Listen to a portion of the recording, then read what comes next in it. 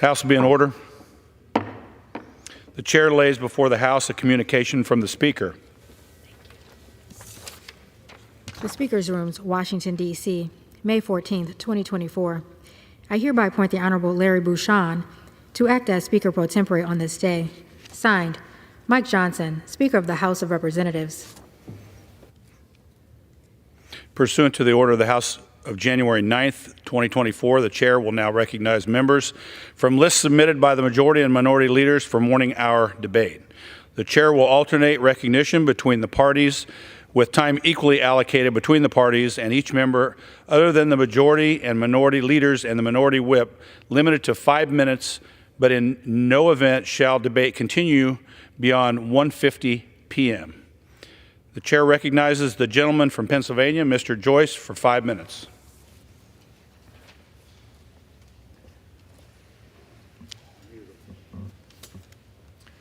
Thank you, Mr. Speaker. During National Police Week, we recognize the brave men and women of law enforcement who serve and protect our communities each and every day. From carrying out arrest warrants, to conducting outreach at our schools, to patrolling our streets, police officers provide invaluable service to our communities, helping to keep each and every American safe. Far too often, these officers experience threats and violence in their work, and tragically, 136 law enforcement officers were killed in the line of duty last year. It was President Ronald Reagan who said that evil is powerless if the good are unafraid. Through their heroic actions, these officers embodied the spirit of that message, and we can never truly fully repay the debt that we owe them. This week, let's recommit ourselves to standing with law enforcement and ensuring that these men and women who have tools and resources that they need to do their jobs safely and effectively. Thank you.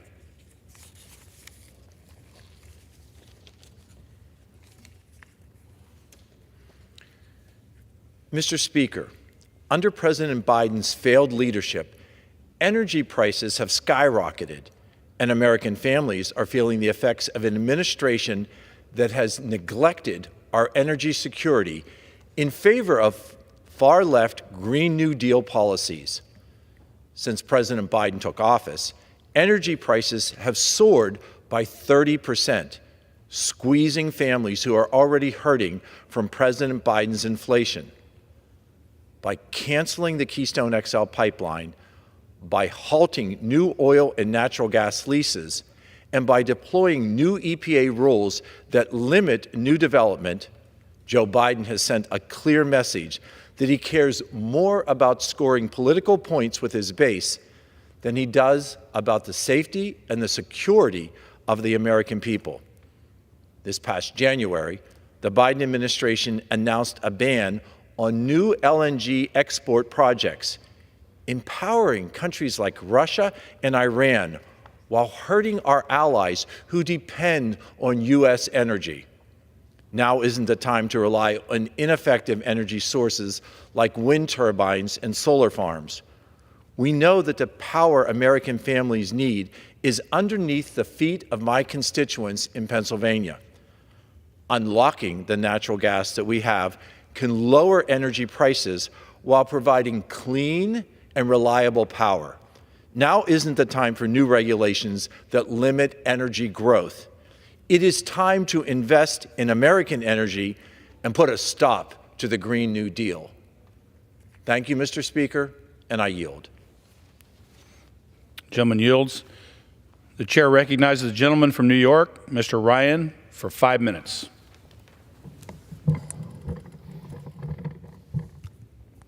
Thank you, Mr. Speaker. Mr. Speaker, I rise today to honor two visionaries of the Hudson Valley art scene upon their retirement. Chris Silva and Stephen Lamarca have been life forces for the region's live music and theater performances for the past 3 decades, revitalizing the Bardavon Opera House built in 1869 in Poughkeepsie and the Ulster Performing Arts Center in my hometown of Kingston. The two together preserve the Bardavon's record as the oldest operating theater in New York State, keeping it afloat through many trying times. Their ingenuity and savviness brought big-name stars from Aretha Franklin and Bob Dylan to Jon Stewart to our theaters. Chris and Stephen's impact on the community goes beyond the bright marquee lights. Their big-time gigs helped fund extensive service to our community, from free films for kids to educational programs, and ignited economic boons for the surrounding downtown neighborhoods in both Poughkeepsie and Kingston. Although their retirement won't come till the end of this year, as they prepare, I wish them a restful and happy retirement, spent with the satisfaction of knowing they are responsible for inspiring an estimated 2.5 million audience members through the over 2,500 artists and performers they brought to the stage in the Hudson Valley. Thank you. Mr. Speaker, I rise today to honor World War II veteran Dennis DeGroat Jr., who just recently passed in his hometown of Port Jervis, New York, only weeks after the entire community came together to celebrate his 100th birthday, and only hours after finally being pinned with a Purple Heart that had been missing and replaced from years ago. Dennis's life of service to our nation is incredible and started in the Civilian Conservation Corps. He then went on to serve in the Army, protecting freedom and democracy for all Americans and the world on the front lines in Europe, including on the shores of Normandy, in the Battle of the Bulge, and suffering grievous injuries at the Battle of Aachen. In that battle, he nearly lost both of his legs and was told that he would never walk again. But that was no match for Dennis. He relearned to walk and never slowed down again. He came back to his home community and worked well into his 90s, and his incredible legacy of service and just positivity lives on through 20 grandchildren, 47 great-grandchildren, 19 great-great-grandchildren, and the countless others that his 100 years of heroism, humility, and service inspired. Dennis is proof that a century spent in service to others leaves an impact that will last many, many more. Thank you. Mr. Speaker, I rise today to congratulate Lieutenant Brandon Rolla on being named the new Chief of Police for the city of Newburgh, New York. Lieutenant Rolla is Newburgh through and through. He decided early on in his life to commit fully to serving his community, our community. At only 38, he's already a 16-year veteran of the Newburgh Police Department, recognized over 30 times for his meritorious and heroic acts. But it truly, if you know Brandon, is not about the awards. It's about protecting his community and protecting his neighbors. It's this sense of duty and selfless service that drove him into a cold, snowy Thanksgiving night in 2014 at 2 a.m. in search of 2 missing boys. During the search, he found a shovel next to a snowbank, felt a gut instinct to dig, and ultimately found the missing boys buried in an 8-foot-tall snowbank. He rightly received national attention after the rescue, but humbly said, "It was a good day." Today is a good day for Newburgh, and tomorrow and many more, with the city's safety in the hands of Lieutenant Rolla, a tried and true public servant. Thank you. And Mr. Speaker, finally, I rise today to congratulate Captain Stephen Menard on his retirement after over 4 decades of extraordinary and selfless public service to the City of Poughkeepsie Police Department and all the residents of the City of Poughkeepsie and the Hudson Valley. Throughout his incredible career, Captain Menard went above and beyond in his call to protect and serve. In addition to his selfless service and great risk to himself and his family, he earned a master's degree and ultimately a PhD, becoming Dr. Menard, to expand the impact of his service and to train others in our local community colleges and surrounding universities, attending the FBI Academy and developing trainings ultimately for the FBI National Executive Institute. He has not only directly uplifted the Poughkeepsie community by building trust and delivering peace of mind, but made countless communities across New York safer through the curriculum he developed and taught. While his retirement from the force will be felt and he will be deeply missed, I am hopeful for the future because of the thousands of others he's trained to be champions for their communities, just like he has been. Thank you, Mr. Speaker, and I yield back. Chair recognizes the gentlewoman from Florida, Ms. Lee, for 5 minutes. Thank you, Mr. Speaker. I rise today to honor Publix supermarkets as they donate their 100 millionth pound of produce to food banks across their 8-state footprint. When leaders at Publix learned that farmers were plowing under produce crops in 2000 because markets dried up, they decided to purchase produce from farmers and give it away to their partners at Feeding America. As of today, Publix has donated 100 million pounds of produce to 35 food banks. I am proud to have Publix headquartered in my congressional district and appreciate all they are doing in partnership with food banks throughout the Southeast. Congratulations to all Publix associates on this important milestone and for doing good together. Thank you, Mr. Speaker, and I yield back. The chair recognizes the gentleman from Texas, Mr. Sessions, for 5 minutes. Thank you, Mr. Speaker. I appreciate the opportunity to speak on the floor about a very important topic, but really to honor two people, Jackie and David Siegel of Central Florida. Jackie and David Siegel, as proud Americans, have stepped up to form what is known as Victoria's Voice Foundation. The story behind this is one that resonates with millions of Americans. They lost their daughter, 19 years old, to the ravages of drug addiction, to the ravages of what started as a simple marijuana cigarette, turning into a THC-induced addiction that led her onward through drugs, ultimately to her death. Mr. Speaker, across this country, millions of American families are searching for ideas, not only about the truth behind the problems with THC, which is the active ingredient in marijuana, but also the ravages of drugs that come after that, because marijuana is a gateway to these harder drugs that so many people move to. David and Jackie Siegel understood this as they watched their daughter.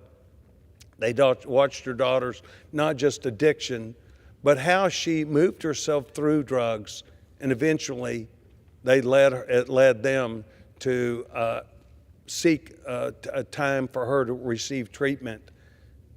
Treatment, while very important, is no stronger, or it is stronger than love is, and that's what they learned also. David and Jackie watched their daughter as she spiraled through not only drug addiction, but the people that she became associated with. So I stand today to say that David and Jackie Siegel did something about this as they joined into a nationwide organization that is intended to teach communities, schools, and parents that there is a way to not only understand and comprehend the things that are happening to our youth, but ways to become active to where they can address these issues by working with schools, by working with parents, by working with law enforcement to make sure that these ravages of drug addiction are not only understood, but addressed. Mr. Speaker, David Siegel lost an 18-year-old daughter who he loved very much, and it has caused him and Jackie to spend millions of dollars to give this outreach of what a voice that Victoria held and how important that is to them because they care about other people also. Families all across this country are struggling to find exactly how do they address this, how do they take on a big problem. And I would suggest to you today that Jackie and David Siegel, through Victoria's Voice Foundation, have provided a real clear way for the American people, for families, for communities, for schools who are struggling with these addiction problems, who are struggling with not just the psychosis that happens, but ultimately the death of so many of our students. And I think that David had the right idea when he said he didn't want this to happen to another family without their knowledge of what they could do to become engaged to save not just their children, but other children in their community. So, Mr. Speaker, today I stand up and I salute Jackie and David Siegel for not just sitting back in their own sorrow, but actually moving forward in the American spirit, in working with people of goodwill who want to protect our children, who want to see the dangers as they exist in our country today and make a meaningful difference. I applaud David Siegel for not only his investment of millions of dollars, but I also applaud David Siegel for standing up and saying that he believes that the only way we can win this battle is through a confidence that we give our children, that we care about them, that a school system or a school that people go to will take this same rigorous responsibility also, and we as a community and as a nation can solve this problem. Mr. Speaker, I stand today in support of David and Jackie Siegel, not in their grief, but in the resiliency that they have to move forward to help other people in our country. I yield back my time. The chair recognizes the gentleman from New York, Mr. Lalota, for 5 minutes.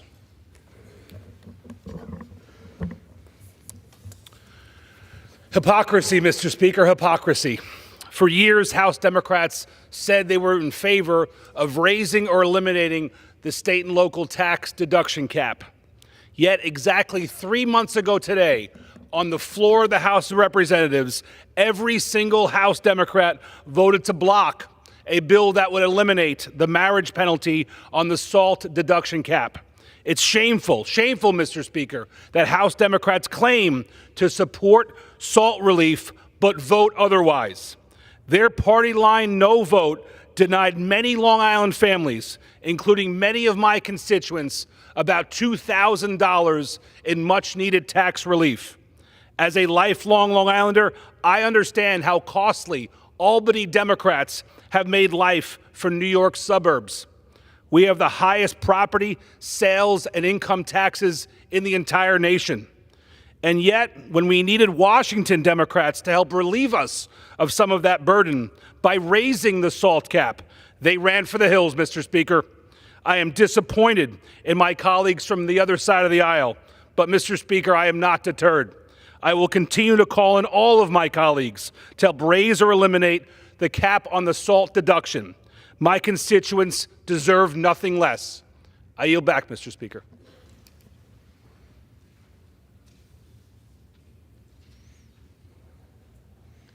The chair recognizes the gentlewoman from New York, Ms. Tenney, for 5 minutes.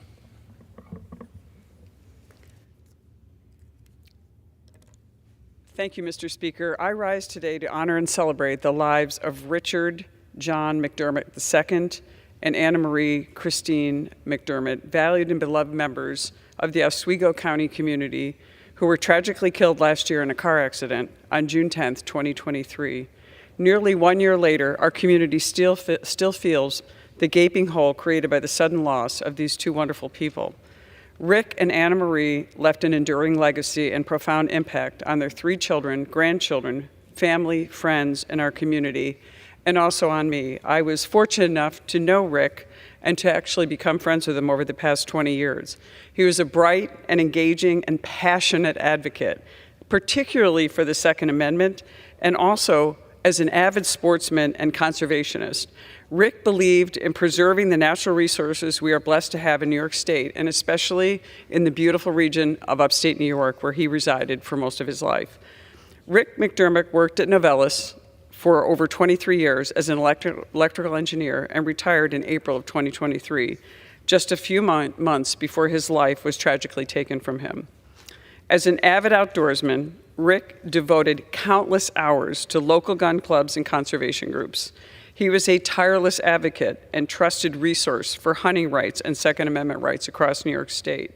In 2012, Rick founded the New York Crossbow Coalition, which was critically important to the efforts to legalize the crossbow as a hunting equipment in New York. I remember meeting with Rick to organize several rallies in Albany when I was a member of the state legislature against New York's unconstitutional gun law known as the SAFE Act, passed in the dark of night in 2013. Earlier today, I had the honor of meeting Tom, Rick's son, at the White House. They were touring the White House, and as a wonderful opportunity that we have as American citizens. And Tom informed me earlier that he was actually an attendee at one of these massive rallies at the Capitol in Albany. Rick was always leading the way on Second Amendment issues and always in Oswego. He was passionate, always trying to educate everyone in our community so they understood the true value of our Bill of Rights and everything that we stood for as Americans and as New Yorkers particularly. Understanding the value of outdoor recreational programs, Rick led many youth pheasant and wounded veterans crossbow hunts throughout the years, making this his mission. Although I never had the pleasure of meeting Rick's lovely wife, Anna Marie, she exhibited a similar passion and dedication to our community. The heartwarming tributes to Anna Marie and Rick are really incredible and touching by their own hometown and reveal the depth of the devotion of these two wonderful people to our community and to their families. Anna Marie Mcdermot was a devoted teacher's assistant for nearly 20 years in the Altmar Parish and Williamstown, otherwise, as we call it, APW School District. Anna Marie was dedicated to supporting young, aspiring leaders in our community. She was described by so many who loved and admired her as a person who would strive to go above and beyond for her students. Anna Marie created the Breakfast Club and also another club called the Rebel Club, which were beloved morning and afternoon programs that encouraged students to embrace learning and to foster stronger relationships with other students. They were united in marriage on May 16, 1987. Rick and Anna Marie's legacy is not only defined by their professional achievements, but by the love and devotion they poured into their role as parents of Megan Birch and her husband Eric, who now reside in Canandaigua, also in New York's 24th District, Valerie Bullock and her husband Troy of Pulaski, Thomas Mcdermott and his girlfriend Allie Hamilton of West Monroe, and also the grandparents of Brayley and Mason Bullock. Rick and Anna and their unwavering support and presence at every milestone event underscored their commitment to this wonderful family and community, leaving an indelible mark on all fortunate enough to know them. And certainly, it was an honor for me to know Rick and the impression he left on me. My deepest condolences to the family and friends of these wonderful people taken too early in life. I hope this modest recognition and remembrance of Rick and Anna Marie Mcdermott on the House floor will provide some comfort to the family and friends and everyone who knew Rick and Anna Marie. I also hope that all Americans will know that as they witness on this floor, there were wonderful people living wonderful lives of courage and compassion and patriotism in our own communities, not seeking recognition, but always seeking to do good for their communities, for their families, and for everyone who knew them, and left a beautiful and indelible impression on so many people they met. I just want to say thank you to the families and everyone who have suffered through this very difficult year and have provided so much support, including the communities, to all that has happened and all that has happened to the young children, the grandchildren, and also to the kids, to Valerie, Thomas, and Megan, and all that they have done to try to stand strong in the face of this tragedy. With that, I just want to say thank you again to everyone who supports Anna Marie and supported Rick and their family. And with that, Mr. Speaker, I yield back. Gentleman yields back. Chair now recognizes the gentleman from Georgia, Mr. Carter, for 5 minutes.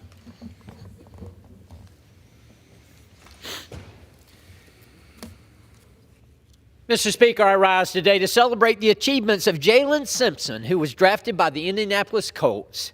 Jalen was drafted in the 5th round of the 2024 NFL Draft after 5 years playing at the University of Auburn. Before attending Auburn, Jalen graduated high school from Frederica Academy in the 1st District of Georgia. In his senior year at Frederica, Jalen racked up 1,433 passing yards, 441 rushing yards, 22 touchdowns, and 1 interception as Frederica's quarterback. He also made 48 tackles and 4 interceptions while playing corner in a season that led to a GISA state championship for Frederica. At Auburn, Jalen played in 47 games, tallying 116 total tackles, 7 interceptions, 14 pass breakups, and 4 tackles for a loss during his career. The Indianapolis Colts have no doubt just received an outstanding football player. Congratulations, Jalen. I know I speak for the whole 1st District when I say we are very, very proud of you.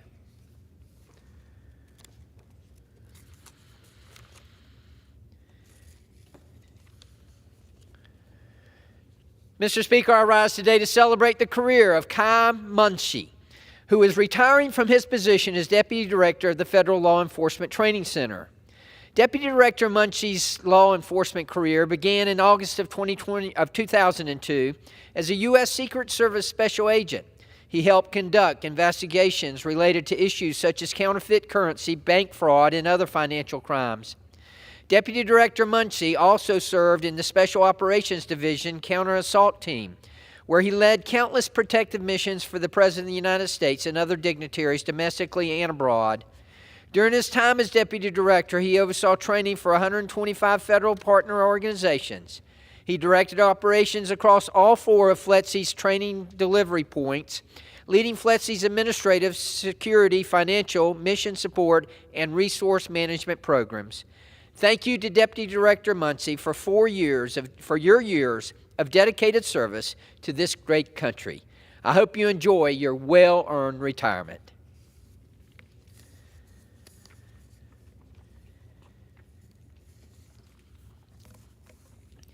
Mr. Speaker, I rise today to celebrate the achievements of Savannah Christian's Jamari McIvory, who recently received the 71st Annual Deering Award.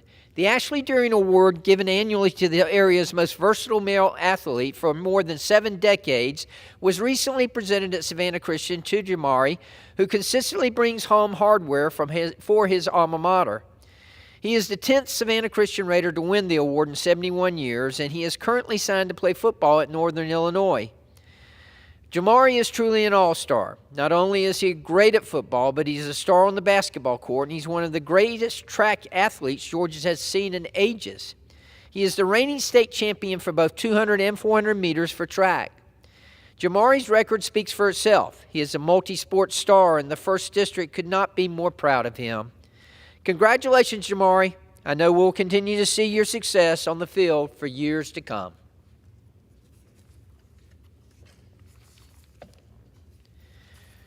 Mr. Speaker, I rise today to recognize former United States House of Representative member from the great state of Georgia, Lindsey Thomas, for receiving the 2023 Rock Howard Conservation Achievement Award. The Rock Howard Conservation Achievement Award is given to those who are recognized as an environmental and natural resources leader, embodying the passion and success of Rock Howard, Georgia's first director of the Environmental Protection Division. It's only natural that Representative Thomas received this award. He was a champion of the outdoors and conservation during his 10 years in Congress.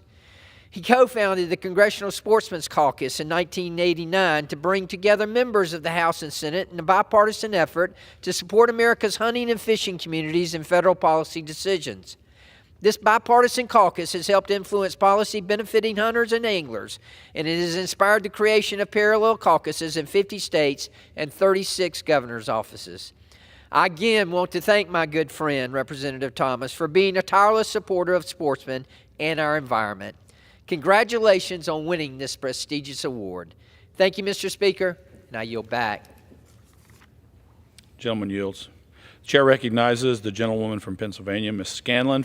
5 minutes. Thank you. Thank you, Mr. Speaker. I rise today to speak about ghost guns. They have been called the IKEA of firearms. You can order them online and in less than an hour have a firearm as deadly as any sold by a gun dealer. These fully functioning, untraceable firearms can be bought without a background check, and they're wreaking havoc on our communities. That's why they've become the weapon of choice for people who would otherwise be banned from purchasing a gun, including known violent offenders, gun traffickers, and increasingly teenagers whose digital literacy enables them to purchase ghost gun kits freely online. Prior to 2019, Philadelphia police discovered 5 or fewer handmade firearms per year during criminal investigations. But by 2022, 525 ghost guns turned up in investigations, and that number has only grown. Last summer, the mass shooter who killed 5 people in the Concessing neighborhood had 2 ghost guns in his possession when he was arrested. Recently, Delaware County was rocked when a 15-year-old killed another 15-year-old using a ghost gun. These guns are reaching into every community, including the heartland, and not just our big cities. According to the Bureau of Alcohol, Tobacco, and Firearms, the number of ghost guns seized by law enforcement has skyrocketed in the last decade, from less than 3,000 in 2017 to nearly 26,000 in 2022 alone. They've become a lucrative business for gun traffickers. In the last couple years, district attorneys in 3 suburban and rural counties near Philadelphia have busted gun traffickers assembling and selling ghost guns for profit. In one instance, the trafficker had set up shop across the street from the county courthouse. This has to stop. We hear all the time from lawmakers who oppose gun safety laws that we should focus on violent crime. Well, that's exactly what H.R. 4992, the Ghost Guns and Untraceable Firearms Act of 2023, would do. There's no reason why anyone would want an untraceable gun that can be purchased without a background check, except to use it in a crime. As Chairman Jordan likes to say, bad guys aren't stupid, they're just bad. But this bill has been waiting for consideration since it was referred to the House Judiciary Committee nearly a year ago. In the absence of federal action, cities like Philadelphia, Baltimore, and LA have been forced to undertake creative legal strategies, like suing ghost gun manufacturers to block them from selling these guns without background checks. But that's far from enough to stem the tide. The White House also stepped up to issue a regulation that would require ghost guns to be traceable and subject to background checks. But that regulation has been challenged in the Supreme Court. And get this, the argument is that the White House cannot regulate guns because it's Congress's job to regulate guns. Well, it's time for Congress to stop arming people who should not have access to guns. Members of Congress need to make a choice. Will they stand with Americans who want to live free from gun violence, or will they stay in the pocket of ghost gun manufacturers? Americans, our children, deserve to know where their representatives stand. Mr. Speaker, I rise today to speak about the legacy of Marian Anderson. The world knows the story of Marian Anderson, the legendary singer who, after being barred from performing at the DIAR's Constitution Hall here in D.C. because of her race, instead sang at an open-air concert at the Lincoln Memorial before a crowd of more than 75,000 people and a radio audience in the millions. But not so well known is that she was a proud daughter of Philadelphia. Born in 1897, she lived there most of her life, almost 100 years, and she's buried in the Eden Cemetery just outside of Philadelphia in Delaware County. Marian Anderson's home in South Philadelphia, which she purchased in 1924, and where she entertained famous black musicians including Louis Armstrong, Bessie Smith, Billie Holiday, Duke Ellington, and the like, is a museum celebrating her legacy as an outstanding artist, a champion of modern civil rights, and a true Philadelphian. Between 1925 and 1965, Marian Anderson performed opera, spirituals, and American classics in major venues across the United States and Europe. She sang at the White House in 1939, and in 1955 became the first black soloist to perform at the Metropolitan Opera. She served as a delegate for the UN Human Rights Committee and a Goodwill Ambassador for the United States Department of State. But the acclaimed contralto's talent was never fully recognized in her native country because of the color of her skin, until now. On June 8, 2024, 85 years after she sang on the steps of the Lincoln Memorial, the Philadelphia Orchestra is renaming its principal performing venue in the heart of Philadelphia as Marian Anderson Hall. This will be the first major concert venue in the world to honor Marian Anderson, and it's fitting that this honor will be bestowed in her hometown by the renowned Philadelphia Orchestra, which has its own history of cultural diplomacy as a proud global ambassador for our nation. I yield back. Gentlelady yields. The chair now recognizes the gentleman from New York, Mr. Lawler, for 5 minutes. Mr. Speaker, today I rise to honor an exemplary leader, Dr. Frances Pratt, for her remarkable service to Rockland County and New York State as we celebrate her 29th birthday. Known for her distinctive hats, advocacy in our community, and a deep faith, Dr. Pratt's life has been marked by a passionate commitment to civil rights and an unwavering ability to unite people from diverse backgrounds. Growing up in South Carolina and the segregated South, she traveled northward with her husband, eventually settling in Nyack in 1957. After receiving her nursing degree from Rockland Community College in 1959, she served as a nurse and in the medical field in Rockland for over 45 years. Beyond her heroic service in medicine, Dr. Pratt also served as president of the NIAC branch of the NAACP for over 40 years, growing the organization into a major force for good within Rockland County and beyond. Throughout her career, Dr. Pratt has been a beacon of hope and a pillar of strength, advocating tirelessly for justice and working to make her community better each and every day. Dr. Pratt, thank you for your many years of service, your inspirational leadership, and the indelible mark you have left on NIAC, Rockland County, New York State, and our nation. Your impact will resonate for generations to come. And on a personal level, I adore you. Thank you, Mr. Speaker. Mr. Speaker, today I rise during National Police Week to honor the life of Alfred Robert Maciello, Jr., known affectionately as Allie, who tragically passed away on May 2nd, 2024. Born in the Bronx, Allie grew up in Mahopac, New York, and was a standout defensive lineman at Mahopac High School. He carried his passion for football to Hobart College, where he earned degrees in engineering and economics and finance. In 2013, Allie began a career with the Village of Pelham Manor Police Department and later joined the Westchester County Police Department in 2021. His work ethic, integrity, and commitment to the community set him apart as a model police officer. Beyond his professional life, Allie was a loving husband to Angela and a devoted father to Jackson and Isabella. He found joy in the simplest pleasures, riding ATVs, throwing pool parties, and spending quality time with his family. Allie was also a man who stood ready to help anyone in need, a testament to his generous spirit and kind heart. To his wife Angela, his children, his colleagues in law enforcement, and all his loved ones, our deepest sympathies go out to you. May Allie rest in peace, knowing that his life was well lived and his memory will forever be cherished. Thank you, Mr. Speaker, and I yield back. Gentleman yields. Pursuant to Clause 12A of Rule 1, the Chair declares the House in recess until 2 p.m. today.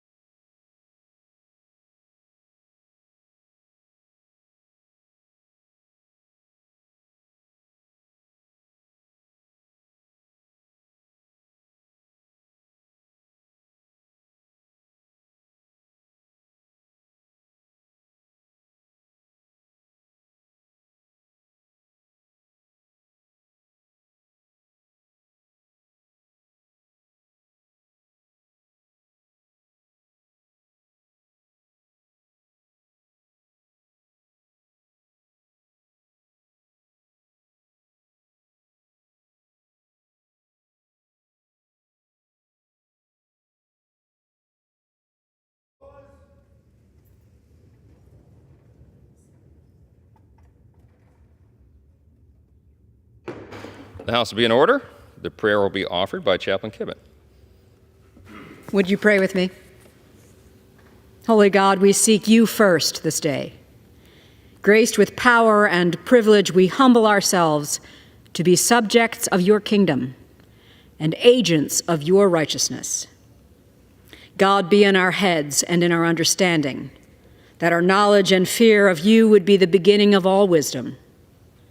God, be in our eyes and in our seeing. Let the scales of human judgment and narrow opinion fall away from us, that we would see the world through your lens of mercy. God, be in our mouths and in our speaking, that the word you speak would not return to you empty, but in our speech shall what you desire be accomplished. God, be in our heart and in our thinking, that we would meditate always on what is true, honorable, just, pure, and lovely. God, be in us this day, and may you be glorified through us. In your gracious name we pray. Amen. Amen. The chair has examined the journal of the last day's proceedings and announces to the House the approval thereof. Pursuant to Clause 1 of Rule 1, the journal stands approved. The Pledge of Allegiance will be led by the gentleman from Ohio, Mr. Latta.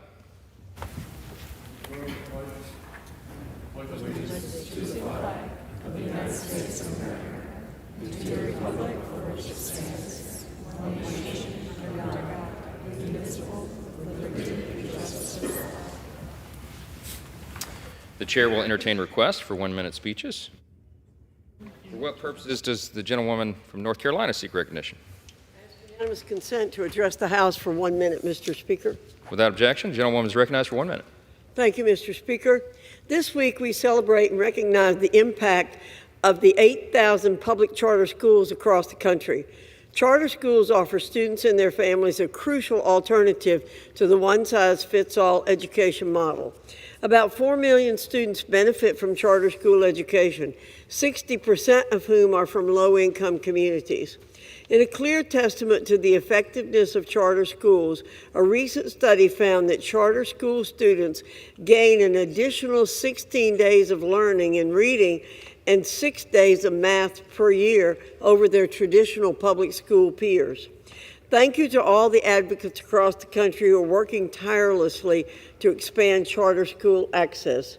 Your work is vital for the parents who desire more options and for the students who are now able to learn in an environment best suited to their individual goals and needs.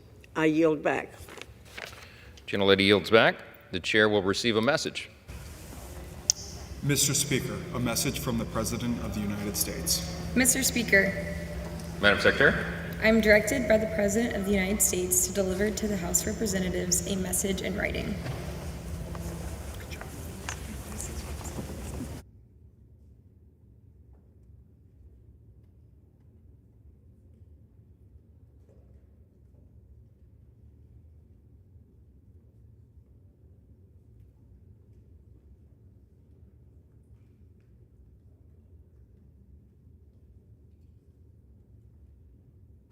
The chair lays before the House a communication.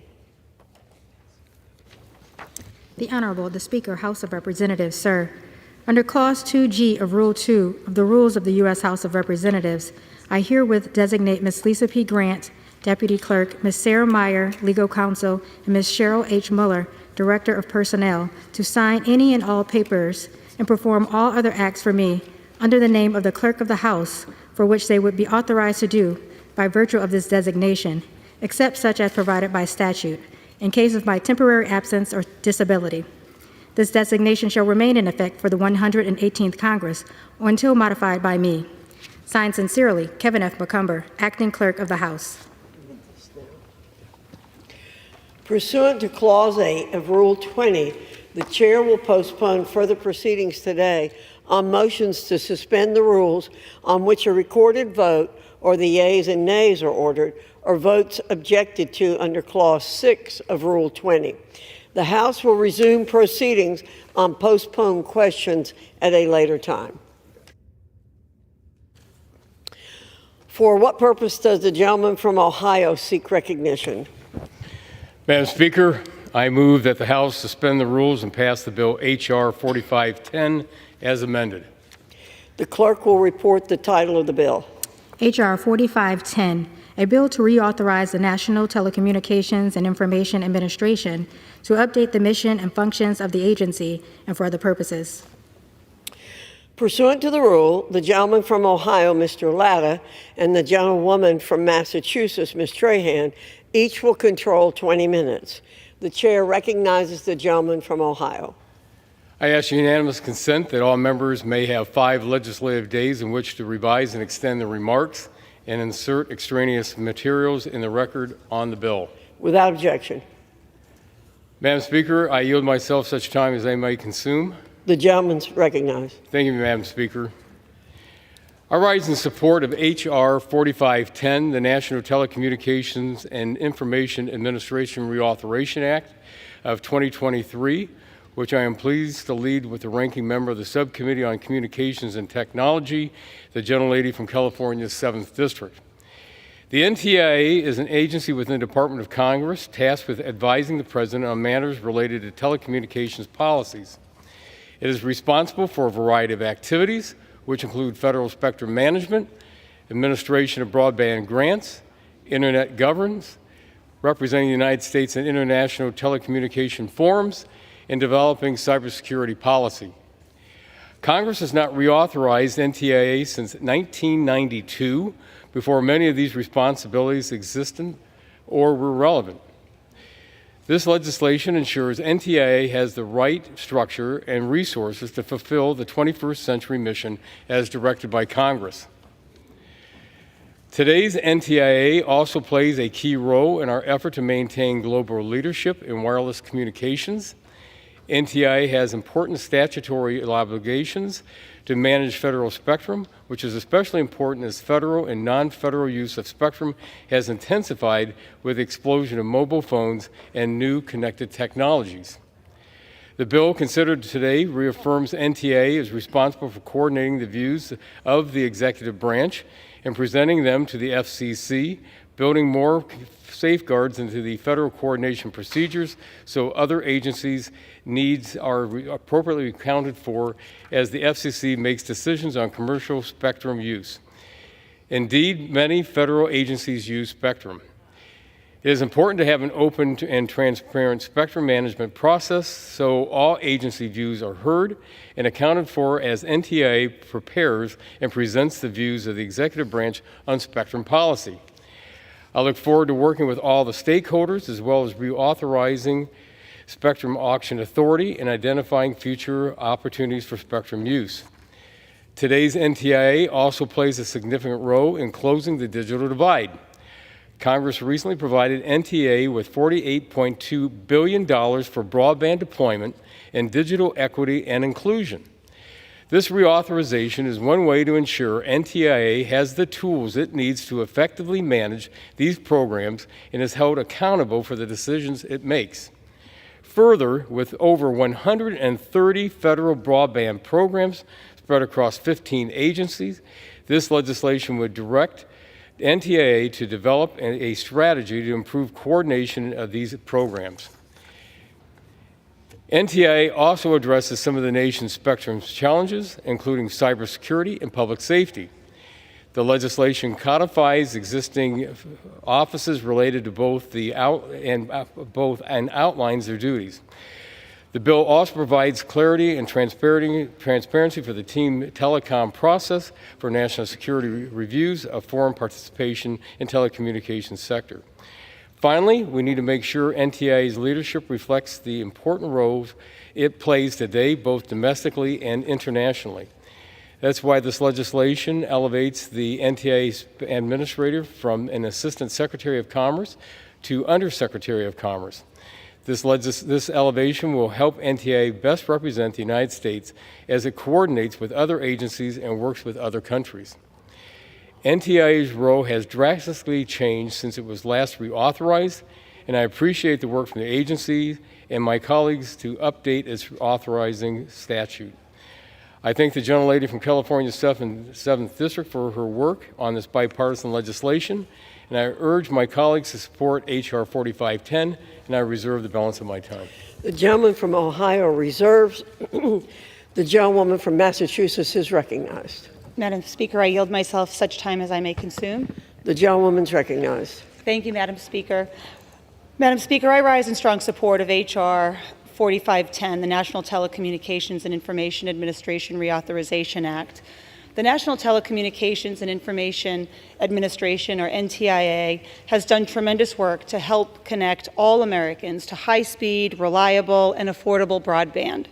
And the historic $65 billion in broadband investments we included in the bipartisan infrastructure law last Congress are supercharging those efforts. I have confidence that NTIA is doing all that it can with this funding to connect as many Americans as possible to fast, reliable, and affordable internet. Congress has also tasked NTIA with other meaningful responsibilities.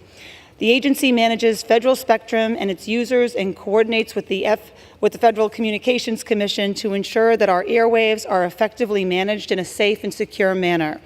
It is also charged with advising the President on advanced technologies. A lot has changed since the NTIA was last reauthorized in 1992. We should ensure that it continues to have the authorities it needs to implement many of the nation's broadband efforts and technological advancements in such areas as spectrum management and artificial intelligence. H.R. 4510 helps achieve this goal. This bipartisan bill reauthorizes NTIA and elevates its leadership by making its administrator an undersecretary within the Department of Commerce. Taking these important steps will better reflect NTIA's importance as the President's primary advisor on telecommunications and technology policy. This legislation also includes the text of several bipartisan bills the Energy and Commerce Committee have worked on this Congress and last Congress. It includes the Plan for Broadband Act, co-led by Representatives Custer and Wahlberg, which directs the NTIA to develop a national strategy to close the digital divide. As part of this strategy, the agency must develop a plan to monitor the consistency, affordability, and quality of broadband service supported by federal broadband programs. It also includes Representative Allred's Open Run Outreach Act, the two bills co-led by Representative Eshoo to address cybersecurity issues. This bill also includes important provisions to codify NTIA's current work and responsibilities. It would firmly establish NTIA's role in public safety communications, from managing Next Generation 911 grants to overseeing FirstNet to its important first responder network at the Institute for Telecommunication Sciences. NTIA plays an important role in ensuring that the public and law enforcement agencies have a modern and reliable communications network. So I am pleased that this bill cements NTIA's public safety responsibilities. I also want to note that this bill incorporates feedback to address questions and concerns that we heard from other committees, including the Armed Services Committee, the Science, Space, and Technology Committee, and the Intelligence Committee. The staffs have had productive discussions about these important issues. Among other things, we have improved NTIA's ability to file classified information with the FCC on behalf of other agencies. We have also agreed to work further with our colleagues to better develop methods for advancing NTIA's spectrum management capabilities. I am pleased that we could find a path forward to vote on this bill today and thank the chairs, ranking members, and staff of these three committees for their cooperation. I also want to thank Chair Rogers and Communications and Technology Subcommittee Ranking Member Matsui and Chairman Latta for their bipartisan work on this bill. With this legislation, we ensure that NTIA has the authorities it needs to continue both connecting all Americans to high-speed, reliable, and affordable broadband and overseeing innovative technological developments. Madam Speaker, I urge my colleagues to support H.R. 4510, and I reserve the balance of my time. The gentlewoman from Massachusetts reserves. The gentleman from Ohio is recognized. Thank you, Madam Speaker. At this time, I yield 3 minutes to the gentleman from Michigan's 5th District. The gentleman from Michigan is recognized for 3 minutes. I thank my friend and colleague from Ohio. And Madam Speaker, I rise in support of H.R. 4510, the NTIA Authorization Act. The legislation includes my bipartisan bicameral plan for Broadband Act, which requires the NTIA, in consultation with all relevant agencies, to develop and implement a national strategy to close the digital divide.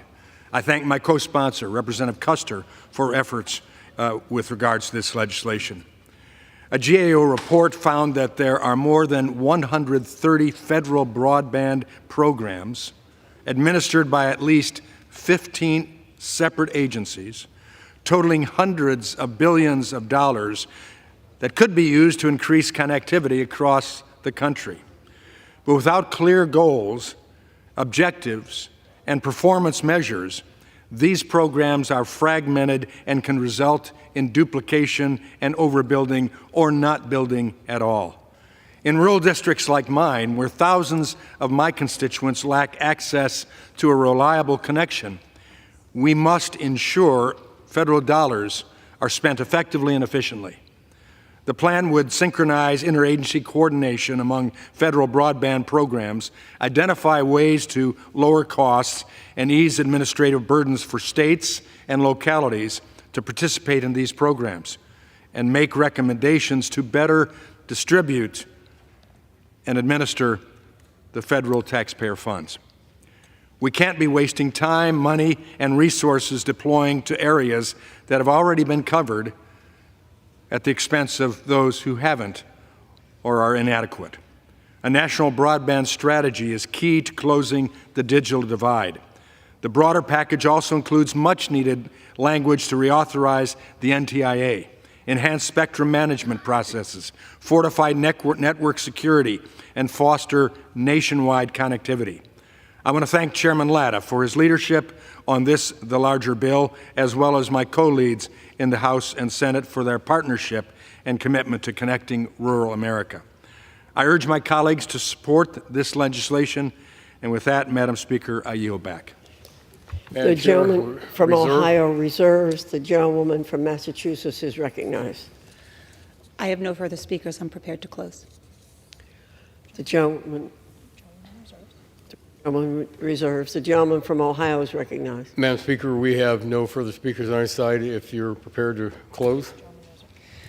The gentlewoman from Massachusetts is recognized. Thank you, Madam Speaker. This reauthorization of NTIA is bipartisan legislation that ensures that NTIA will have the authority it needs to continue both connecting the Americans to high-speed, reliable, and affordable broadband and overseeing innovative technological developments. I urge my colleagues to support H.R. 4510, and I yield. The gentlewoman from Massachusetts yields back. The gentleman from Ohio is recognized. Thank you, Madam Chair. As we mentioned already, the NTIA has not been reauthorized since 1992. And again, as stated before, that many of the responsibilities that it has didn't even exist or were relevant at that time. We think about federal spectrum management, administration of broadband grants, internet governance, representing the United States in international telecommunication forums, and especially developing cybersecurity policy. It's absolutely essential that the H.R. 4510 be enacted. And with that, Madam Chair, I urge passage of the legislation, and I yield back the balance of my time. The question is, will the House suspend the rules and pass the bill H.R. 4510? Those in favor say aye. Aye. Those opposed, no. In the opinion of the chair, 2/3 being in the affirmative. Mr. Speaker. Did the gentleman rise? Ask for the yeas and nays. The yeas and nays are requested. All those in favor of taking this vote by the yeas and nays will rise and remain standing until counted. A sufficient number having risen, the yeas and nays are ordered.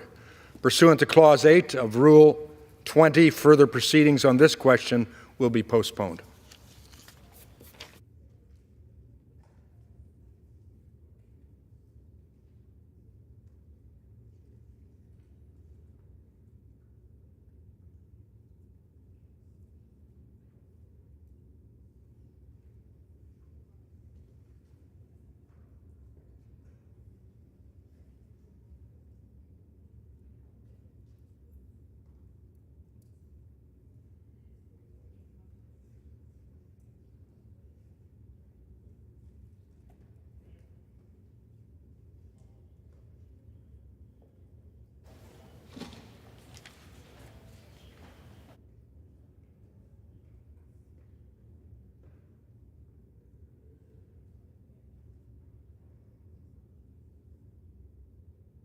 For what purpose does the gentleman from Florida seek recognition?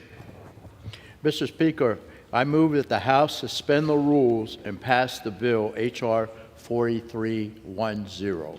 The clerk will report the title of the bill. Union Calendar Number 413, H.R. 4310. A bill to ban the sale of products with a high concentration of sodium nitrate to individuals and for the purposes. Pursuant to the rule, the gentleman from Florida, Mr. Bilirakis, and the gentleman from New Jersey, Mr. Pallone, each will control 20 minutes.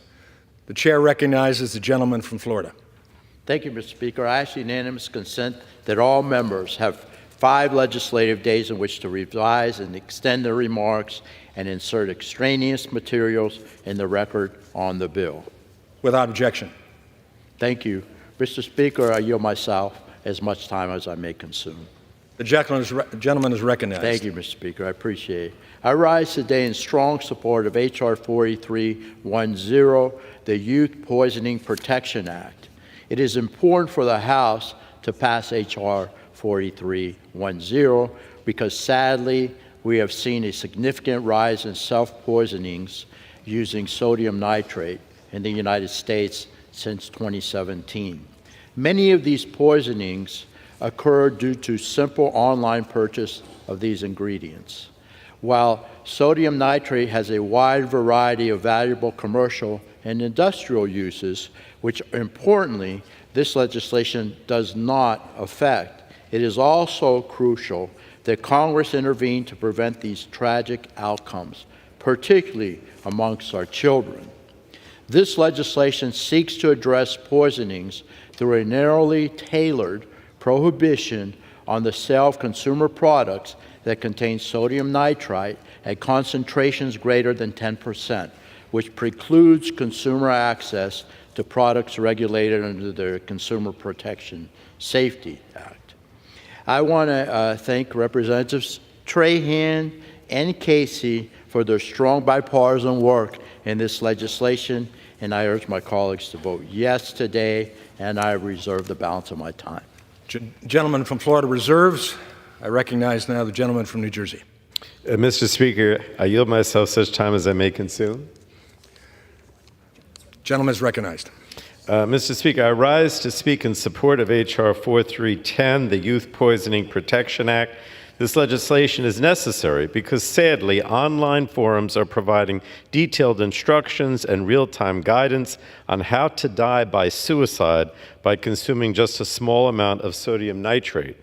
As a result, over the past few years, data from the Centers for Disease Control and Prevention has shown a sharp increase in the rise of self-poisoning using sodium nitrate. H.R. 4310 would ban the sale of high-concentrated sodium nitrate to consumers in order to help prevent it for this use. And experts have made it clear that there is no good reason for consumers to purchase this product at such high concentration. This bill is an important step in ensuring that lethal levels of sodium nitrate stay out of the hands of those who will use it to harm themselves.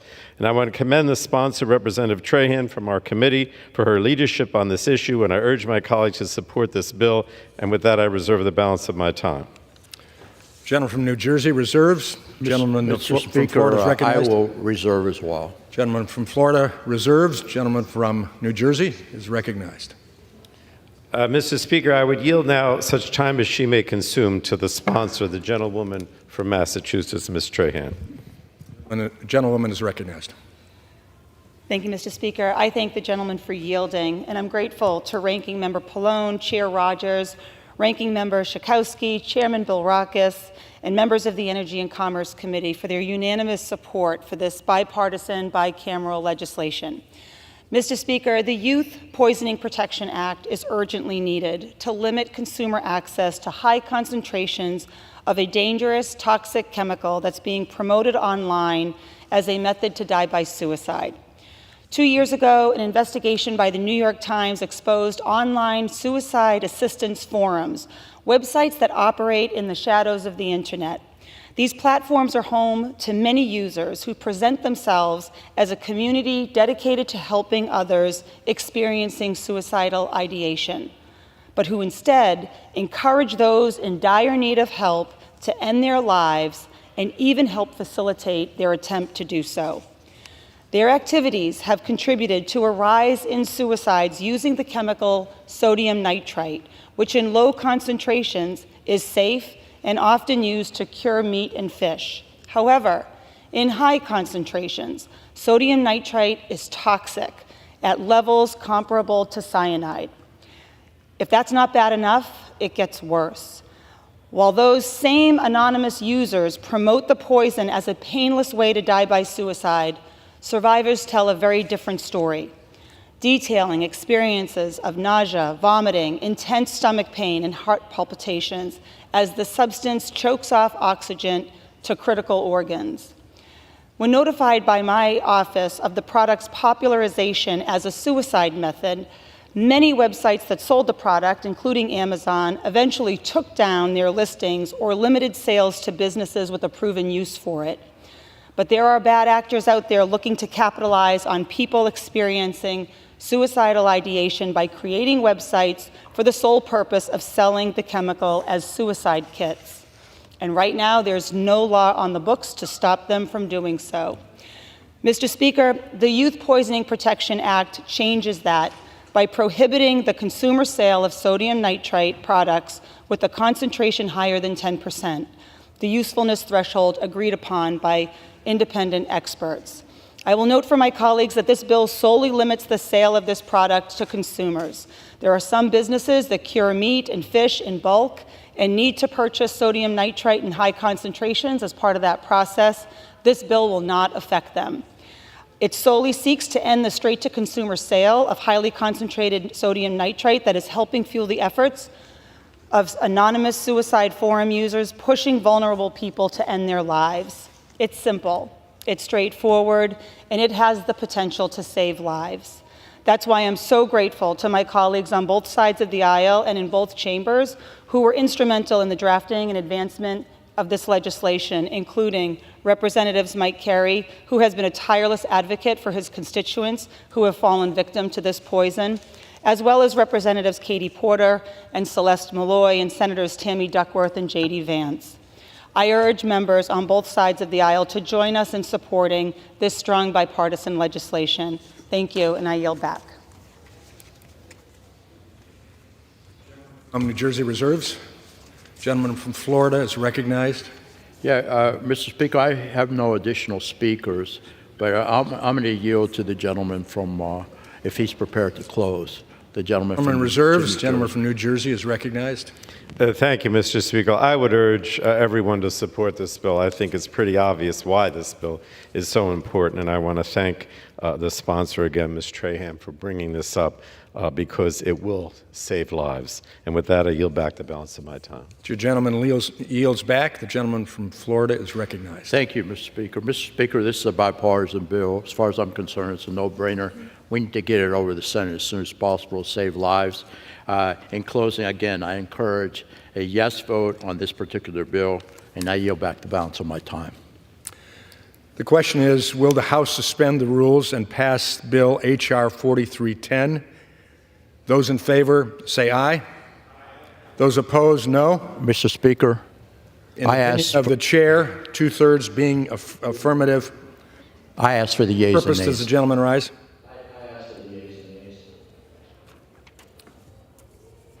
The yeas and nays are requested. All those in favor of taking this vote by the yeas and nays will rise and remain standing until counted. A sufficient number having risen, the yeas and nays are ordered. Of Rule 20, further proceedings on this question will be postponed.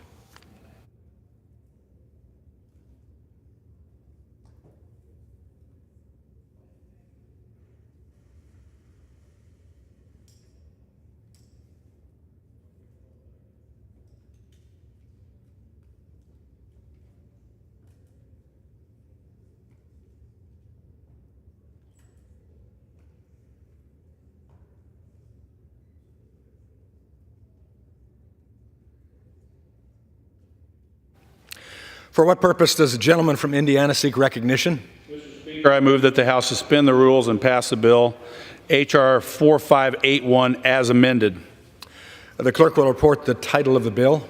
Union Calendar number 406, H.R. 4581, a bill to amend Title V of the Social Security Act to support stillbirth prevention and research and for other purposes.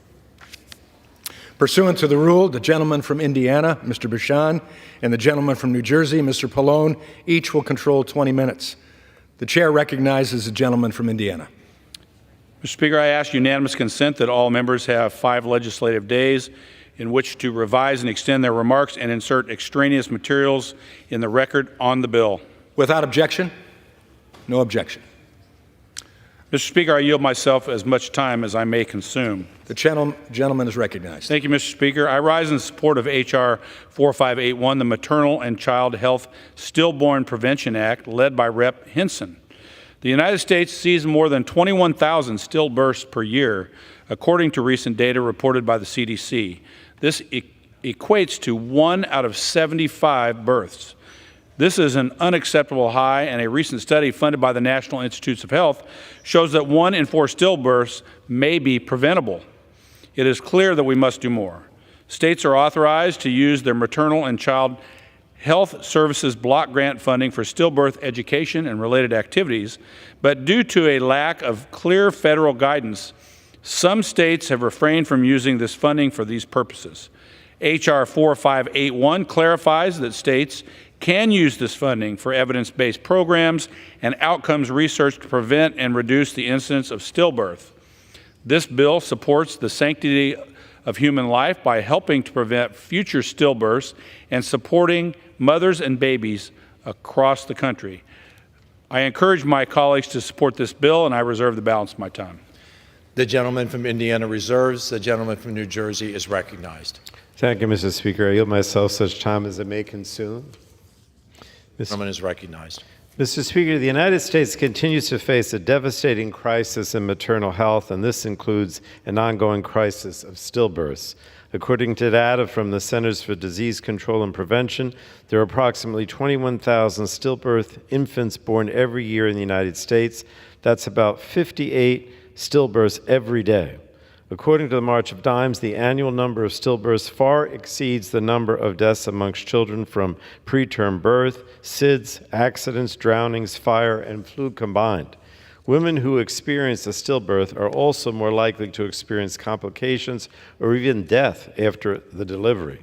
According to the March of Dimes, severe morbidity is nearly 5 times more common than in women who experience a healthy pregnancy and delivery. And these women are also justifiably more likely to suffer from depression. H.R. 4581, the Maternal and Child Health Stillbirth Prevention Act, is bipartisan legislation which clarifies that states can use Title V funding for evidence-based programs, activities, and outcome research to reduce the incidence of stillbirth. These activities could include community-based programs that provide home visits or other types of support and research, or evidence-based programming to prevent stillbirths.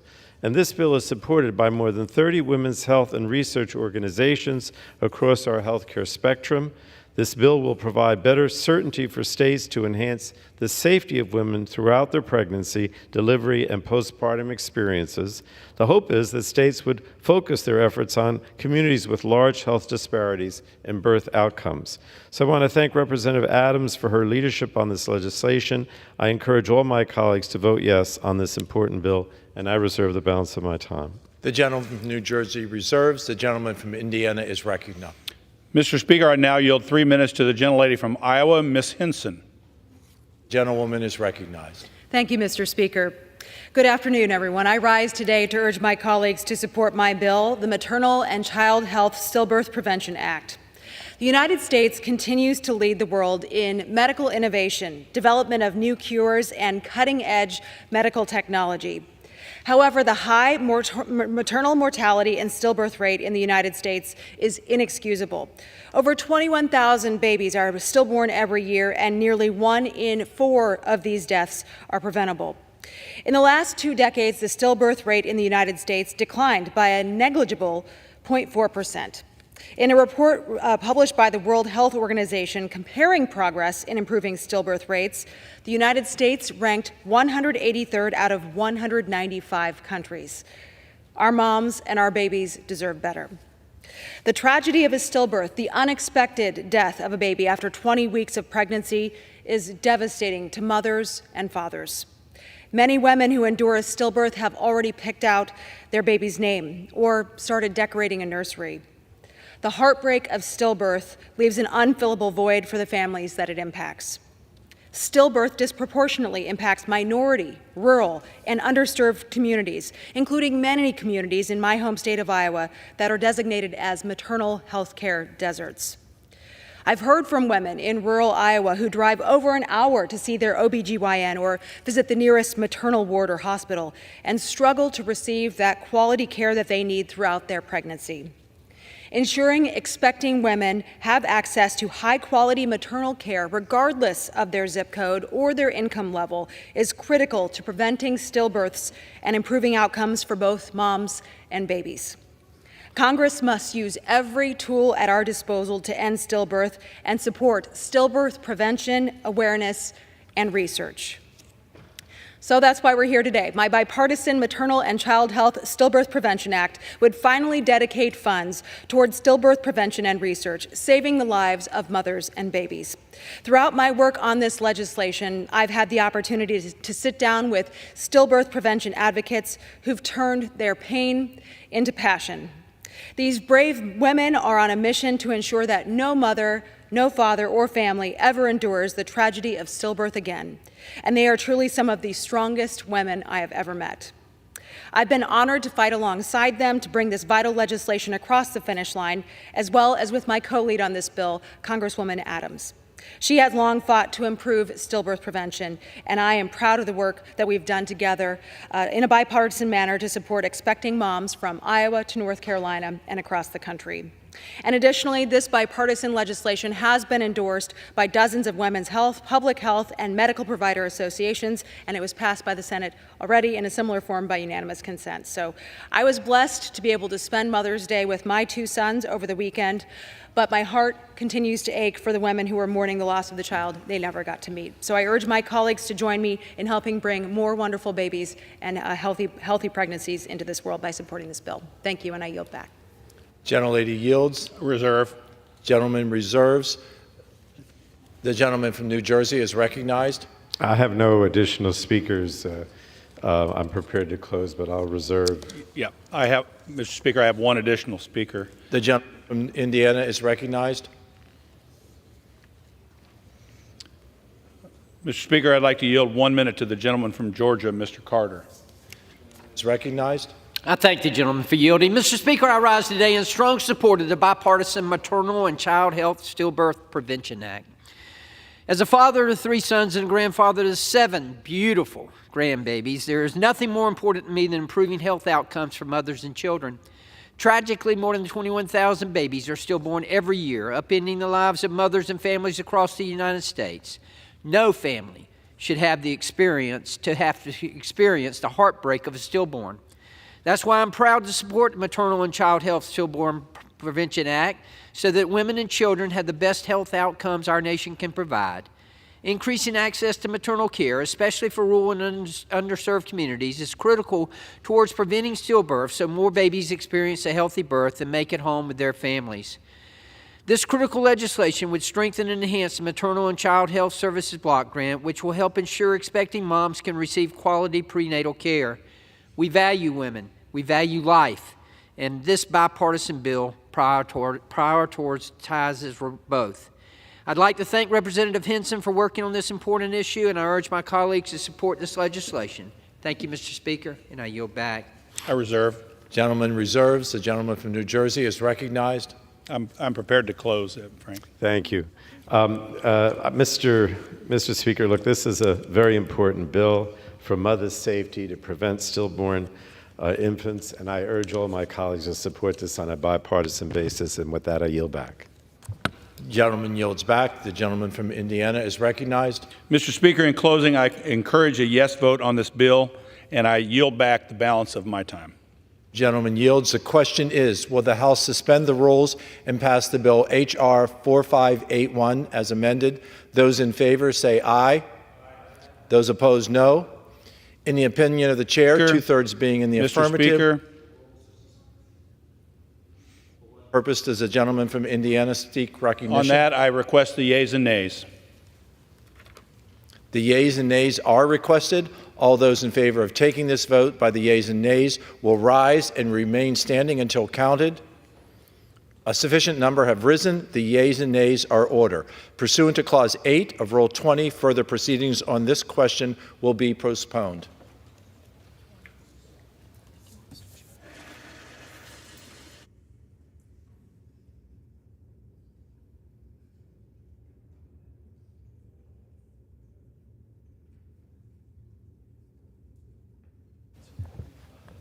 For what purpose does the gentleman from Indiana seek recognition?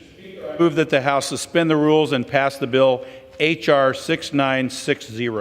The clerk will report the title of the bill.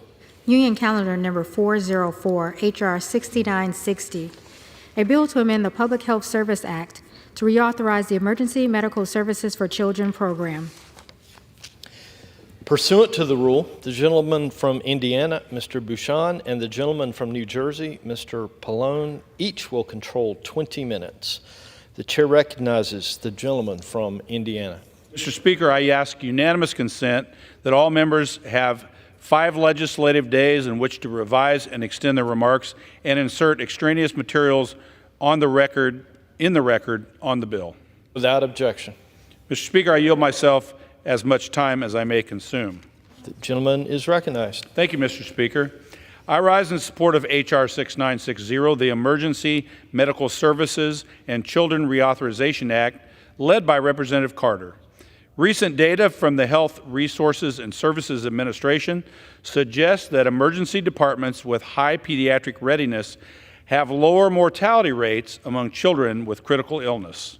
This data also found that more than 1,400 pediatric deaths may have been avoided had all the surveyed emergency departments been well prepared. H.R. 6960 reauthorizes the Emergency Medical Services for Children's program, which provides support to states and schools of medicine to expand and improve emergency care for children. This bill will continue support for this critical program and help prevent avoidable pediatric deaths. I encourage my colleagues to support this bill, and I reserve the balance of my time. The gentleman from Indiana reserves. The gentleman from New Jersey is recognized. Mr. Speaker, I yield myself such time as I may consume. The gentleman is recognized. Mr. Speaker, I rise in support of H.R. 6960, the Emergency Medical Services for Children Reauthorization Act, sponsored by Representatives Castor and Carter. The Emergency Medical Services for Children program works in communities across the country to improve the quality of pediatric medical care. We know that children have unique needs in emergency situations, and treating children requires specialized skills, training, and equipment. And the Emergency Medical Services for Children Reauthorization Act will reauthorize this important program. The bill will allow the program to continue supporting improvements such as adding child-appropriate equipment in ambulances and emergency departments, providing training to paramedics and first responders, and improving the system that allows for efficient, effective pediatric emergency medical care. The program also funds research to set the standards for pediatric emergency care and to assess the current capabilities of health systems. Now, this program has been a success, helping to reduce pediatric injury-related death rates by more than 40% since it began 4 decades ago. This bill will ensure that the program can continue building on this work for another 5 years. So I hope my colleagues will join me in this effort to strengthen and expand emergency medical services for children in each state. I encourage all my colleagues to vote yes on H.R. 6960, and I reserve the balance of my time. The gentleman reserves. The gentleman from Indiana is recognized. Mr. Speaker, I yield 2 minutes to the gentleman from Georgia, Mr. Carter. The gentleman's recognized. Mr. Speaker, I rise today in strong support of my bill, H.R. 6960, the Emergency Medical Services for Children Reauthorization Act of 2024.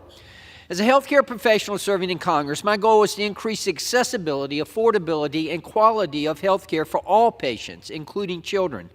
That's why I'm proud to sponsor the bipartisan Emergency Medical Services for Children Reauthorization Act, which will improve emergency care for children.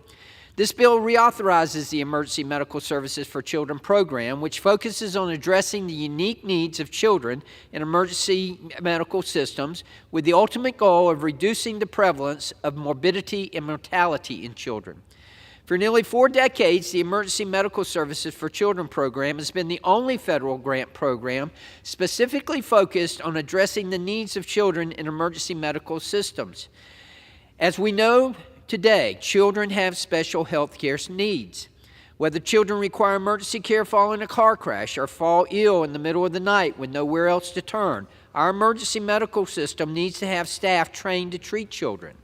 A major part of that is providing the resources to equip healthcare professionals with the right size medical tools. As a pharmacist, I understand how critical it is that children receive care that is specialized to their unique needs. That is why I'm proud to be leading reauthorization in the Emergency Medical Services for Children program, which has proven to be an effective approach for saving America's children. The authorization of the Emergency Medical Services for Children program is set to lapse on September 30th if Congress does not reauthorize it. That's why we are strongly urging for Congress to reauthorize this program through 2029 without any disruption to it. I'd like to thank Representative Castor, Dr. Joyce, and Dr. Schreier for working with me on this important issue, and I urge my colleagues to support this legislation. Thank you, Mr. Speaker, and I yield back. I reserve. The gentleman reserves. The gentleman from New Jersey is recognized. Mr. Speaker, I would yield now such time as she may consume to a Democratic sponsor of the bill, the chairman of the ranking member of our O&I subcommittee, Ms. Castor. The gentlewoman is recognized.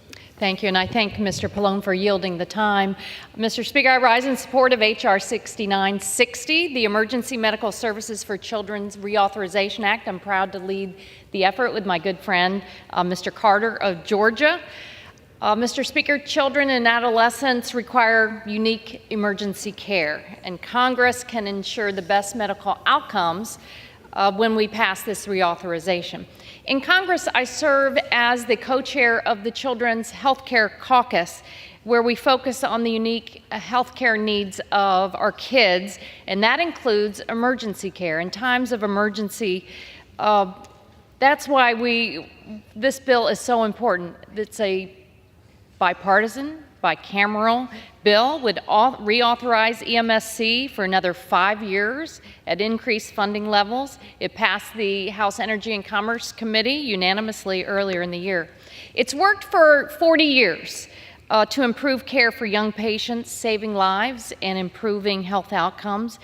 It really is one of the cornerstones of pediatric care across America because it gives all providers a playbook for the best ways to treat children in an emergency every day in every state and territory.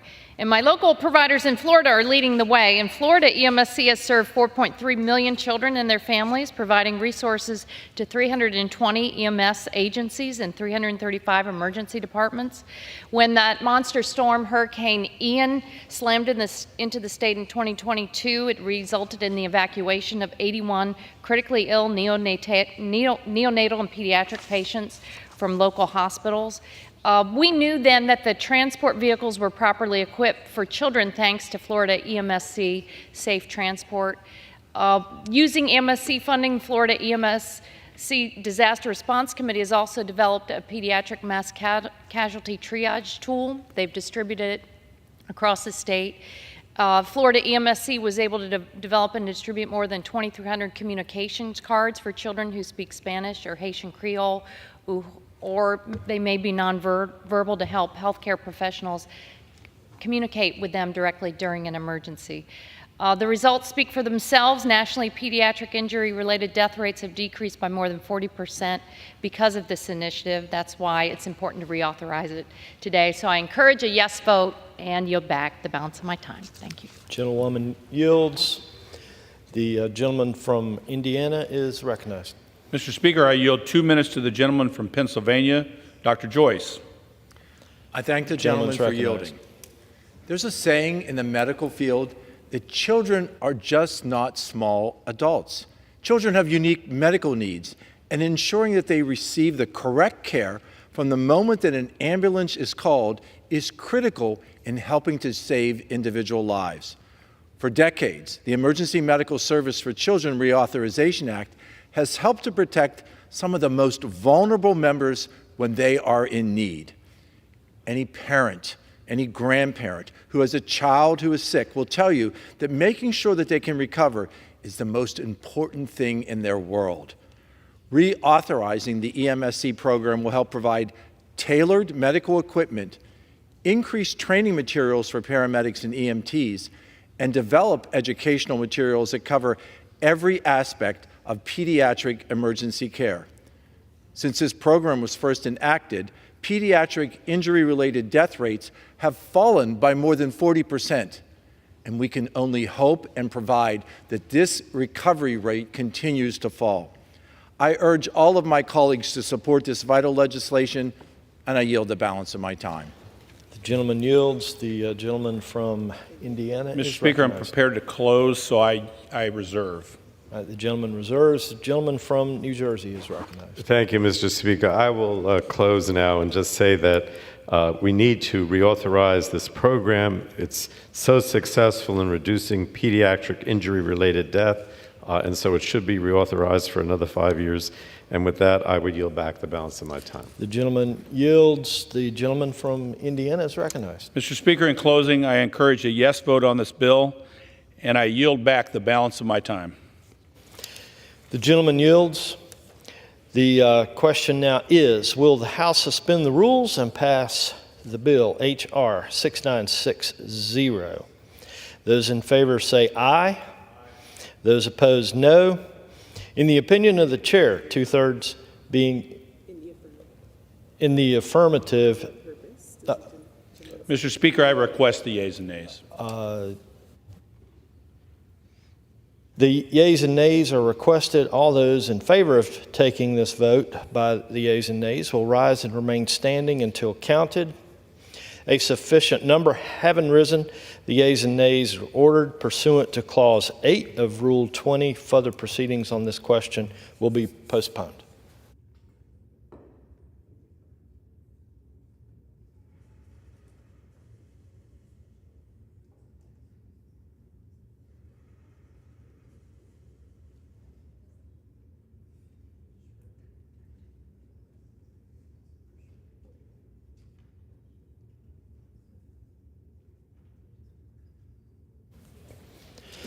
For what purpose does the gentleman from Florida seek recognition?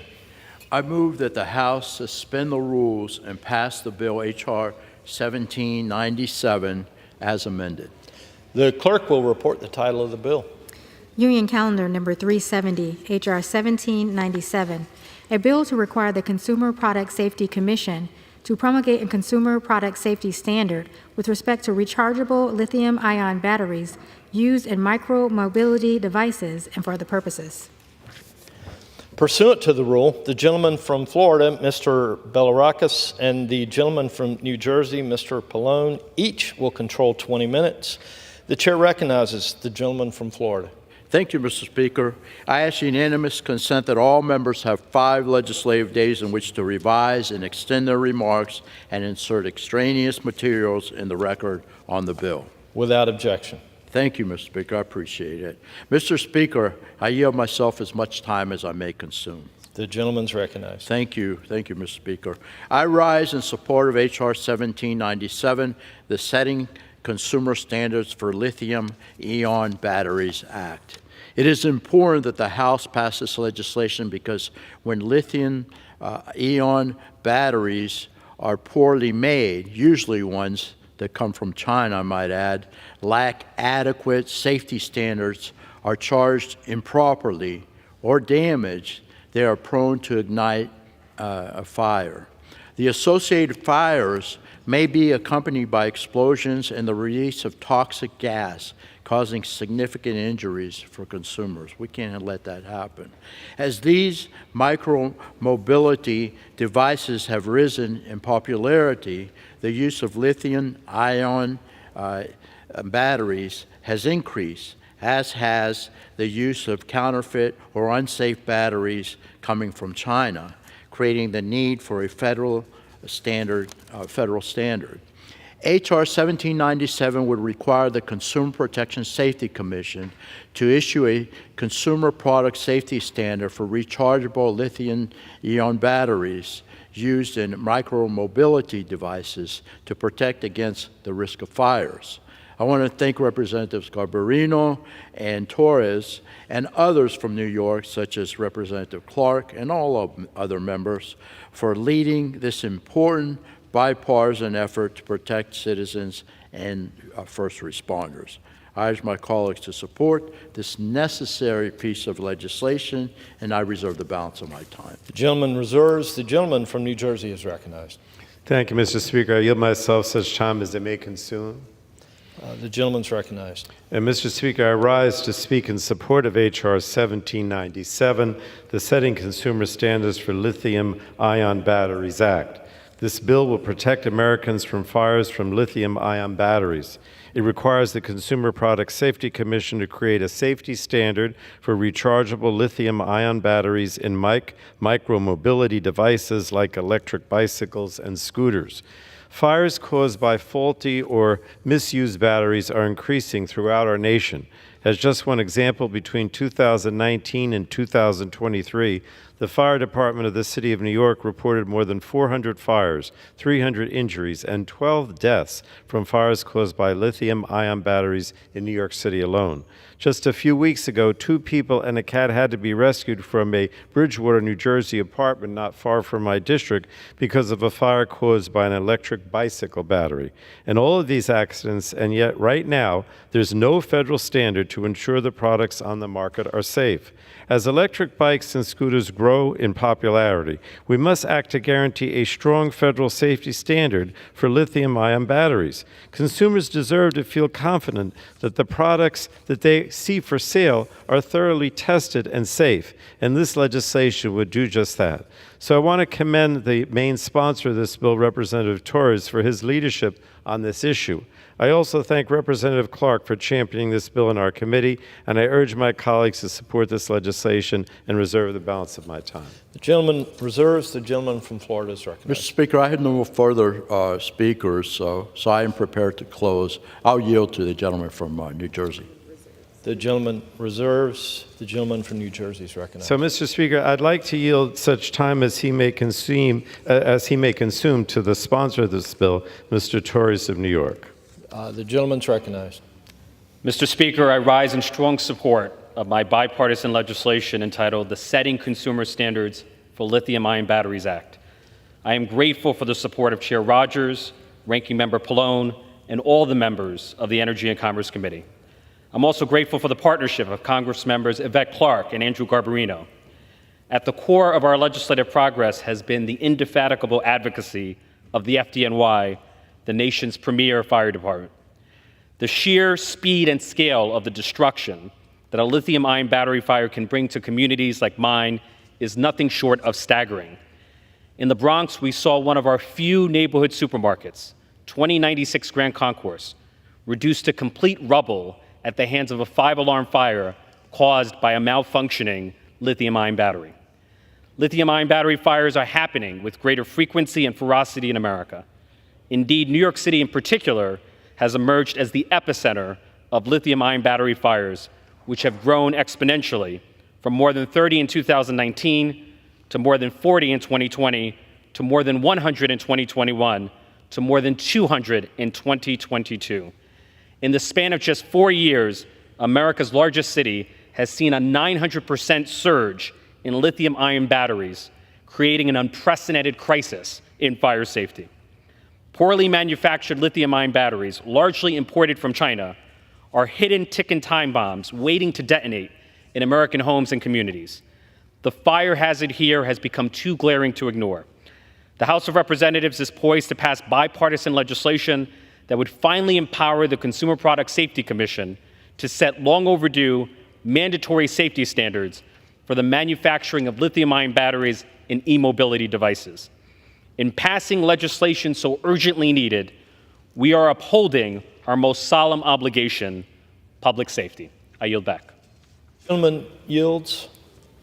The gentleman from Florida is recognized. Thank you, Mr. Speaker. The gentleman is correct, the sponsor of the bill. We are upholding this very important issue, very important need. We're moving it forward because we have a chairman and a ranking member that works very hard to address these issues and move them forward. Let's get this done as soon as possible. I encourage a yes vote on this particular bill, and I yield back the balance of my time. But I know that the speaker, I believe the gentleman has time to close, and then I'll close as well. Thank you. Then the gentleman reserves. The gentleman from New Jersey is recognized. Thank you, Mr. Speaker. I yield myself such time as I may consume to close. I don't think I can stress enough the importance of this bill. As Mr. Torres has related, these fires and these problems are getting worse all the time. So we have to set a standard. And so I would urge my colleagues to unanimously, on a bipartisan basis, support this bill. And I yield back the balance of my time. The gentleman yields. The gentleman from Florida thank you, Mr. Speaker. In closing, I encourage a yes vote on this particular bill, and I yield back the balance of my time. All right. The gentleman from Florida yields. The question now is, will the House suspend the rules and pass the bill, H.R. 1797, as amended? Those in favor say aye. Those opposed, no. In the opinion of... I ask for the yeas and nays. In the opinion of the chair, 2/3 being in the affirmative, for what purpose does the gentleman from Florida... I ask for the yeas and nays, Mr. Speaker. The yeas and nays are requested. All those in favor of taking this vote by the yeas and nays will rise and remain standing until counted. A sufficient number having risen, the yeas and nays are ordered. Pursuant to Clause 8 of Rule 20, further proceedings on this question will be postponed.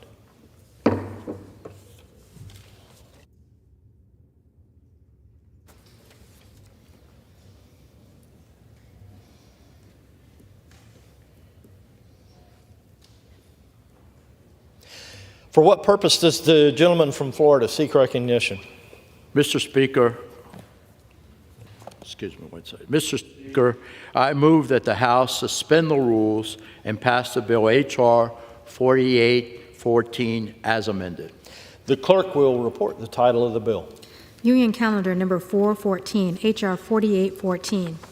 A bill to direct the Consumer Product Safety Commission to establish a pilot program to explore the use of artificial intelligence in support of the mission of the Commission, and to direct the Secretary of Commerce and the Federal Trade Commission to study and report on the use of blockchain technology and digital tokens, respectively. Pursuant to the rule, the gentleman from Florida, Mr. Bilirakis, and the gentleman from New Jersey, Mr. Pallone, each will control 20 minutes. The chair recognizes the gentleman from Florida. Thank you, Mr. Speaker.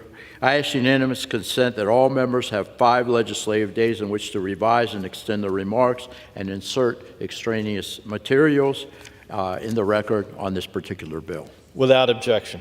Thank you, Mr. Speaker. I yield myself as much time as I may consume. The gentleman is recognized. Thank you. I want to express my support for H.R. 4814, the Consumer Safety Technology Act, led by Representatives Soto, Burgess, Strahan, and Guthrie. It should be no surprise, Mr. Speaker, that the global race for economic dominance today is centered around technology, specifically around emerging technologies like artificial intelligence and blockchain. Throughout this Congress, the Energy and Commerce Committee, led by our chairwoman, Kathy McMorris Rogers, and our ranking member, of course, Mr. Pallone, the committee has examined ways that the U.S. can continue to lead in the development and deployment of such technologies. In our subcommittee, we have discussed the need to ensure America leads the world and wins this critical competition, particularly against our adversaries, in this case China, in every field.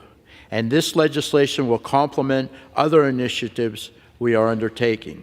If enacted, H.R. 4814 would ensure our consumer protection agencies stay up to date with emerging technologies and would encourage the use of emerging technologies such as AI and blockchain in support of product safety and consumer protection. I thank my colleagues for their work on this particular piece of legislation, and I urge a yes vote on H.R. 4814. I yield. The gentleman reserves. I reserve. The gentleman from New Jersey is recognized. Mr. Speaker, I yield myself such time as I may consume. The gentleman's recognized. Mr. Speaker, I rise to speak in support of H.R. 4814, the Consumer Safety Technology Act.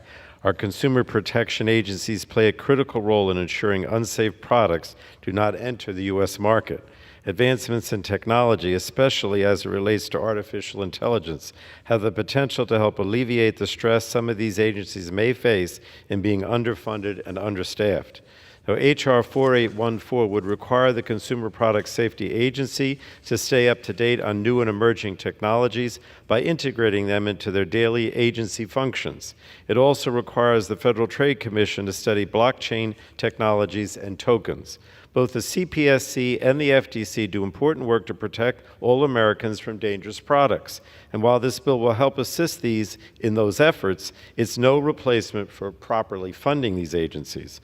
So I want to commend the main sponsor of this bill, Representative Soto, a member of our committee, for his leadership on this issue. And with that, I reserve the balance of my time. The gentleman reserves. The gentleman from Florida is now recognized. Yeah, Mr. Speaker, I reserve.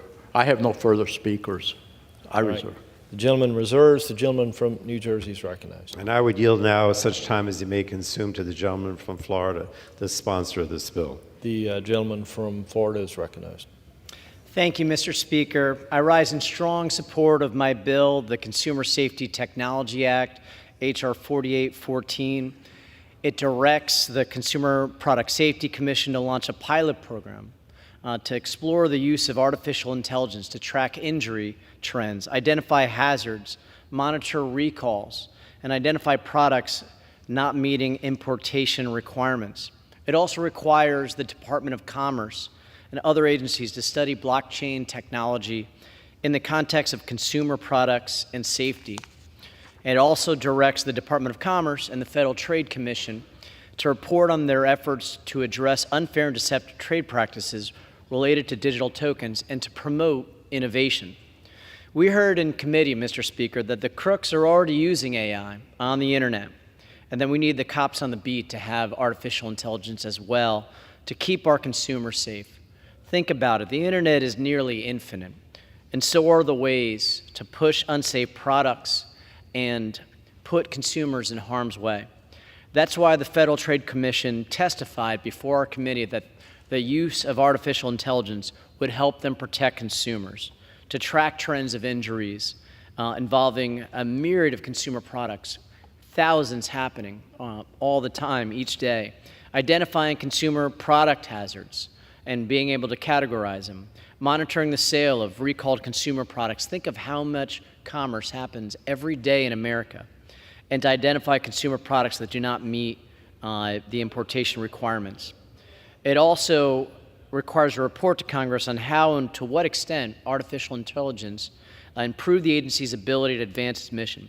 The FTC also testified it would help them save money and that it would be a really economic, efficient way so we could deploy other members of FTC to go after other areas. And I do agree with the ranking member that that is no substitute for making sure they have full funding that they need.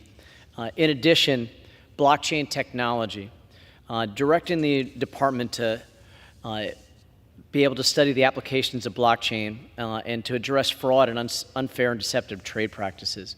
Blockchain can be used so many different ways, whether it's through cryptocurrency, through storing data, through cybersecurity, through communications.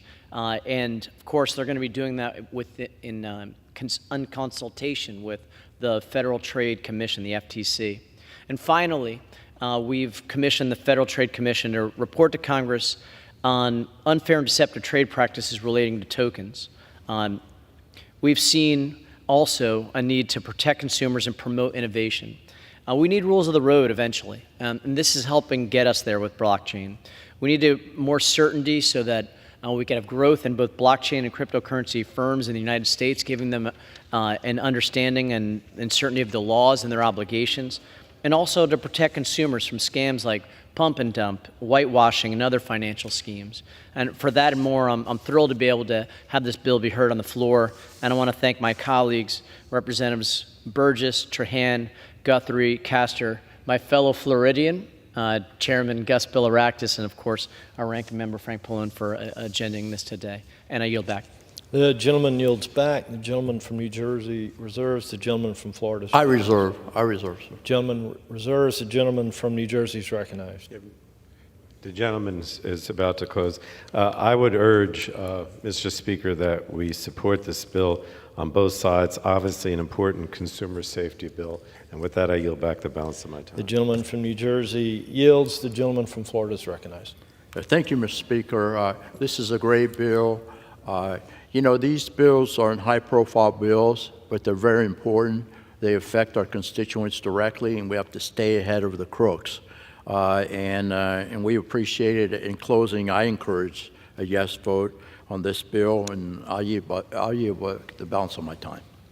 The gentleman yields. The question now is, will the House suspend the rules and pass the bill H.R. 4814 as amended? Those in favor say aye. Those opposed, no. In the opinion of the chair, 2/3 being in the affirmative. The rules are suspended. The bill is passed, and without objection, the motion to reconsider is laid on the table. Without objection, the title is amended.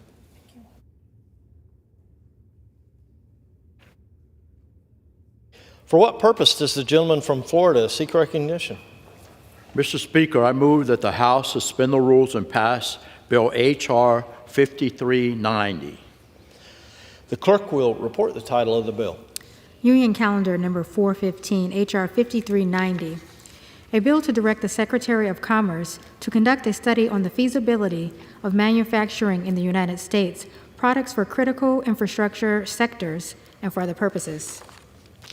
Pursuant to the rule, the gentleman from Florida, Mr. Bilirakis, and the gentleman from New Jersey, Mr. Pallone, each will control 20 minutes. The chair recognizes the gentleman from Florida. Thank you, Mr. Speaker. I ask unanimous consent that all members have 5 legislative days in which to revise and extend their remarks and insert extraneous materials in the record on this particular bill. Without objection. Thank you. Mr. Speaker, I yield myself as much time as I may consume. The gentleman is recognized. And I appreciate it, Mr. Speaker. Thank you. I rise in support of the Critical Infrastructure Manufacturing Feasibility Act, and I want to thank Representative Miller Meeks, as well as Representative Bouchon, Custer, Schreier, and Spanberger for their leadership on this particular piece of legislation. Manufacturing remains an essential sector for the United States, not only in terms of economic stability and American job creation, but also to ensure our global leadership in areas like developing and deploying emerging technology. With that in mind, it is important that the United States examines where barriers exist for manufacturing in the U.S., in particular manufacturing critical products that are in high demand in the United States. Failure to do so may cause companies offering products and services to become reliant upon countries like China for critical components and goods necessary for those products and services. Instead, we should be analyzing ways to feasibly manufacture these products here at home. I'm strongly supportive of finding pathways forward to increase our capacity to manufacture products domestically here in the United States. In fact, I'm the co-chair of the newly formed Domestic Pharmaceutical Manufacturing Caucus with my colleague and good friend Buddy Carter, and we are looking at ways to bring back American manufacturing of biopharmaceuticals here in the United States as well. So I want to thank my colleague, all of my colleagues, but the doctor in particular here, for their important work on H.R. 5390. This legislation will help the United States identify the pathway to secure leadership in domestic manufacturing and innovation and protect economic and national security. I urge my colleagues to support this particular bill sponsored by my good friend, Dr. Miller Meeks, and I reserve the balance of my time. The gentleman reserves. The gentleman from New Jersey is recognized. Mr. Speaker, I yield myself such time as I may consume. The gentleman is recognized. So, Mr. Speaker, I rise in support of H.R. 5390, the Critical Infrastructure Manufacturing Feasibility Act. Our nation's manufacturing base was once the envy of the world, but unfortunately it has faced steady headwinds now for the last several decades. The United States' share of global manufacturing activity has declined from 28% in 2002 to less than 16% in 2021. Investments in America's small and medium manufacturers, the bedrock of our industrial might, has also declined over the last 20 years by more than $200 billion.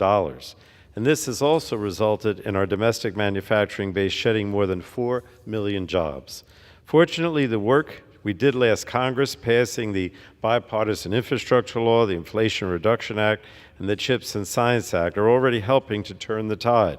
Our nation added nearly 800,000 manufacturing jobs during President Biden's first 20 months in office. And total construction spending on manufacturing in this time has skyrocketed for nearly $200 billion per month, more than doubling pre-pandemic levels. So H.R. 5390, the Critical Infrastructure Manufacturing Feasibility Act, will further support America's manufacturing renaissance by commissioning the Department of Commerce to study the costs, benefits, and feasibility of manufacturing products within critical infrastructure sectors in the United States. I want to thank Representatives Miller Meeks, Spanberger, Custer, and Bouchon for their bipartisan work and leadership on this issue, and I urge my colleagues to support this legislation. And with that, I reserve the balance of my time, Mr. Speaker. The gentleman reserves. The gentleman from Florida is recognized. Mr. Speaker, I yield 3 minutes to the gentlewoman from Iowa, my good friend, Dr. Miller Meeks. The gentlewoman is recognized. Thank you, Mr. Speaker, and I wish to thank my colleague, Representative Bilirakis, for yielding me time to enthusiastically support my legislation, H.R. 5390, the Critical Infrastructure Manufacturing Feasibility Act. As we gather on the House floor, the urgency of this legislation has only intensified since its consideration in committee, and the challenges facing our manufacturing sector grow more acute. The global supply chain disruptions that have plagued us in recent years, especially during the pandemic, have not abated. If anything, they have deepened. Record-level inflation and the specter of foreign adversaries exuding undue influence over our vital industries loom even larger. Our dependence on foreign sources for critical goods is a vulnerability we can ill afford. The concentration of supply chains in the hands of nations like China or the Chinese Communist Party leaves us exposed to the whims of the geopolitical forces beyond our control. It imperils not just our economic prosperity, but our national security as well. In face of these threats, the imperative for action is clear. We must strengthen our domestic supply chain resiliency, bolstering our capacity to manufacture essential goods right here at home. H.R. 5390 represents a crucial step in this direction by directing the Secretary of Commerce to explore the feasibility of manufacturing critical infrastructure goods within our borders, particularly in rural communities like those in Iowa. This bill charts a course toward greater self-reliance and security. But let us be clear, this is not just about mitigating risk. It is about seizing opportunity.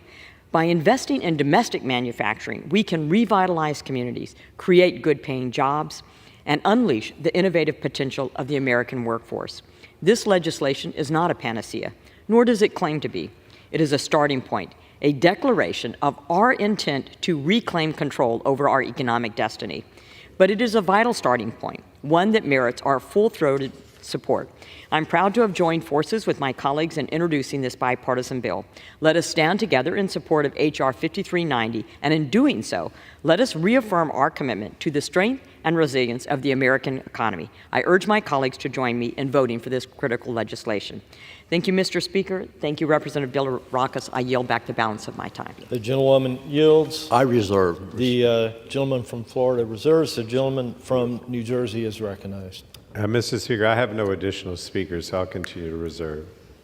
The gentleman reserves. Mr. Speaker, I yield 2 minutes to the gentleman, the physician, that we're going to miss greatly. He's done a great job here on the Energy and Commerce Committee. He's a great friend from Indiana, Dr. Bouchon. 2 minutes. The gentleman is recognized. Thank you, Mr. Speaker, and thank you, Chairman Bilirakis, for those kind remarks. I rise in support of Dr. Millamix's bill, the Critical Infrastructure Manufacturing Feasibility Act, which I am proud to co-lead. Indiana is an extremely manufacturing-intensive state, home to more than 546,000 manufacturing jobs. This means that supply chain disruptions in recent years have been especially damaging for the Hoosier State. This bipartisan legislation will direct the Department of Commerce to study which products in critical sectors are being imported due to manufacturing and supply chain constraints. Based on this study, the department will develop recommendations on how to stand up production capabilities in the U.S. in rural areas. Expanding our manufacturing capabilities in rural areas will help prevent supply chain shocks from occurring.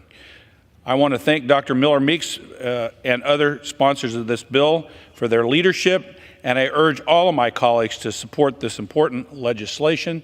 Thank you, Mr. Speaker, and I yield back. The gentleman yields back. I'll reserve, Mr. Speaker. The gentleman from Florida reserves. The gentleman from New Jersey is recognized. I'll continue to reserve. Gentleman You have reserves. additional speakers? Yeah, I don't have any additional you don't? speakers, All so right. All right. Then I would just... Gentleman from Florida reserves. The gentleman from New Jersey is recognized. I would just ask that we support this important legislation on both sides of the aisle. With that, I yield back, Mr. Speaker. The gentleman from New Jersey yields. The gentleman from Florida is recognized. thank you, Mr. Speaker. In closing, I encourage a yes vote on this critical piece of legislation. I'll yield back the balance of my time. The gentleman from Florida yields. The question now is, will the House suspend the rules and pass the bill H.R. 5390? Those in favor say aye. Those opposed, no. In the opinion of the chair, 2/3 being in the affirmative, the rules are suspended. The bill is passed, and without objection, the motion to reconsider is laid on the table.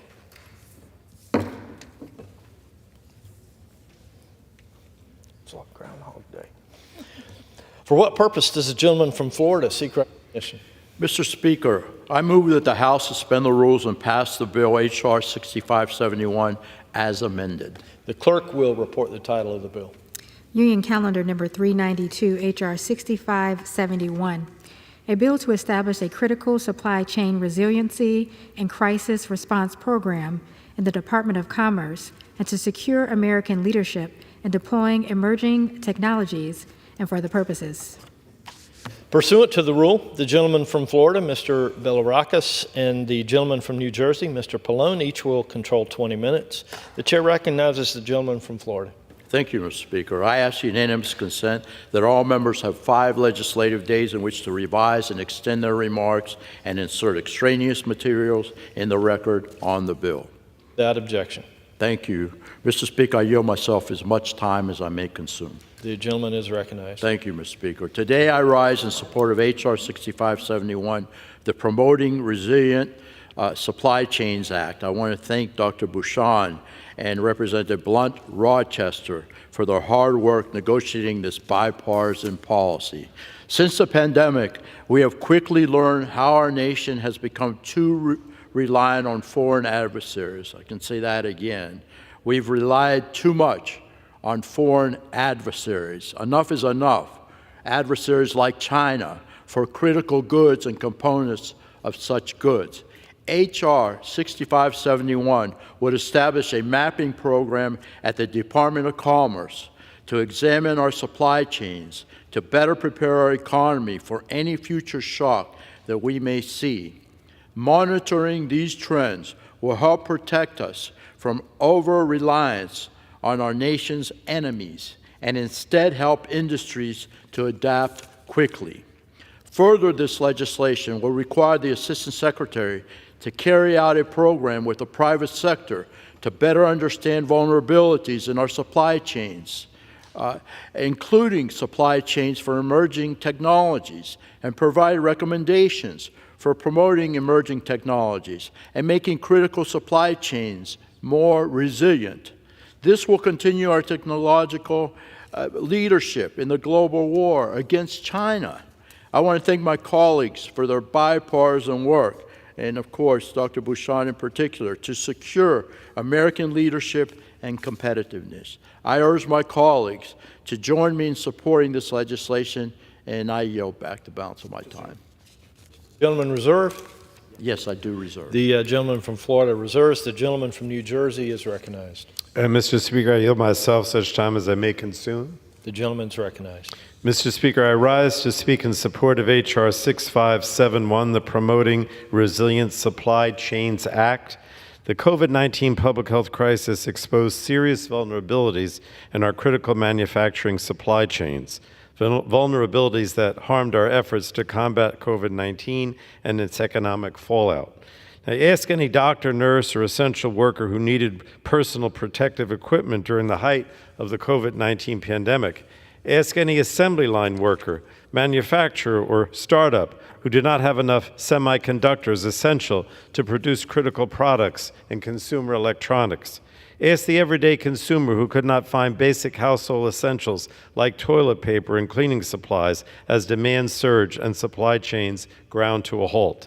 So fortunately, the supply chain crisis is over, but serious vulnerabilities remain. The Biden administration's 100-day supply chain review found that manufacturing supply chains instrumental to our national security and economic welfare remain vulnerable to disruption, strain, compromise, and elimination. These vulnerabilities are industry-wide and affect every American.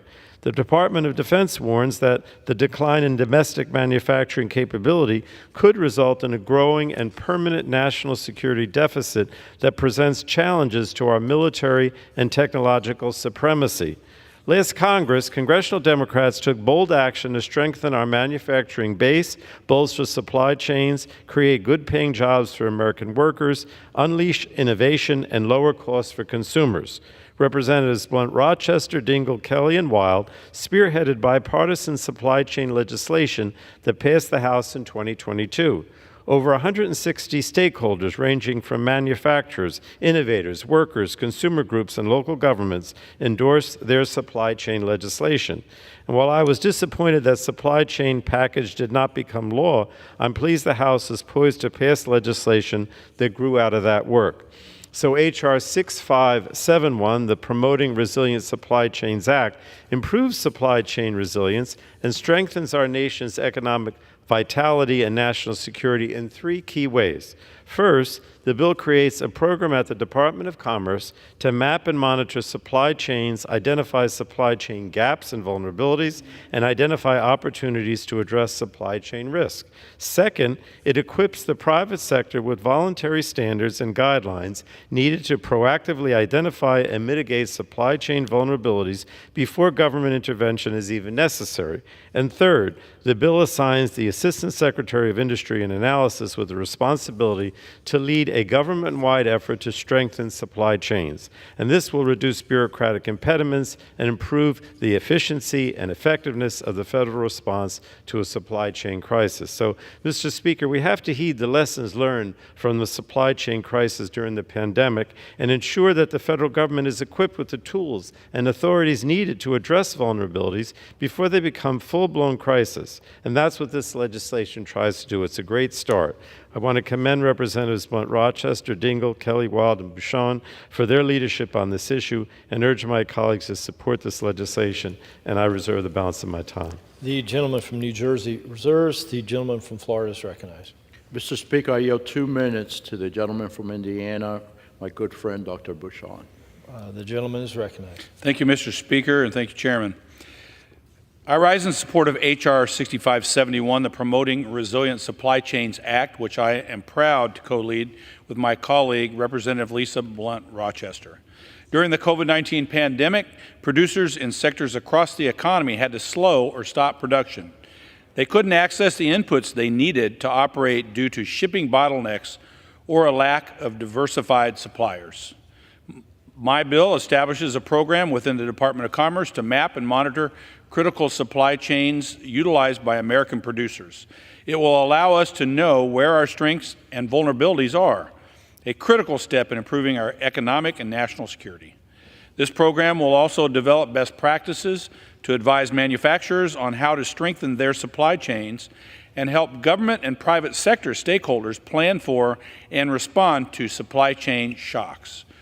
Hoosier manufacturers make some of the best products in the world and need reliable supply chains. Having the Department of Commerce study and advise on how to strengthen supply chains will allow producers to plan appropriately. I urge my colleagues to support H.R. 6571, and I yield back. The gentleman yields. I'll reserve, Mr. Speaker. The gentleman from Florida reserves. The gentleman from New Jersey is recognized. I have no additional speakers. Are we ready to close, or you have? You know? Speaker, all right. so. Let me just say, Mr. Speaker, that this act and to promote resilient supply chain is obviously very important in what we learned, the lessons we learned from the COVID pandemic. And so I urge my colleagues on both sides of the aisle to support the legislation, and I yield back. The gentleman yields. The gentleman from Florida is recognized. Yeah, Mr. Speaker, in closing, I encourage again a yes vote on this particular piece of legislation. I'll yield back the balance of my time. The gentleman from Florida yields. The question now is, will the House suspend the rules and pass the bill H.R. 6571 as amended? Those in favor say aye. Those opposed, no. In the opinion of the chair, 2/3 being in the affirmative. Mr. Speaker, I ask for the yeas and nays. The yeas and nays are requested. All those in favor of taking this vote by the yeas and nays will rise and remain standing until counted. A sufficient number having risen, the yeas and nays are ordered. Pursuant to Clause 8 of Rule 20, further proceedings on this question will be postponed.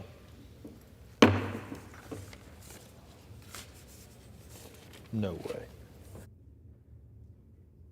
For what purpose does the gentleman from Florida seek recognition? Mr. Speaker, I move that the House suspend the rules and pass the bill H.R. 6572 as amended. The clerk will report the title of the bill. Union Calendar Number 417, H.R. 6572, a bill to direct the Secretary of Commerce to take actions necessary and appropriate to promote the competitiveness of the United States related to the deployment, use, application, and competitiveness of blockchain technology and other distributed ledger technology, and for other purposes.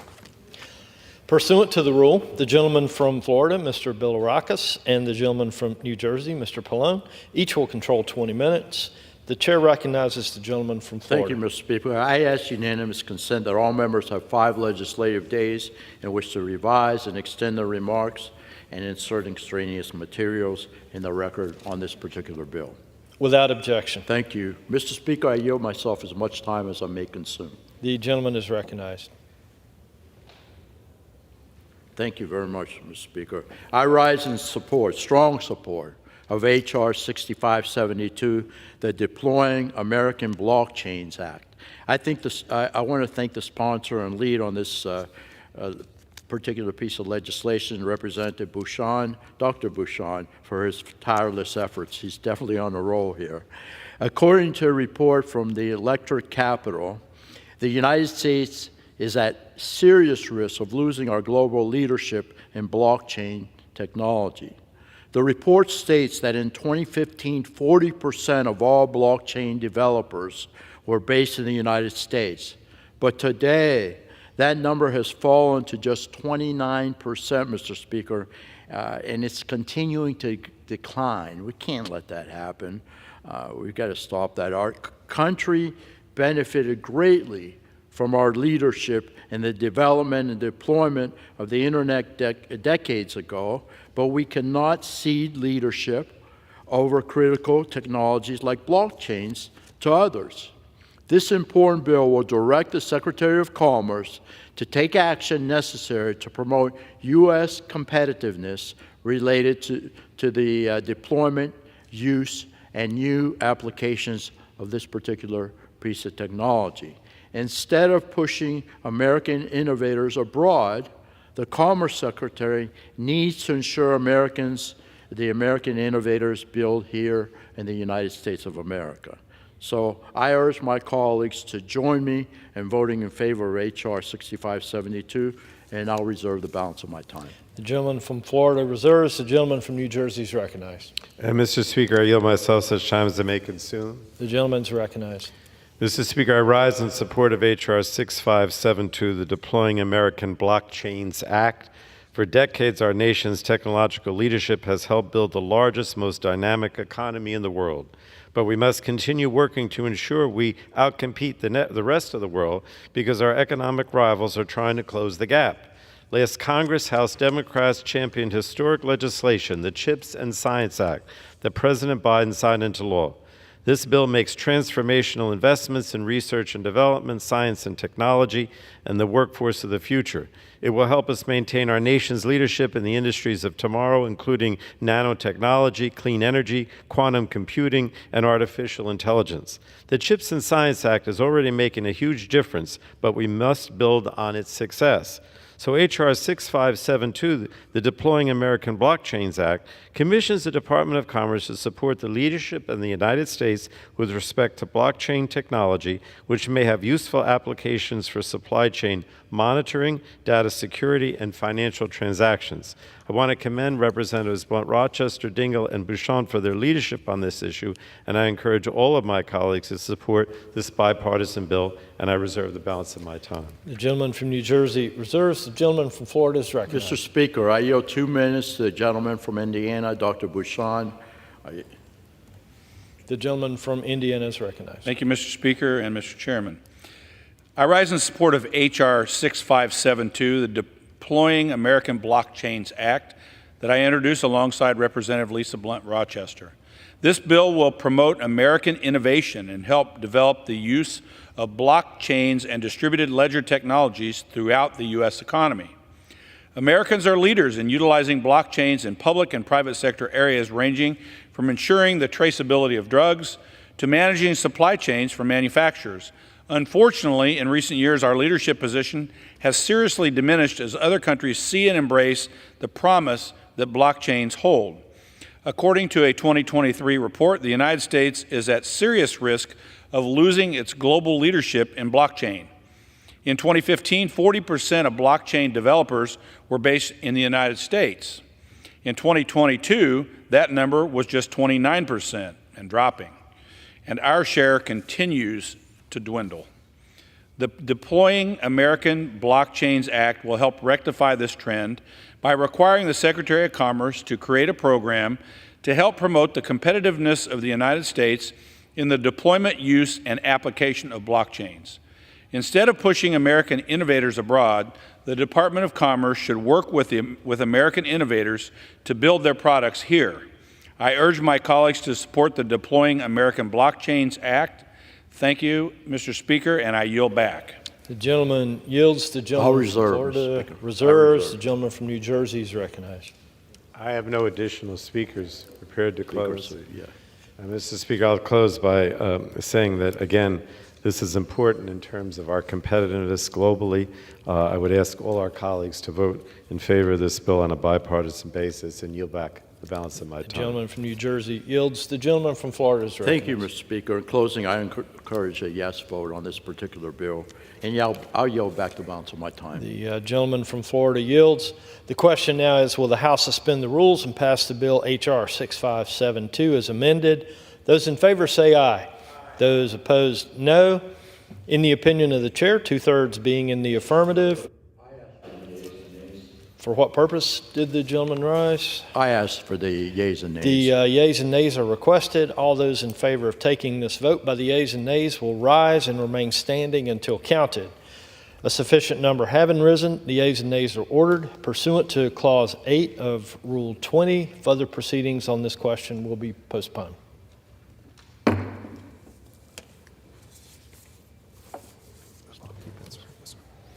For what purpose does the gentleman from Florida seek recognition? Mr. Speaker, I move that the House suspend the rules and pass Bill H.R. 6132. The clerk will report the title of the bill. Union Calendar Number 391, H.R. 6132. A bill to require the Consumer Product Safety Commission to promulgate a mandatory consumer product safety standard with respect to retractable awnings. Pursuant to the rule, the gentleman from Florida, Mr. Bilirakis, and the gentleman from New Jersey, Mr. Pallone, each will control 20 minutes. The chair recognizes the gentleman from Florida. I ask unanimous consent, Mr. Speaker, that all members have 5 legislative days in which to revise and extend their remarks and insert extraneous materials in the record on this bill. Without objection. Thank you, Mr. Speaker. Mr. Speaker, I yield myself as much time as I may consume. The gentleman's recognized. Thank you, sir. First, I want to say thank you to Representative Balderson and Castor for introducing this particular piece of legislation, H.R. 6132, the Awning Safety Act, and I urge my colleagues to support it. And you know what, Mr. Speaker, I want to thank our constituents for bringing these issues to our attention. We really appreciate it, and I appreciate the chairwoman and the ranking member because they're bringing these issues forward, and they need to be passed unanimously in the House to go over to the Senate. It's so very important. So motorized awnings pose a known hazard to the public, with about 270,000 units being subject to a recall by the manufacturer, facilitated by the U.S. Consumer Product Safety Commission in August of 2019. This product is associated with many incidents, including at least 1 report of a death and 6 serious injuries. The death involved a 73-year-old man who died after falling from a ladder over an elevated porch when the motorized awning opened and unexpectedly struck him. There's currently no voluntary standard for motorized awnings, and the recall only covered 1 manufacturer of the products. H.R. 6132 will save lives and will require CPSC to promulgate a mandatory standard regarding these home retractable awnings, which is within the jurisdiction of the CPSC. This is a common sense bill, Mr. Speaker, and I urge my colleagues to support this particular bill, and I reserve the balance of my time. The gentleman from Florida reserves. The gentleman from New Jersey is recognized. And Mr. Speaker, I yield myself such time as I may consume. The gentleman's recognized. Mr. Speaker, I rise to speak in support of H.R. 6132, the Awning Safety Act. In 2019, the Consumer Product Safety Commission issued a recall of 270,000 motorized awnings that had caused 6 injuries and, tragically, 1 death. These products are a known hazard to the public, and while I commend the CPSC for taking action in 2019, we must do more to ensure motorized awning products, regardless of brand or manufacturer, are safe. The Awning Safety Act before us today would require the CPSC to create a mandatory safety standard for fixed and freestanding retractable awnings. And currently there is no standard, voluntary or mandatory, for these awnings, and injuries continue to mount. Just last year, Dr. Michael Nat, the father of a former committee Republican staffer, tragically died as the result of an incident involving a retractable awning. We must act to ensure that other American families do not suffer a similar tragedy because of problems with retractable awnings. I want to commend Representative Castor, the Democratic lead on this bill, and Congressman Balderson for their bipartisan work and leadership on this issue, and I urge my colleagues to support H.R. 6132, the Awning Safety Act. With that, I reserve the balance of my time. The gentleman from New Jersey reserves. The gentleman from Florida is recognized. Mr. Speaker, I yield 2 minutes to the gentleman, the sponsor of the bill, Representative Balderson from the great state of Ohio. Thank you. The gentleman's recognized. Thank you, Mr. Speaker. Thank you, Chairman. I rise today in support of my bill, the Awning Safety Act, which aims to enhance the safety of awnings commonly found in Ohio homes and households across the nation. A retractable awning can serve as a valuable source of shade and gathering spot for family and friends. However, they can pose a significant risk if not properly handled. This legislation directs the Consumer Product Safety Commission to establish safety standards for fixed and freestanding awnings typically found in installed homes. My Energy and Commerce colleagues and I learned of the serious risks surrounding awnings this past August when tragedy struck the family of Olivia Shields, a staff member for the committee at the time. Olivia and her mother are in the gallery as I speak. Her father, Michael Nat, was carrying out a routine household task of taking down the retractable awning from the family home. He was on a ladder when the spring-loaded arm of the awning unexpectedly shot out at him forcing his ladder to tip and causing him to fall. Michael suffered a severe spinal cord injury, and despite efforts to save him, he tragically passed away a few days later. His passing affected his family profoundly and reverberated throughout the communities he touched. Michael was renowned for his kindness, generosity, and selflessness, often going above and beyond to help others in need. He was a devoted family man, cherished husband to Jill, and loving father to their children, Anna Elise, Olivia, Abby, Seamus, Emma, his son-in-laws, and grandchildren. Michael's untimely death underscores the importance of ensuring the safety of household products like Awnings, and by passing this legislation today, we can prevent future tragedies. Thank you, Mr. Speaker. I yield back. The gentleman yields. Reserve. The gentleman from Florida reserves. The gentleman from New Jersey is recognized. And Mr. Speaker, I yield such time as she may consume now to the Democratic sponsor of this bill and the ranking member of our O&I subcommittee, Ms. Castor. The gentlewoman is recognized. Thank you, Mr. Speaker, and I thank Mr. Pallone for yielding the time. I rise in strong support of H.R. 6132, the Awning Safety Act, that passed out of the Energy and Commerce Committee unanimously.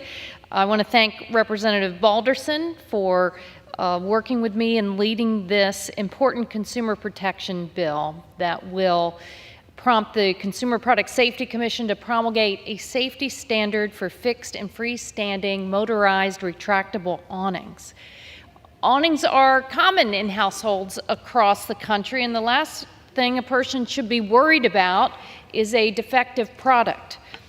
But in 2019, a motorized awning product was recalled after 14 incidents, including one fatal injury. The CPSC worked quickly with the manufacturer to recall the product and provide a remedy for consumers, but all consumers deserve protections, and it's important that the CPSC continue this work to save lives and keep families safe. That's why Rep. Balderson and I are offering this bill to provide oversight and increase safety. Will empower the Consumer Product Safety Commission and help prevent other families from suffering through tragic injuries and even deaths. Consumers and their children deserve to enjoy the great outdoors without the fear of injury or death from products they presume to be safe. I also want to thank the committee's chairwoman, Kathy McMorris-Rogers, for encouraging us on in this effort, and Ranking Member Pallone and the entire committee. I encourage a yes vote and yield back the balance of my time. The gentlewoman yields. The gentleman reserves. I'll reserve. Mr. The gentleman from Florida I reserves. reserve. The gentleman from New Jersey is recognized. I'm going to close by saying that I would urge all my colleagues to support this bill. Obviously, we have to prevent more tragedies like what occurred. And so I would ask unanimous support for this legislation and yield back the balance of my time. The gentleman from New Jersey yields. The gentleman from Florida is recognized. Thank you, Mr. Speaker. Again, I urge a yes vote. I want to thank my colleagues, Representative Castor from the state of Florida, and of course, Mr. Balderson from the great state of Ohio for sponsoring the bill, and I urge passage. I yield back the balance of my time. The gentleman from Florida yields. The question now is, will the House suspend the rules and pass the bill H.R. 6132? Those in favor say aye. Those opposed, no. In the opinion of the chair, 2/3 being in the affirmative, the rules are suspended. The bill is passed, and without objection, the motion to reconsider is laid on the table.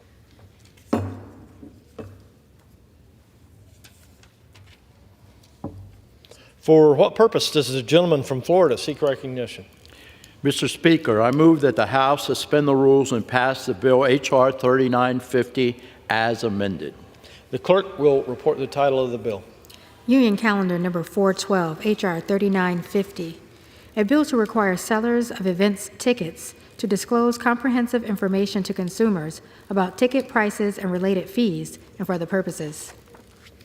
Pursuant to the rule, the gentleman from Florida, Mr. Bilirakis, and the gentleman from New Jersey, Mr. Pallone, each will control 20 minutes. The chair recognizes the gentleman from Florida.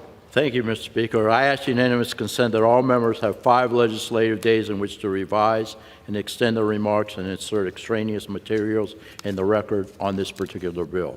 Without objection, Thank you, Mr. Speaker. I yield myself as much time as I may consume. The gentleman's recognized. Thank you, Mr. Speaker. Today, I'm honored to speak in support of my bipartisan bill, H.R. 3950, the Transparency in Charges for Key Events Ticketing Act, or the Ticket Act.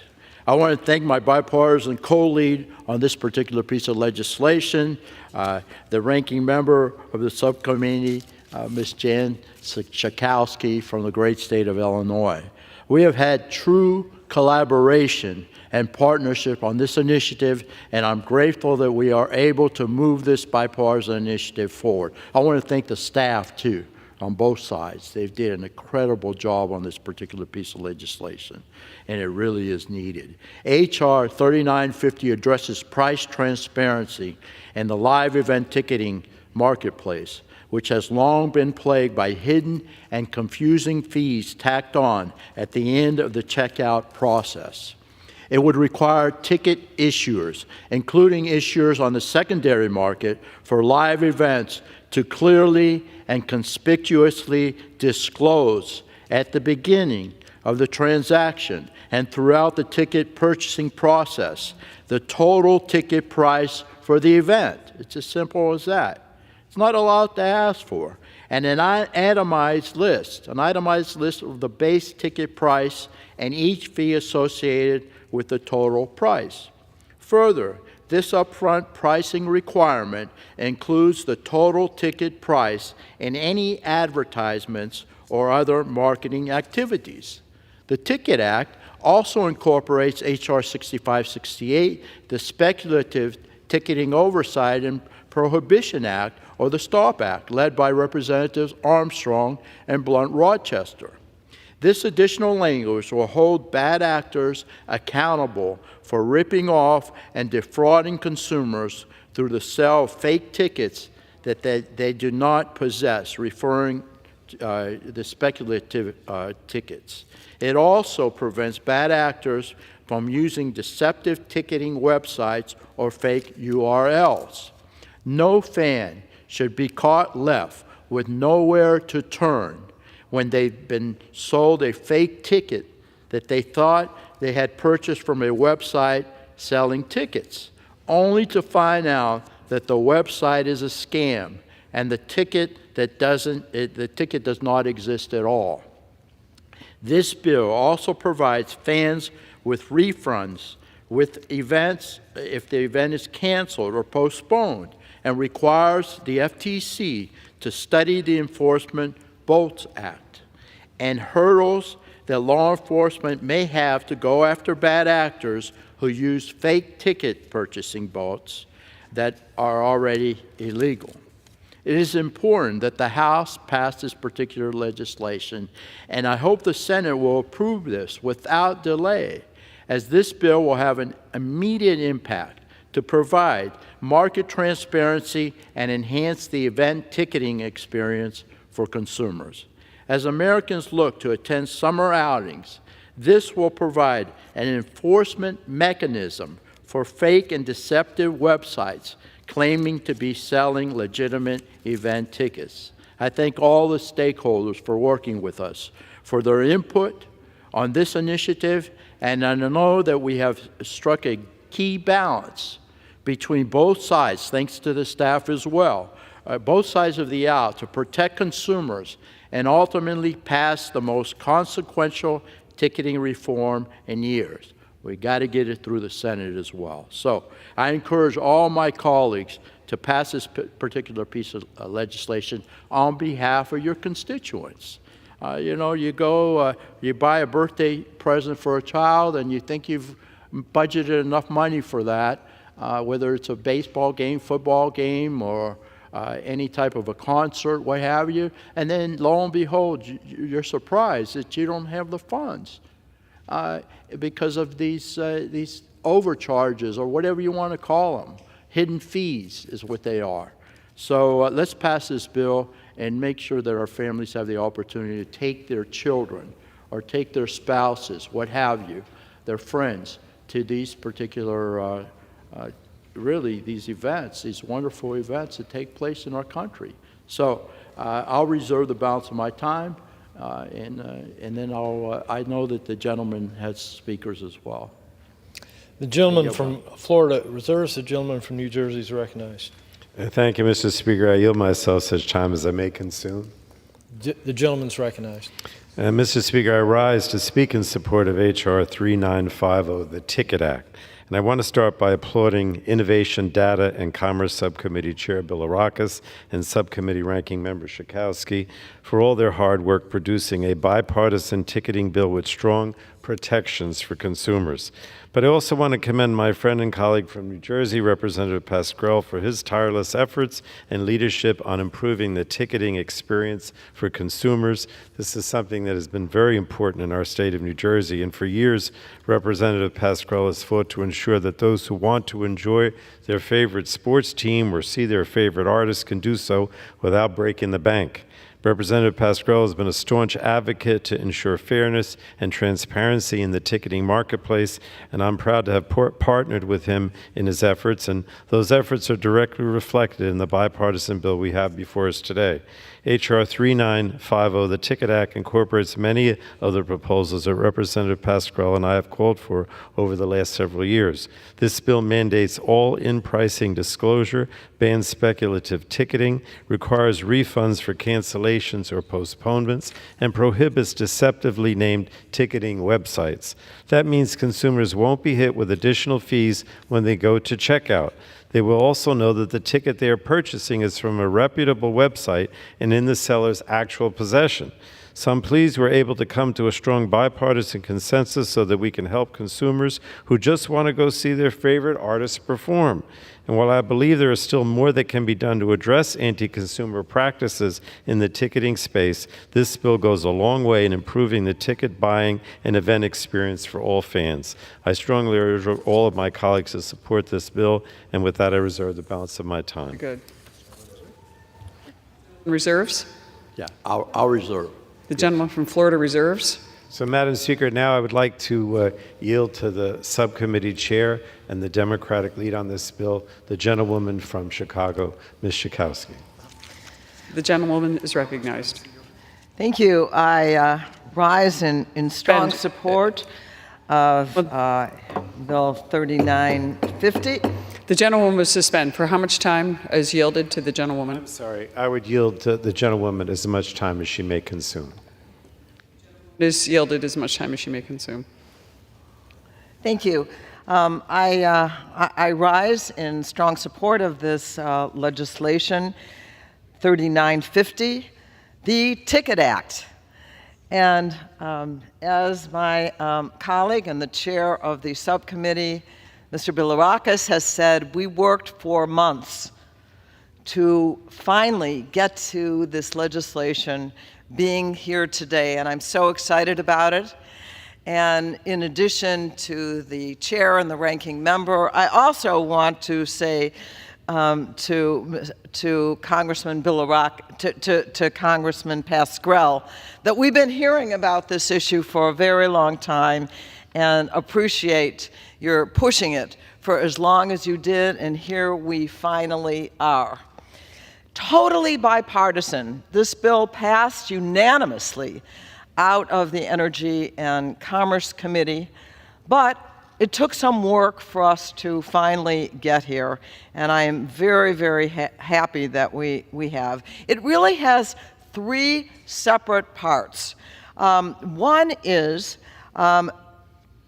we make sure that the price you think you're going to pay when you first go online or you see an advertisement is the price you will pay.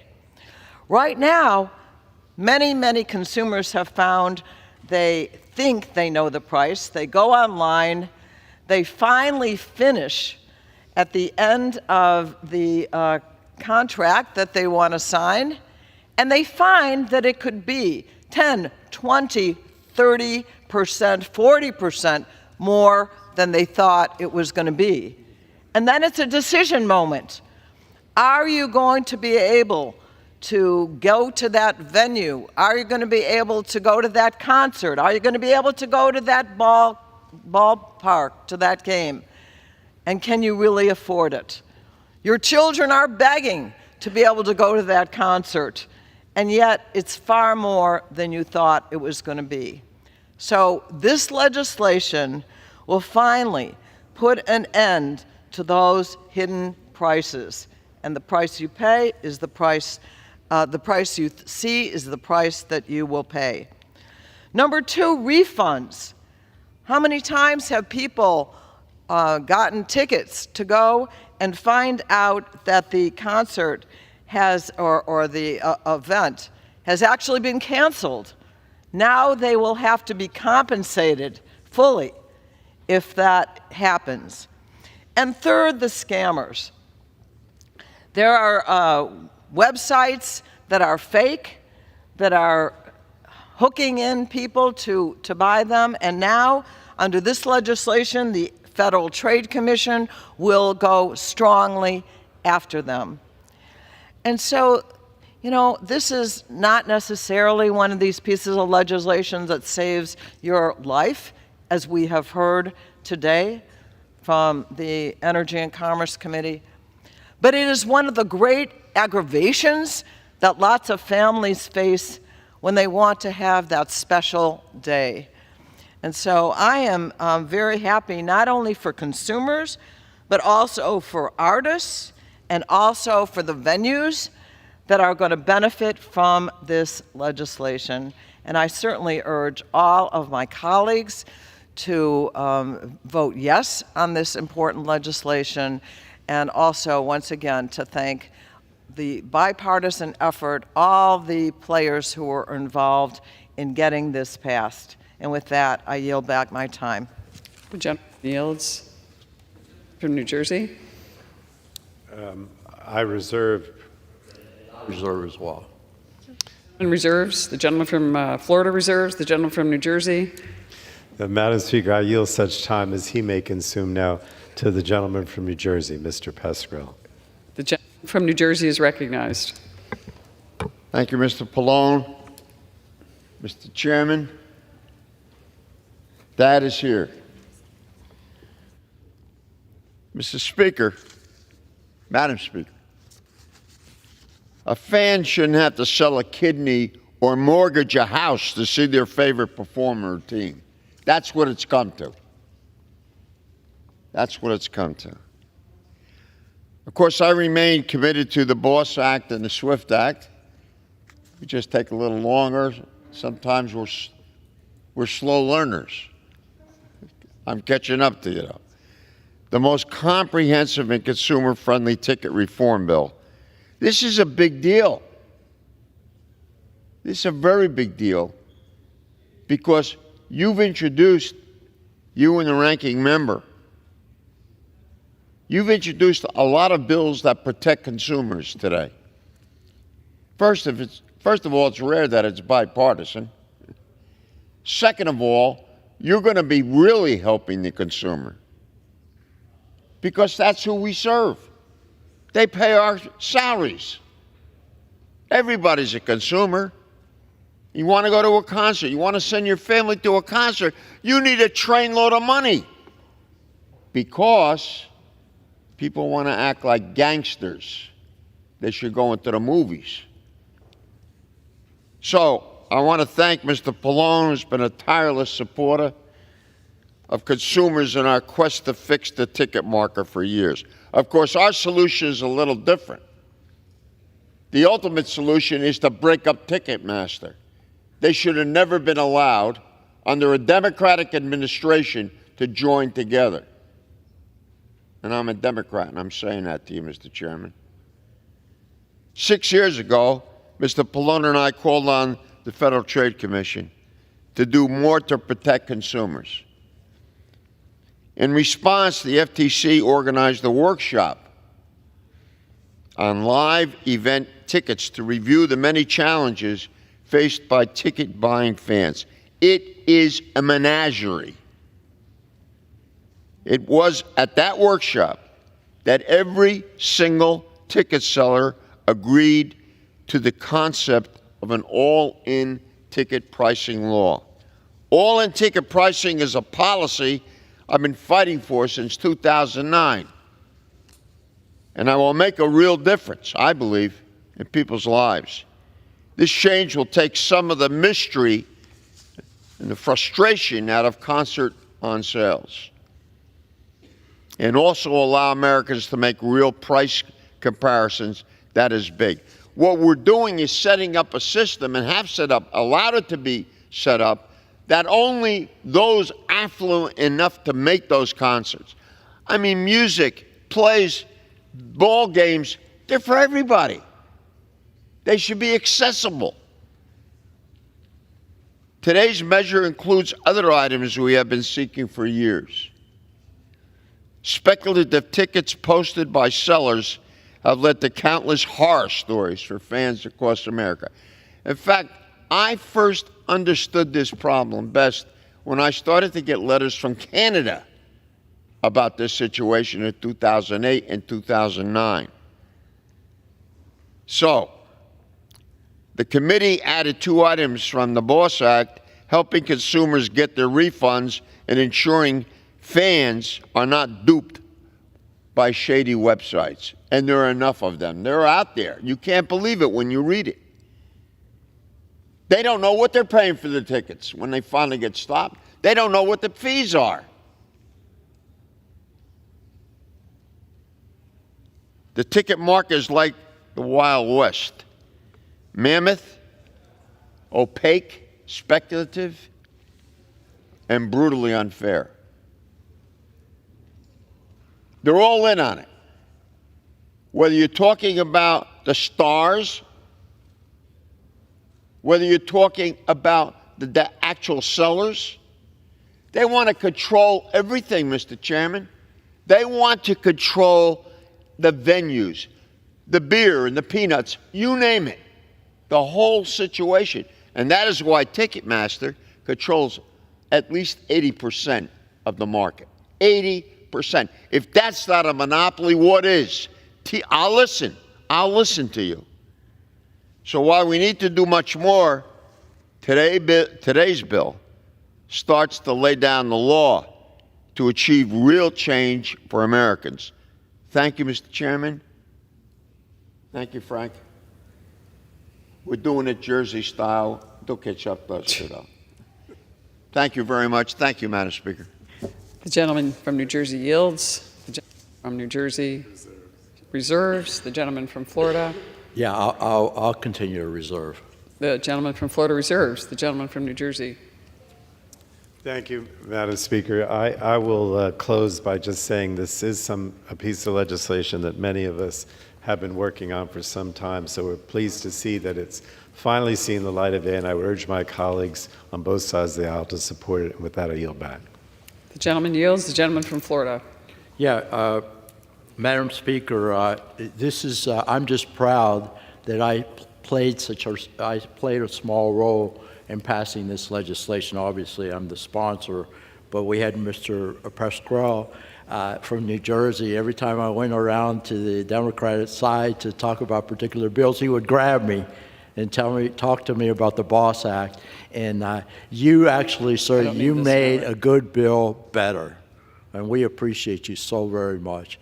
And again, without the chairperson, Kathy McMorris-Rogers, and the ranking member of the subcommittee, my partner, Ms. Schakowsky, this would never have gotten done. So our constituents will benefit from this. Our constituents will benefit from this. And you know what? This is a great example of how Congress should intervene. And but again, folks, we pass it out of the House. We've got to lobby the Senate to get this done as soon as possible. So I want to thank the staff. We couldn't do it without the staff, that's for sure, on both sides of the aisle, working out the details. But Energy and Commerce is famous for working together and protecting our consumers. So with that, I urge passage of this particular bill, and I yield back the balance of my time. The gentleman from Florida yields back. The question is, will the House suspend the rules and pass the bill H.R. 3950 as amended? Those in favor say aye. Those opposed, no. In the opinion of the chair, two-thirds being in the affirmative, the rules are suspended. Madam Speaker, I ask for the yeas and nays. For what purpose the gentleman from Florida seek I ask for the recognition? yeas and nays. The gentleman from Florida, yeas and nays are requested. All those in favor vote by the yeas, and nays will rise and remain standing until counted. A sufficient number having risen, the yeas and nays are ordered pursuant to Clause 8 of Rule 20.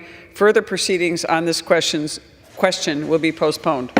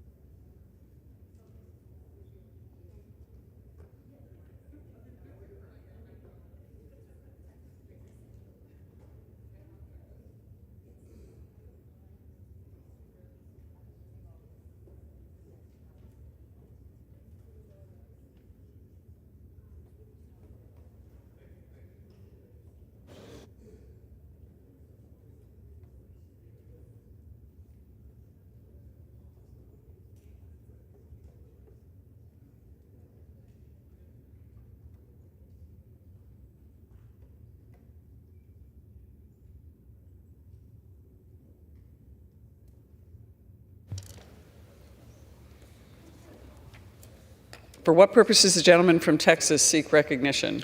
Madam Speaker, I move to suspend the rules and pass the bill S-546. The clerk will report the title of the bill.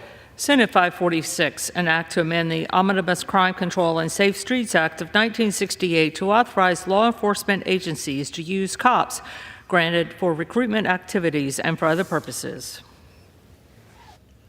Pursuant to the rule, the gentleman from Texas, Mr. Hunt, and the gentleman from Maryland, Mr. Ivey, each will control 20 minutes. The chair recognizes the gentleman from Texas, Mr. Hunt. Madam Speaker, I ask unanimous consent that all members may have 5 legislative days in which to revise and extend their remarks and to insert extraneous material on S-546. Without objection. I yield myself the time that I may consume. The gentleman is recognized.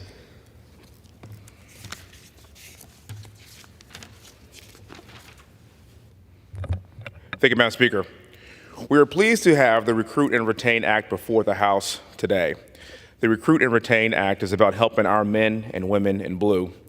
This legislation passed by the Senate by unanimous consent, and I am proud to sponsor and lead this bill in the House along with my fellow committee member across the aisle, Representative Glenn Ivey. Our police departments are struggling with crisis-level recruiting shortages. Here in Washington, for example, the Metropolitan Police Department has the lowest number of officers it has had in the past 50 years. Another example, since 2019, the Chicago force has lost 3,300 officers as of October 2022, and it has only replaced about half of those departures. Some small towns that don't have as many resources are even having to shutter their police departments entirely. We cannot stand by and let this continue to happen across our country, and this is why we need the Recruit and Retain Act. Currently, the DOJ provides grants to state, local, and tribal governments to hire law enforcement officers under the COPS hiring program. The Recruit and Retain Act would leverage the COPS hiring program to ensure the program is responsive to the latest hiring challenges that law enforcement agencies are experiencing nationwide. This bill will reduce the cost of onboarding new officers, specifically fees associated with background checks, psychological evaluations, and other testing. It will also alleviate administrative burdens and clarify application guidance to ensure grants are accessible to all law enforcement agencies. And it will create new opportunities for law enforcement to build trust and interest in law enforcement careers with local youth. Lastly, the bill will require research into the latest data and uncover new insights into new enforcement recruitment and retention trends across the country. This bill does not authorize new funds or create new grant programs, and it only allows existing COPS grants to be used for recruiting and retaining police officers. I'm proud to say this bill has been endorsed by the Federal Law Enforcement Officers Association, the Fraternal Order of Police, Mayor Cities Chiefs Association, Mayor County Sheriffs of America, National Association of Police Organizations, and National Sheriffs Association, and others. When our police departments are well funded and maintained, our communities are safer. Americans are safer. Let's support our cops. Let's help attract the best and brightest to the law enforcement profession. That is so important in the environment of our police officers that we live and work with every single day in this country.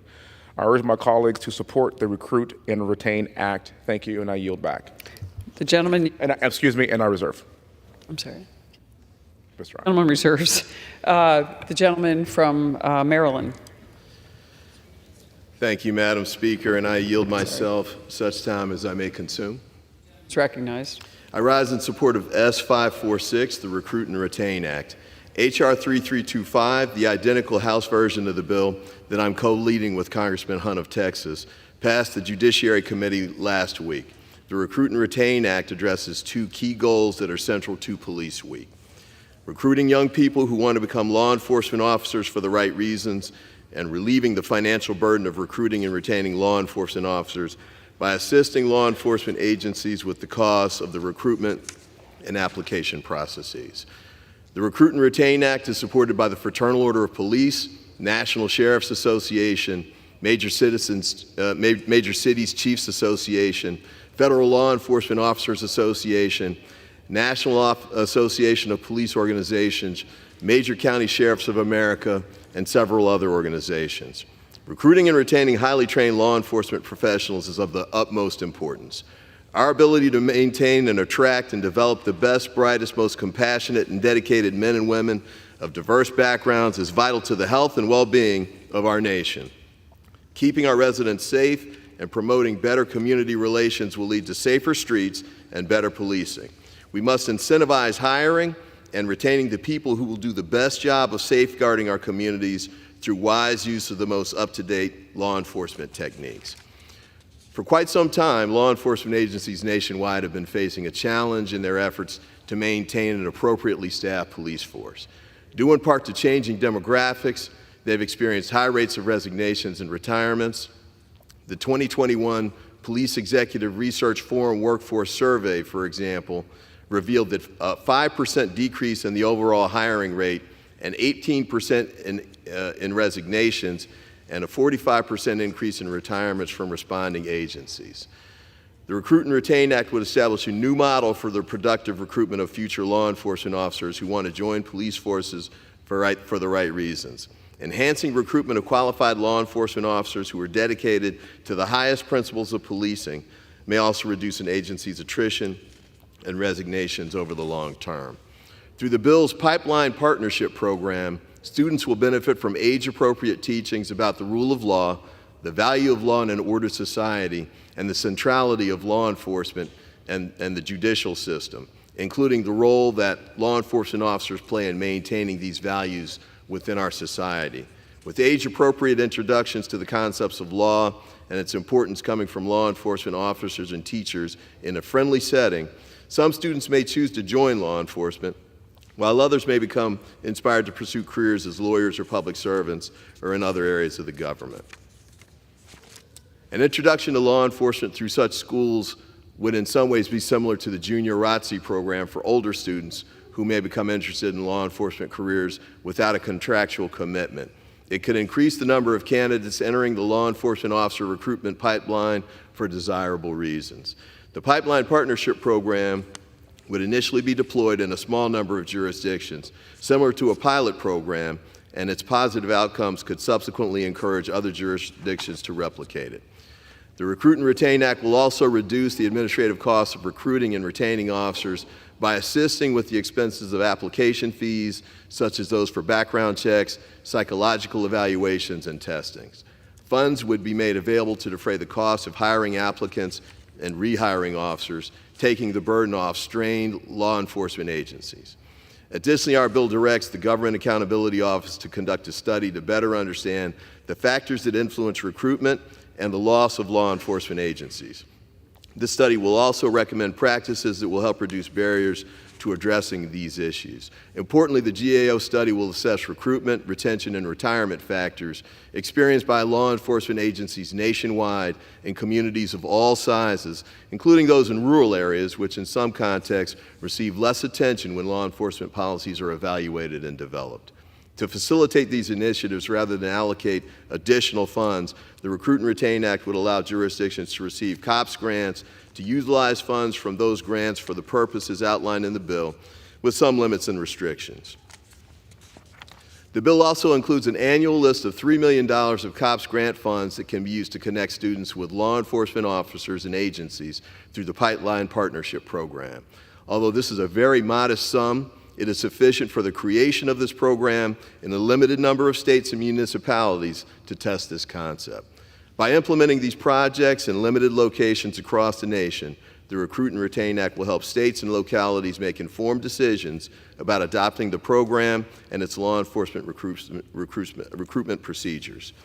I want to thank again Congressman Hunt for his leadership on this legislation, and for these reasons I support S-546, and I urge my colleagues to support this important bill as well.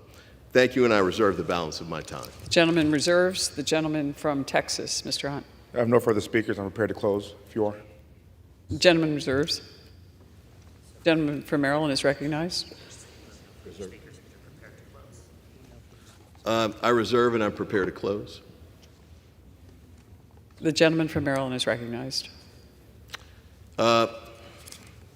Thank you, Madam Speaker. Madam Speaker, the Recruit and Retain Act initiatives taken together will serve as a de facto pilot project for many localities, large and small, urban and rural, that struggle with law enforcement recruitment and retention. Law enforcement agencies will be able to benefit from each other's experience when replicating initiatives created by this legislation's innovative solutions. I urge my colleagues to join me in supporting S-546, the Recruit and Retain Act. Thank you, and I yield back the balance of my time. The gentleman yields. The gentleman from Texas. The gentleman yields the remainder of my time. I can't hear him. Yields. The question is, will the House suspend the rules and pass Senate 546? Those in favor say aye. Those opposed, no. In the opinion of the chair, 2/3 being in the affirmative, the rule. What purposes the gentleman from Texas seek recognition? The yeas and nays are requested. All those in favor of taking this vote by the yeas and nays will rise and remain standing until counted. A sufficient number having risen, the yeas and nays are ordered pursuant to Clause 8 of Rule 20. Further proceedings on this question will be postponed.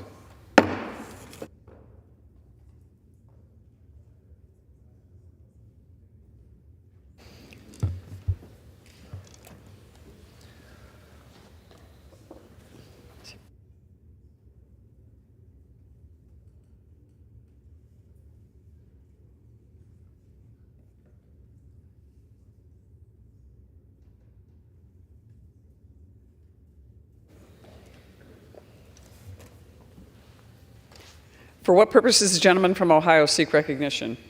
Madam Speaker, I move to suspend the rules and pass House Concurrent Resolution 106.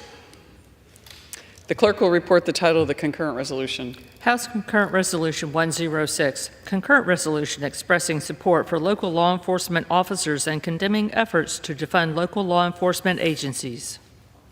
Pursuant to the rule, the gentleman from Ohio, Mr. Jordan, and the gentleman from Maryland, Mr. Ivey, will each control 20 minutes. The chair recognizes the gentleman from Ohio, Mr. Jordan. Madam Speaker, I ask unanimous consent that all members have 5 legislative days in which to revise and extend their remarks and to insert extraneous material on House Concurrent Resolution 106.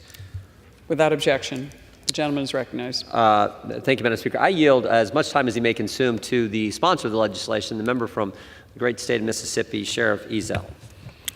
The gentleman from Mississippi is recognized. Thank you, Mr. Chairman.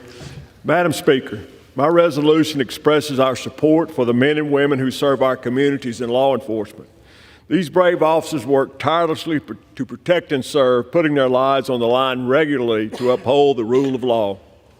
As a former sheriff and a 42-year career law enforcement officer, I've seen what most men, these men and women, go through. I know the toll taken by long hours, sleepless nights, and time spent away from families. I know what it's like to console grieving families of victims from heinous, horrendous crimes and tragic accidents. I've seen things most Americans will thankfully never have to experience. When others run away, our law enforcement officers are trained to run towards danger, to fight crime, and to protect the innocent. Far too often, they don't make it back. Mississippi has not been spared from these tragedies. In December of 2022, Bay St. Louis Police Sergeant Steve Robin and Officer Brandon Estorff were shot and killed while conducting a welfare check on a woman and a child sitting in a vehicle. Last June, Madison Police Officer Randy Tyler was shot and killed while responding to a hostage situation. And this January, George County Sheriff's Deputy Jeremy Berlone was shot and killed during a traffic stop on a rural highway. These men who made the ultimate sacrifice represent the best of our state and our nation. Fallen heroes like these officers are being honored this week during National Police Week. Madam Speaker, there is no better time for us to pass this resolution and make it clear we stand with law enforcement this week. While thousands of local law enforcement officers and their families are gathering in our nation's capital, my resolution does just that. It expresses our gratitude for the selfless service of local law enforcement and the importance of a healthy relationship between law enforcement and the communities they protect. It also condemns attempts to undermine that relationship through rhetoric about defunding and abolishing the police.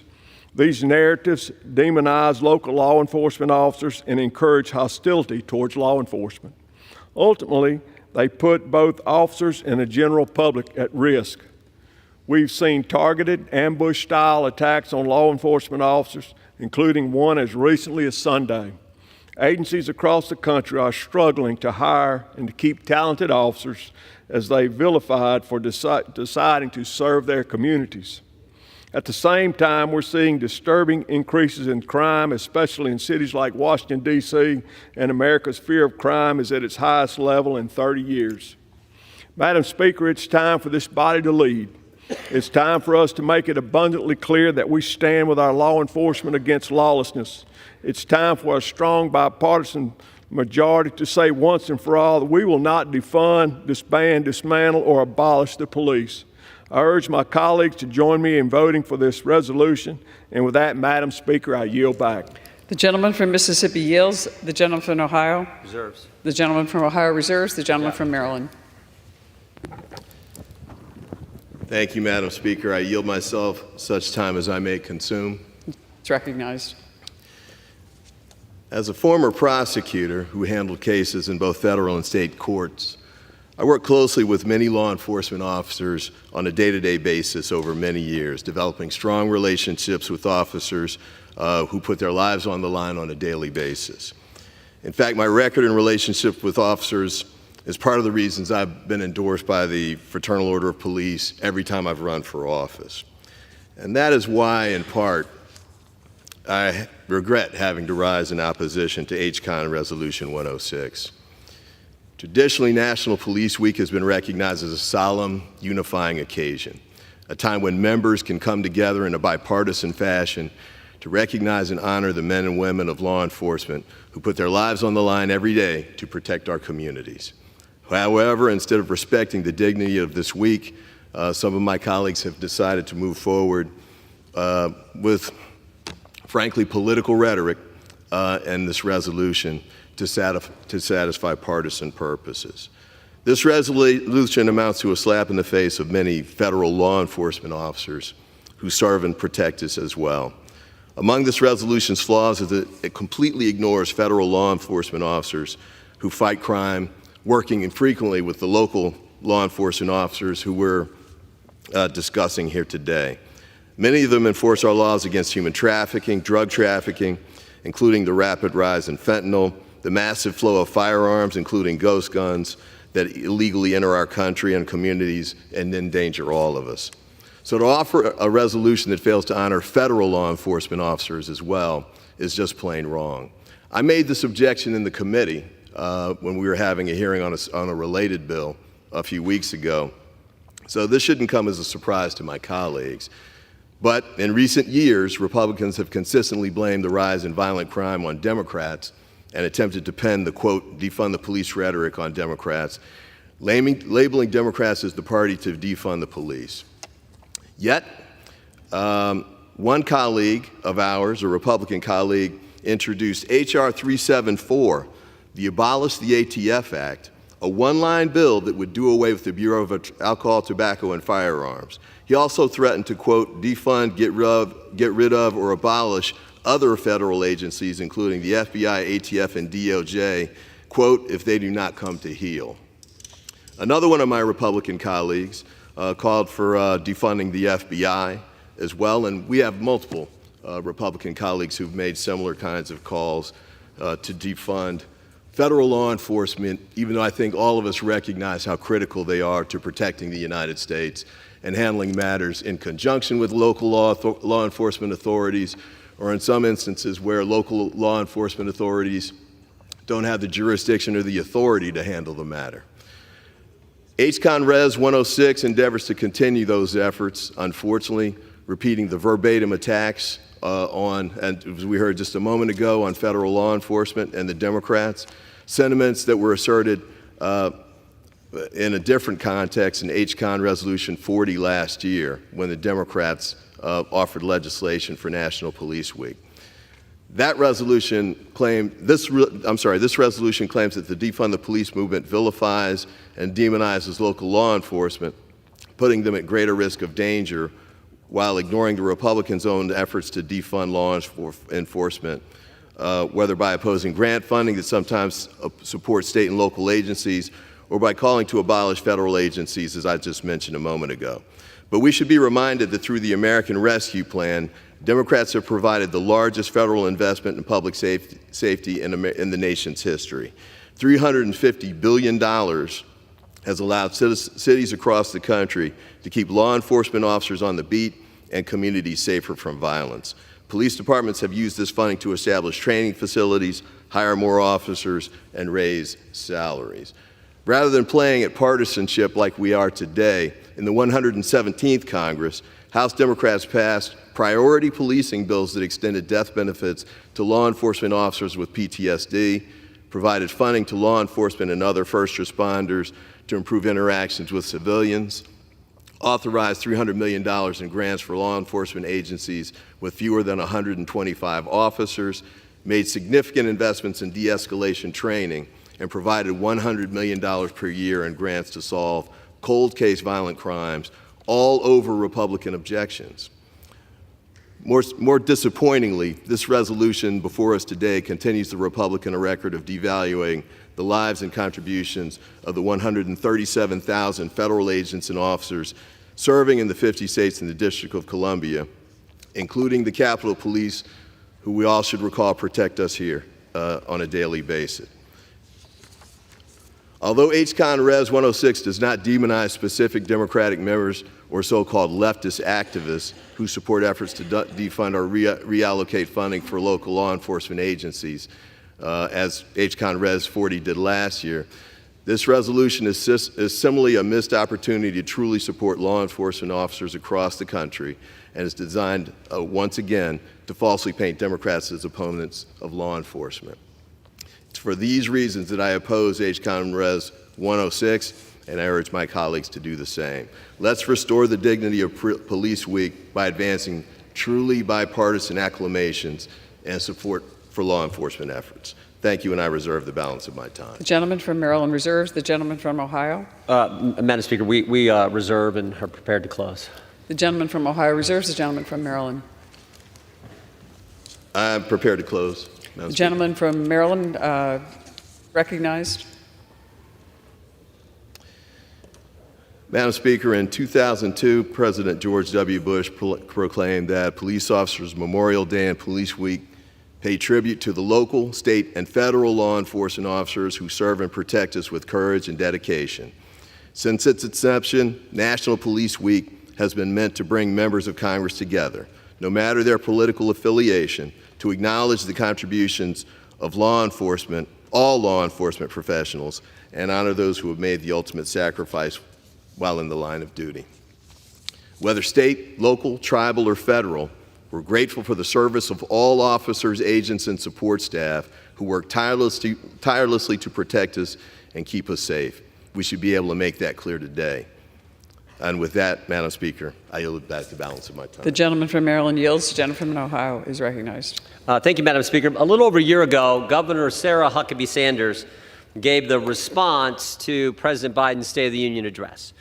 And I thought she did a wonderful job, but the line that stuck out to me was in the course of her remarks, she said, "The divide in America today is normal versus crazy." And you can start thinking about some of the crazy policies that are advocated by the radical left. I mean, it is crazy not to have a border. It is crazy to think non-citizens should be able to vote in our federal elections. It is crazy to think boys should compete against girls in sports. How about this one? It's crazy in my mind to let a Chinese spy balloon fly clear across the country and then shoot it down. I don't know. I think most people I represent probably shot it down before it went across the country. And it is crazy to defund the police. Americans understand that instinctively. And yet that is something that the left has advocated now for what, 5 years? We should thank the numerous law enforcement officers who have come to Washington, D.C. for Police Week and all those across our great country. Every day, police officers put their lives on the line to safeguard our families and communities. The left's defund the police movement continues to cause detrimental effects across our nation, with attacks against police officers increasing and becoming more brazen. We've all seen it. Saw it on the streets of New York City. We've all seen it happen. The harmful rhetoric that has demoralized our police officers and directly impacted their ability to maintain public safety. Law enforcement agencies across the country are facing challenges in recruiting and retaining qualified law enforcement officers. Why I supported the bill that we just passed. The gentleman from Maryland was right on that one. This resolution is exactly what's needed. Congress must declare that we oppose the defund police rhetoric. House Concurrent Resolution 106 seeks to correct these false and harmful narrative by explicitly condemning efforts to undermine law enforcement agency. This resolution acknowledges and expresses the gratitude of Congress for the dedication and commitment shown by the men and women of law enforcement. Law enforcement officers and their families serve and make sacrifices every single day for the good of our communities. This resolution is rooted in common sense, normal policy. I believe we can all agree that the defund police movement was a disgrace and our police officers deserve better. So let's all work together, take a stand against cutting our police department funding and calling for not abolishing the police, but actually funding our law enforcement officers, again, in our municipalities, in our counties, all over our country. I urge my colleagues to support the resolution, and I yield back the balance of our time. The gentleman from Ohio yields. The question is, will the House suspend the rules and agree to House Concurrent Resolution 106? Those in favor signify by saying aye. Those opposed, no.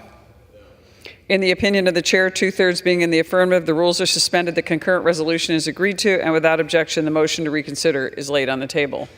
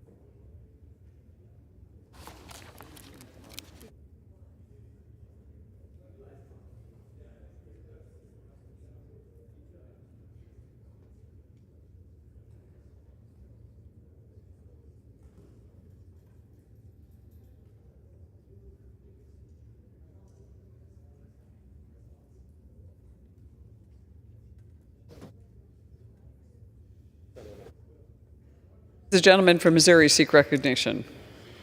Madam Speaker, I'd move to suspend the rules and concur in Senate Amendment to H.R. 3935.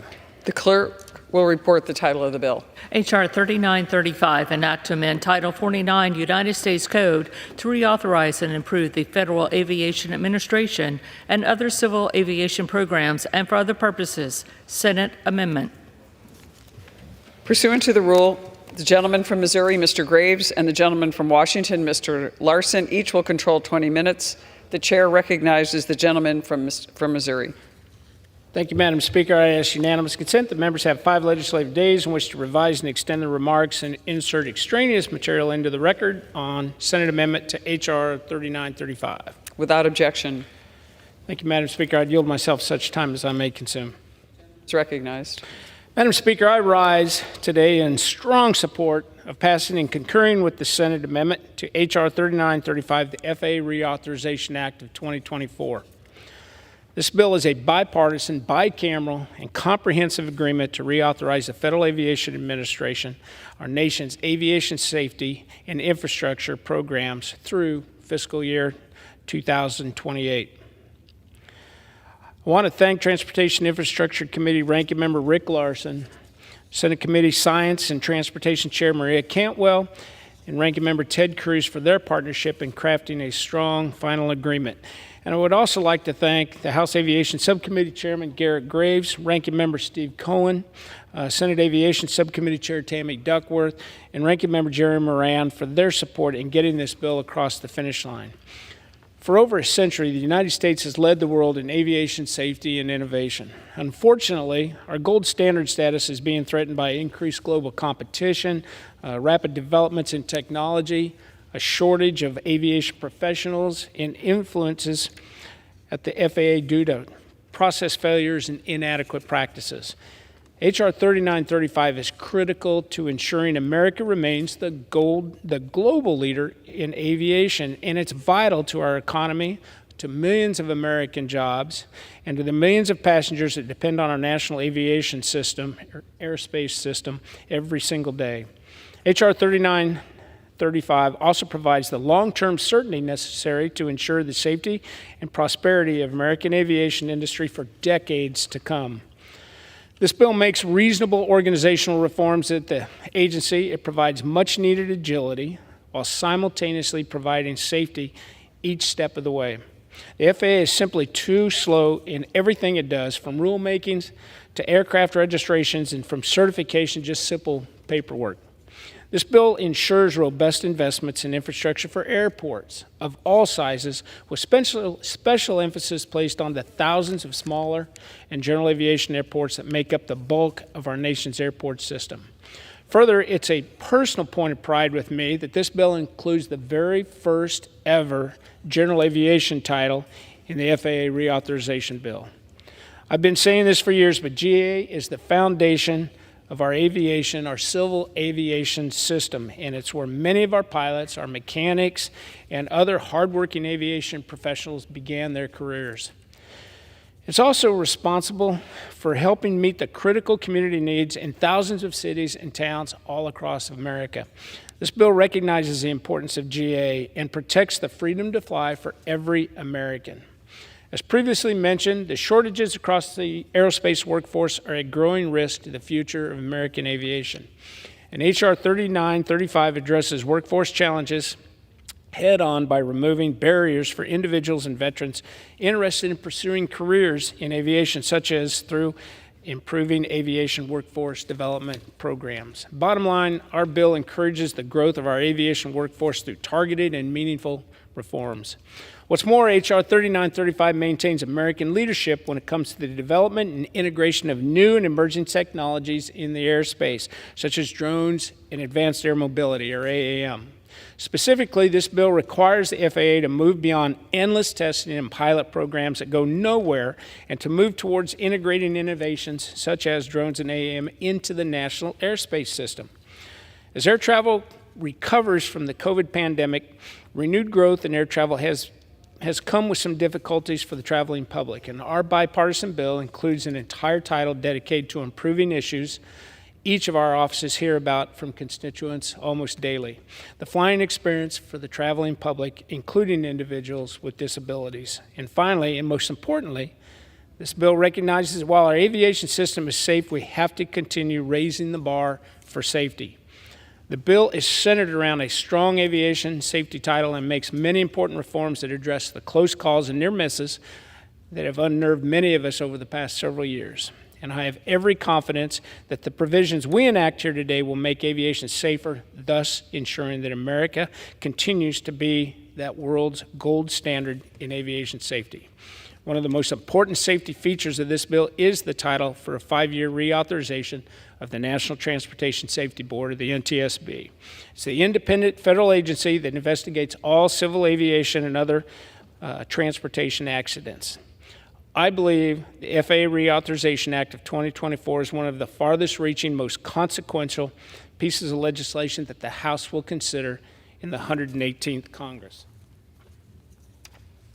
I do want to take just a moment to point out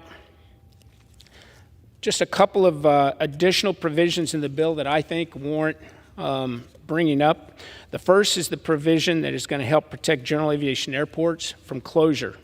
And airports are a valuable community resource, and our vast national aviation airports are part of what has brought about American leadership in aviation. And many of these airports are also grant obligated, meaning that they made assurances to the federal government that they will operate and develop the airport to its fullest potential. In too many places, local neglect or hostility threatens the viability of many of these small airports and the community's commitment to these obligations. Aeronautical development at airports is vital to our national interests, so our bill includes provisions that will prohibit the Federal Aviation Administration from waiving grant obligations if the FAA finds the waiver would impair the aeronautical purpose of an airport or result in its closure. Although this bill contains a legislative waiver of grant obligations for Banning Airport in California, this should not be viewed as a it's anything other than a very unique exception to the hard and fast rule that Congress is enforcing in this bill. So moving forward, it will take legislative action to be able to, or to pursue closing an airport and getting a waiver on those grant assurances.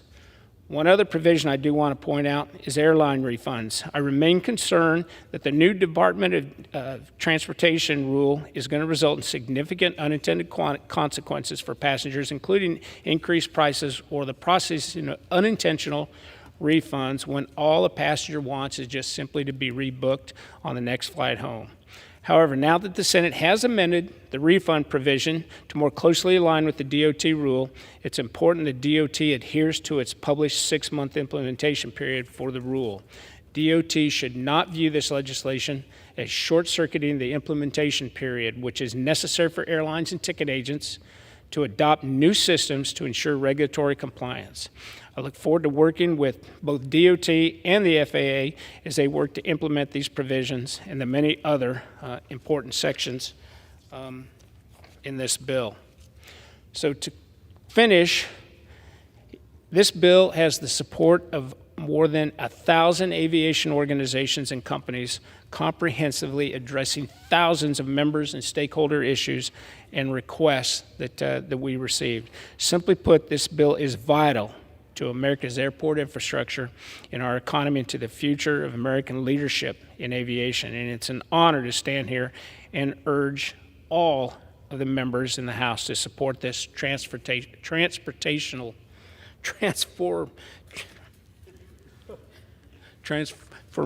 bill. Madam Speaker, with that, I would reserve the balance of my time and look forward to hearing from Missouri reserves. The gentleman from Washington is recognized. Thank you, Madam Speaker, and I rise today in support of Senate Amendment to H.R. 3935, a bipartisan, bicameral effort done in good faith to create a safer, cleaner, greener, more innovative, and accessible U.S. aviation system. After reviewing more than 1,000 stakeholder requests and member priorities, holding 6 committee hearings, and engaging in months of negotiation with the Senate, we have finally reached a pivotal milestone for U.S. aviation, the final passage of the FAA Reauthorization Act of 2024. I'm proud to support this 5-year reauthorization to ensure that American aviation continues to be a powerful economic engine that creates good-paying jobs and supports local communities across the country. Before I get into the details, I want to provide the FAA bill by the numbers. $4 billion.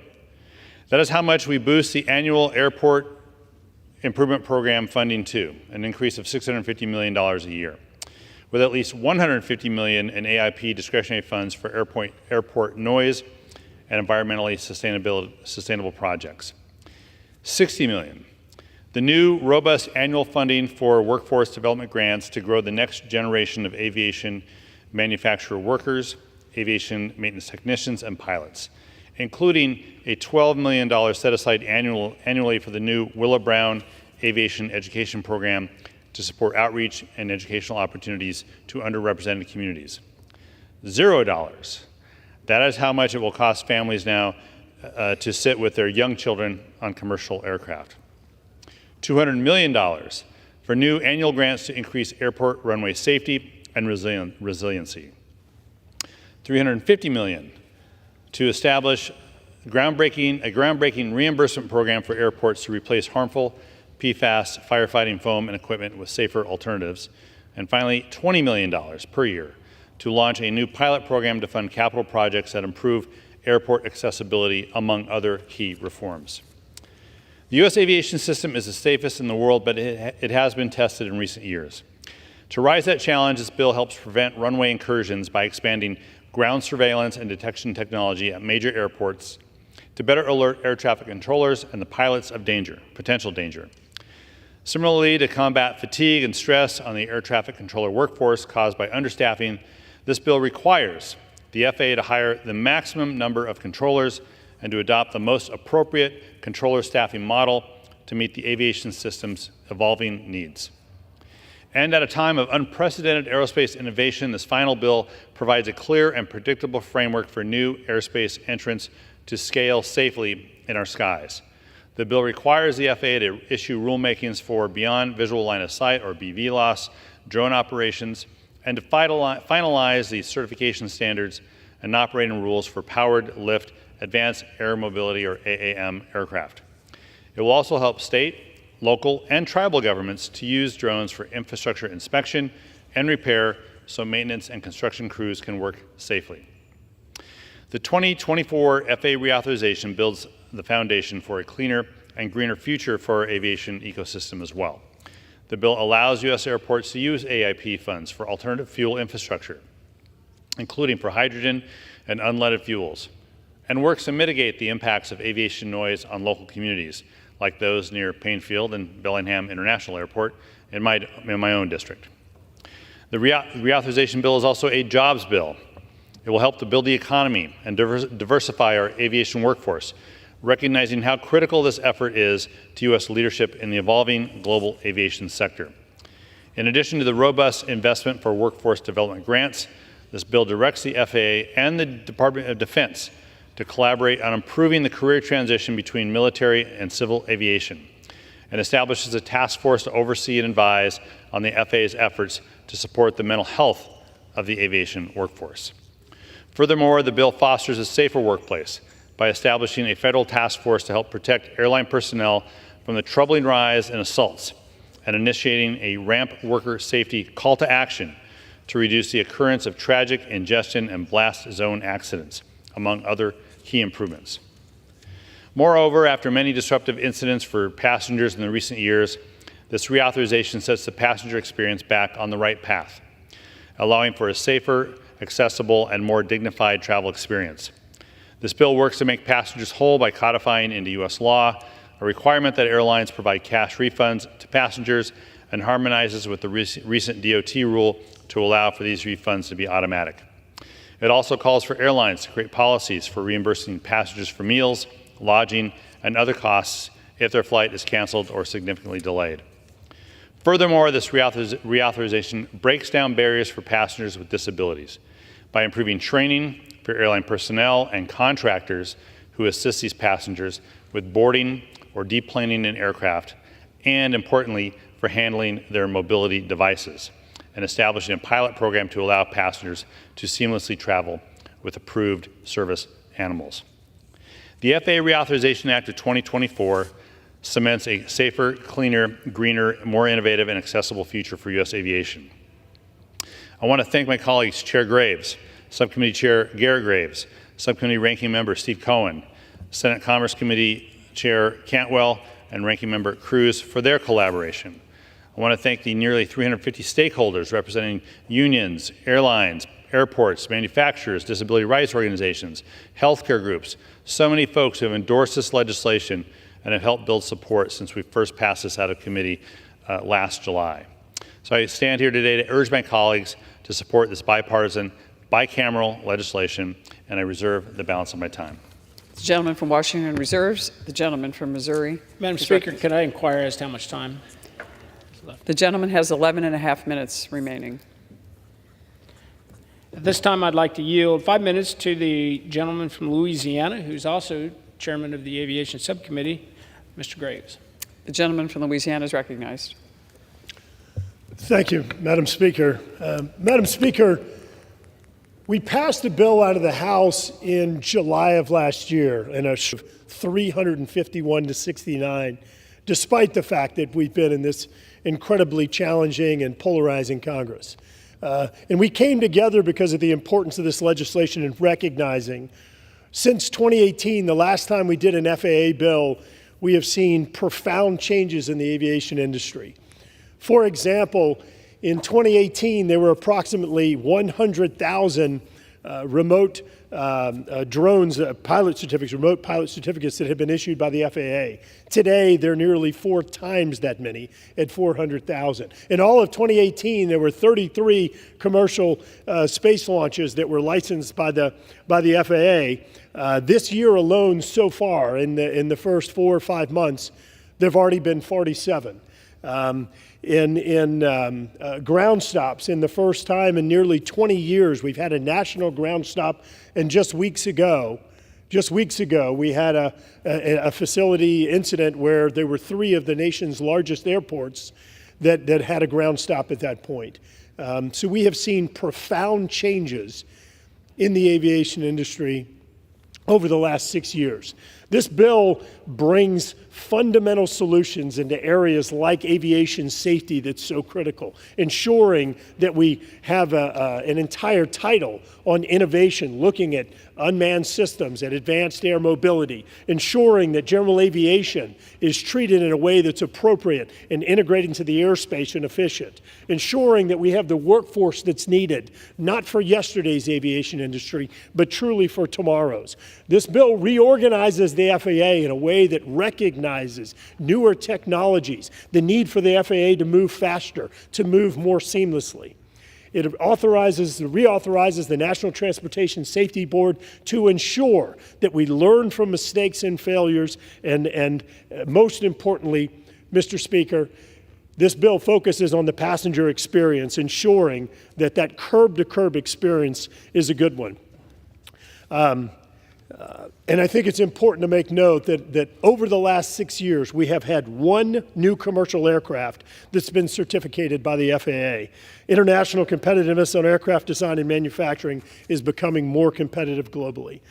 This bill will bring the FAA out of the 20th century and allow us to lead globally in the 2030s and beyond. For the state of Louisiana, the bill offers an opportunity to compete for Department of Transportation investment opportunities in new forms of aviation and resilience. It also advances the use of drones in new forms of aviation for activities such as emergency response, infrastructure inspections, and supporting the offshore energy industry. The bill takes each of the challenges facing the aviation in the U.S. and provides forward-looking paths for the FAA to better serve the public today and into the next decade. We took a deep dive into the authorities and processes of the FAA to reorganize and streamline them, breaking down the silos that prevent the FAA from utilizing its own internal expertise to make decisions. We included the first ever standalone title for aviation technologies and to provide certainty to industry, prodding the FAA to allow drones and advanced air mobility to move beyond research projects into commercially scaled up programs. We build upon the NEPA reforms in the Fiscal Responsibility Act and include the most extensive airport environmental streamlining reforms of the past 2 decades and deliver on our promise, as noted, to improve upon the passenger experience. Mr. Speaker, nearly 28% of adults have never stepped foot on a plane. We've got to make sure that that experience is a positive experience, and especially, Mr. Speaker, for those young families traveling with kids, everything from parking in the parking lots all the way through security, checking in bags, concessions, loading planes, getting off planes, and recollecting their bags. That entire experience, and this bill focuses on that entire experience. Mr. Speaker, I talked about how we've been dealing with this for nearly a year, and all of the legwork that went into it probably took about another 18 months before that. There were a number of people who have put a lot of blood, sweat, and tears and countless hours into this legislation. I want to thank the people that make the bill happen, including Hunter Presti, Lanley Copeland, Julie Devine, Andrew Giancini, Will Moore, Corey Seitz, our friend Chris, and our own aviation staffer, Maggie Airy. I also want to thank the Democrat staff, Brian Bell, Adam Weiss, Liz Foro, Alex Minardi, and Michael Hudspeth, staff directors Jack Reddy and Kathy Dietrich, and also this couldn't have happened without our good friends Steve Larson and, Steve Cohen and Rick Larson. And Mr. Speaker, no one has more expertise in this Congress than the aviation guru, our full committee chairman, Sam Graves. This bill is truly transformational. Yield back. The gentleman yields back. Without objection, the gentleman from Tennessee, Mr. Cohen, is recognized to control the time. Thank you. I yield myself such time as I may consume. The gentleman is recognized. Thank you very much. I rise in support of Senate Amendment to H.R. 3935, which reauthorizes the FAA and its related authorities through fiscal year 2028. At long last, after the House passed our bill almost a year ago, the Senate caught up with the House, and it passed a bill Thursday night, making critical investments in key policy reforms the aviation system deliver for the American people and the American economy. From air traffic controller staffing challenges to the modernization of the FAA's legacy safety and technology infrastructure to the integration of new entrants in the U.S. skies, there's no shortage of problems facing the aviation sector. This FAA reauthorization bill takes significant steps toward addressing these issues and ensuring the U.S. aviation system remains the safest and most efficient in the world. It will bolster aviation safety, strengthen consumer protections and accessibility, and make landmark investments in sustainability, enhance and diversify our aviation workforce, and advance American leadership in aerospace. I'm pleased that many of my priorities have made it into this bill. For too long, airlines have made passengers jump through countless hoops to get refunds for flights that have been canceled or significantly delayed or changed. I work with Senator Markey on this on the Senate side. Airlines will now be required to provide full cash refunds to those situations if a passenger does not accept alternative compensation. I'm also glad to see the inclusion of my proposals that provide transparency into complaints from passengers with disabilities and that help passengers who use mobility aids such as wheelchairs. Too many times we've seen wheelchairs be tossed like some type of rubber baggage and damaging people's wheelchairs, and they have disabilities and they have trouble even leaving the airport. But this will protect those people and have them have access to the skies equal to everybody. This bill additionally directs the FAA to consider real-life conditions in its evacuation standards and initiating rulemaking on seat sizes. We've worked on rulemaking on seat sizes since Schuster was the chair of the committee, my friend and a great chairman, and we got it into the bill, but we still haven't got the FAA to get a test where they had real situations that were like it is when you fly to see how long it takes to evacuate a plane and to have seat sizes that are safe for the American public. Finally, long overdue requirements for aircraft cockpit voice recorders to record the most recent 25 hours of audio and for critical flight data to be recoverable without underwater retrieval to be included.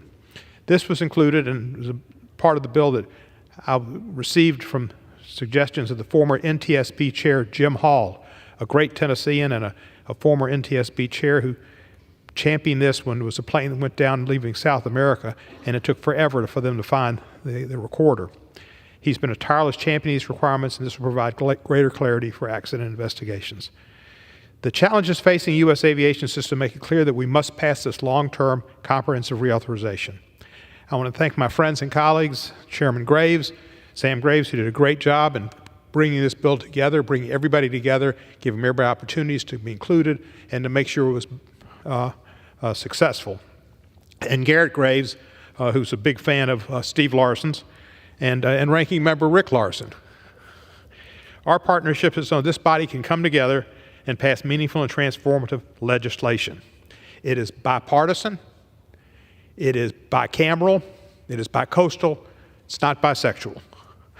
I support the Senate amendment to H.R. 3935 and urge my colleagues to do the same. I yield back the balance of my time. I reserve the balance of my time. The reserves. The gentleman from Missouri is recognized. Can I inquire as to the time on both sides, Mr. Speaker? The gentleman from Missouri has 6.5 minutes. The gentleman from Tennessee has 9.5 minutes. Thank you, Mr. Speaker. At this time, I'd yield 1 minute to the gentleman from Oklahoma, Mr. Lucas, who's chairman of the full committee on science and technology. The gentleman from Oklahoma is recognized for 1 minute. Thank you, Mr. Speaker. I rise today in support of the Senate's amendment to FAA reauthorization bill. As chairman of the Space, Science, and Technology Committee, I've worked with my colleagues for over a year on this bill, and I'm proud of the agreement that we've come to with our Senate counterparts. I want to give a special thanks to Ranking Member Loughran for working with me throughout this process. The research and development title of the bill provides a comprehensive, safe framework and integration of emerging technologies into air travel. By preserving, protecting the House's provisions of this bill, we've ensured that this is the most robust research and development title we've seen in an FAA bill. This bill includes essential support for the Air Traffic Control Academy located at the Mike Mulroney Aeronautical Center in Oklahoma City. The center is named after former Oklahoma U.S. Senator Mike Mulroney, who wrote the Federal Aviation Act that created the FAA. Senator Mulroney's legacy is realized every day through the more than 6,000 employees at the center that serve the FAA's mission of training, research, and operations for the flying public.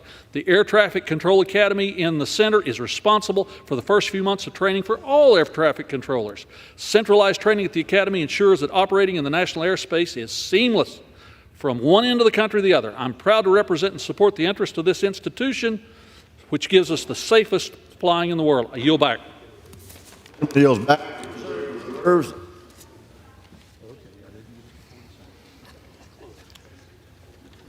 Without objection, the gentleman from Washington is recognized to control the time. Thank you very much, Mr. Chair. At this point, I'd like to recognize for 1 minute the representative from Georgia, Representative Johnson. The gentleman is recognized for 1 minute. Thank you, and I rise in support of the 2024 FAA Reauthorization Act, and I commend Transportation Committee Chair Sam Graves, Ranking Member Larson, and Subcommittee Chair and Ranking Member Garrett Graves and Steve Cohen, respectively, for their hard work and bipartisan effort to get us to this point. One key provision that I championed in this bill promises a more diverse aviation industry through the Willa Brown Grant Aviation Education Program, named in honor of the first African-American woman to receive her pilot's license on American soil. This program will provide opportunities for underrepresented individuals to access jobs in the aviation industry, and the legislation takes bold steps towards combating aircraft noise while promoting environmental resilience and sustainability.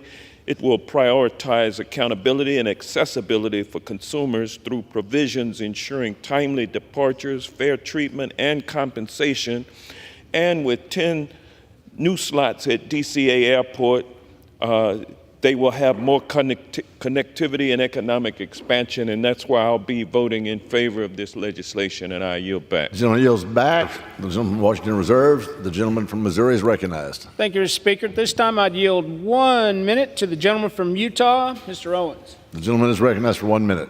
Thank you, Mr. Chair. I rise in support of H.R. 3935, the FAA Reauthorization Act of 2024. This legislation seeks to strengthen, protect, and modernize the American aviation industry, a sector often hindered by agencies that stuck in the previous century. Since 1966, the federal imposed perimeter rule has limited access, increased costs for Americans flying to Reagan Airport. This bill contains a simple but important fix. It adds 5 new routes while maintaining all existing flight routes, whether they're within or outside of the perimeter. This legislation is designed not for one airport or one airline, but for all of us. It gives more convenience, more opportunities to families traveling into Washington, D.C. I thank the negotiators of this bill for working with me over the past year to ensure this type of solution could be part of the final package. I urge my colleagues to support this bipartisan and bicameral agreement and to help DCA fly into the 21st century. Thank you, and I'll yield back. The gentleman yields back. The gentleman from Missouri reserves. The gentleman from Washington State is recognized. Thank you, Mr. Chair. At this time, I'd like to recognize for 1 minute Representative from Nevada, Representative Titus. The gentlelady from Nevada is recognized for 1 minute. Thank you. I rise in support of this FAA reauthorization bill, which will have far-reaching impact on the airspace in Nevada's 1st District by including provisions that I led requiring the maximum hiring of air traffic controllers and protecting large outdoor events from unauthorized drone incursions. Furthermore, I'm proud to say the bill includes provisions from my Air Carrier Access Amendments Act, previously led by my good friend, former Representative Jim Langevin.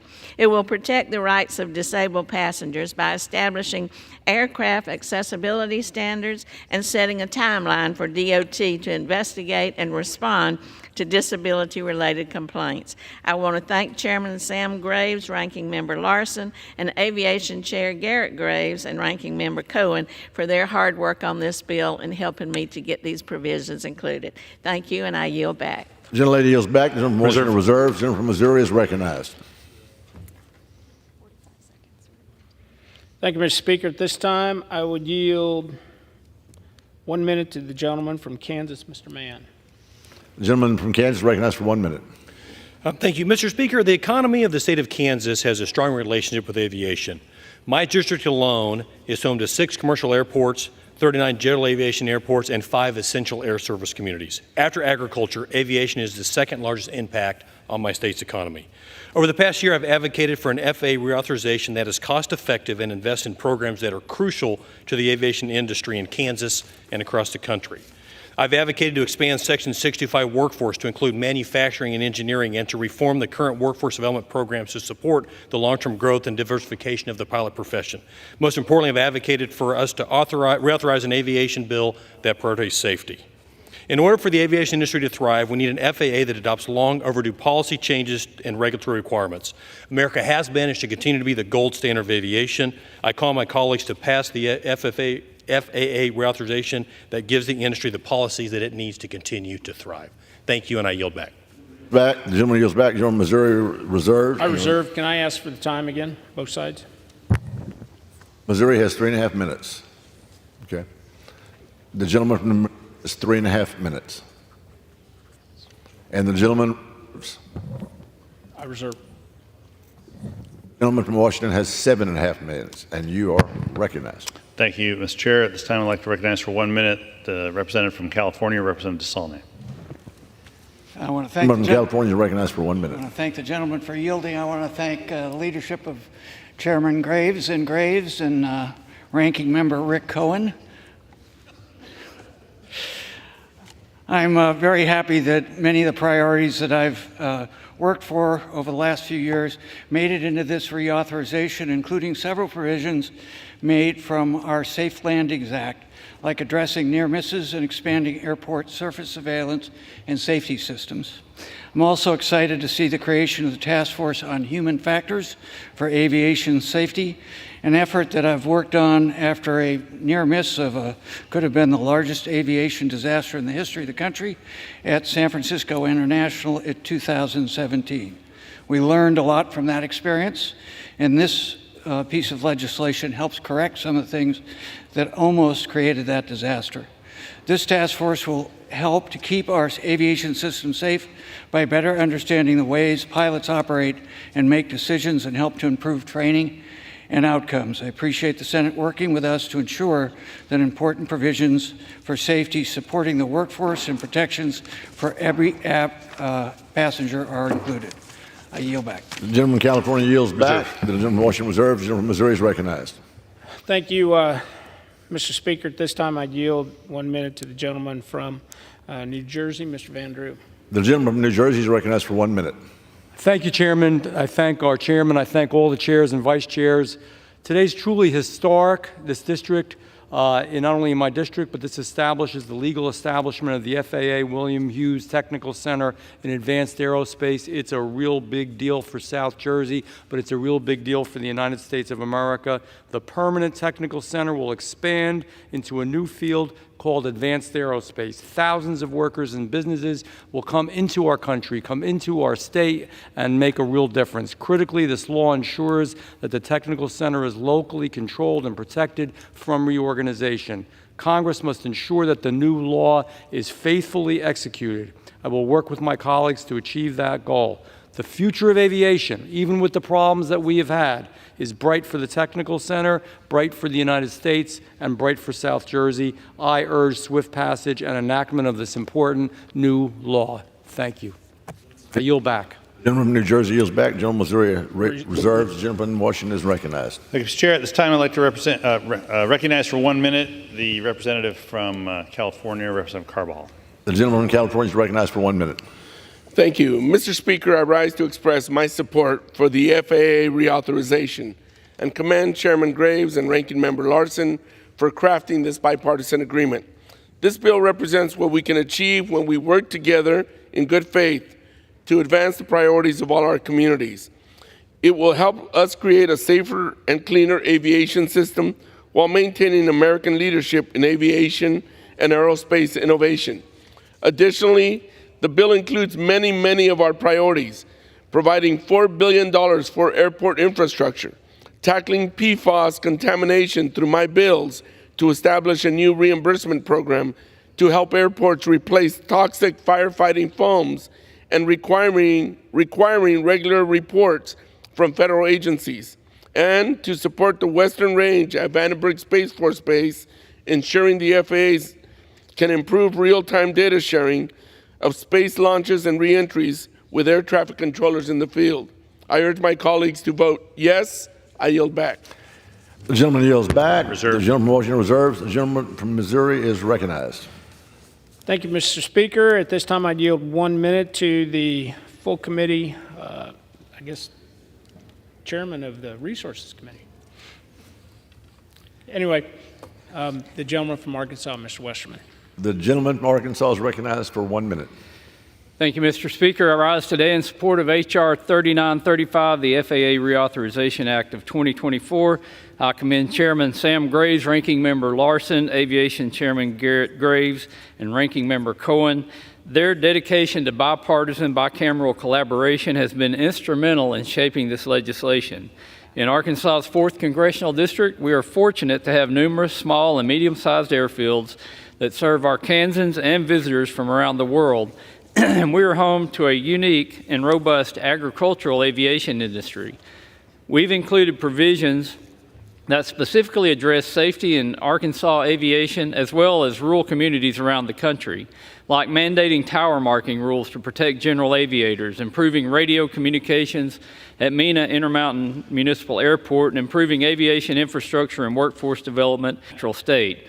The FAA Reauthorization Act of 2024 is not just about passengers and pilots. It's comprehensive, common-sense legislation that will benefit farmers, business owners, healthcare providers, and everyday folks. I strongly urge my colleagues to vote yes, and I yield back. The gentleman yields back. The gentleman from Missouri reserves. The gentleman from Washington is recognized. Thank you, Mr. Chair. I'd like to now yield a minute to Representative Sykes from Ohio.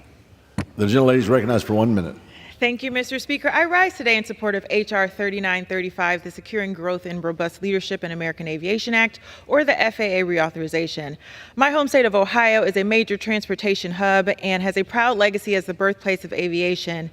And the FAA reauthorization bill will help ensure Ohio's 13th Congressional District continues to be a pioneer in the aviation and aerospace industry. This bill invests billions into airports large and small, including in my district, the Akron-Canton Regional Airport, the Akron-Fulton Airport, and Kent State University airports.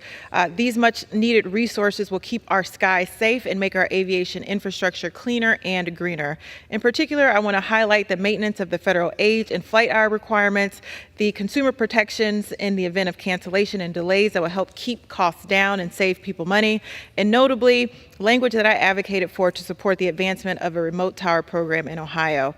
This program will improve traffic air traffic control for aircraft that utilize smaller airports, generating economic development and safer airspaces.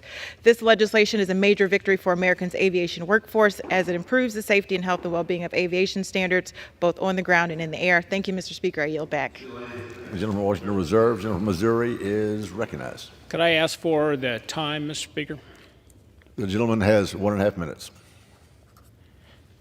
Would it be appropriate if I ask unanimous consent that both sides get 2 extra minutes?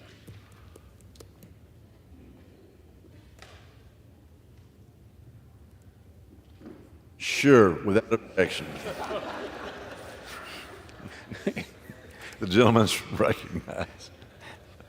Thank you, Mr. Speaker. At this time, I yield 1 minute to the gentleman from Texas, Mr. Roy. The gentleman's recognized for 1 minute. Well, I thank my friend from Missouri, and I just want to rise in support of this legislation. San Antonio, which I'm proud to represent, has about 1.7 million people. It's the 7th largest city in the country, and it is the 2nd largest market without a direct flight to Reagan National Airport. It has about 82,000 active duty, about 100,000 veterans in the community. It is arguably the center of cybersecurity. It's something that the delegation has been working on for a long time. And this is an important development. And for the reasons that I've just articulated, I just want to give a great deal of thanks to the chairman for his hard work in getting this done, to Senator Cruz and his leadership over in the Senate to get these additional 5 slots, which, by the way, will provide opportunities for other cities that are in the same situation, and frankly won't actually have a significant impact because you already have people flying from San Antonio to Reagan. They're just having to hop to do it. This will provide that direct access, and for that I'm grateful for their support, and for that I will support the bill. Yield back. The gentleman yields back. The gentleman from Missouri Reserve, and the gentleman from Washington State is recognized. Thank you, Mr. Chair. At this time, I'd like to yield 1 minute to the representative from Michigan, Representative Skolton. Lady is recognized for 1 minute. Thank you so much, Mr. Speaker.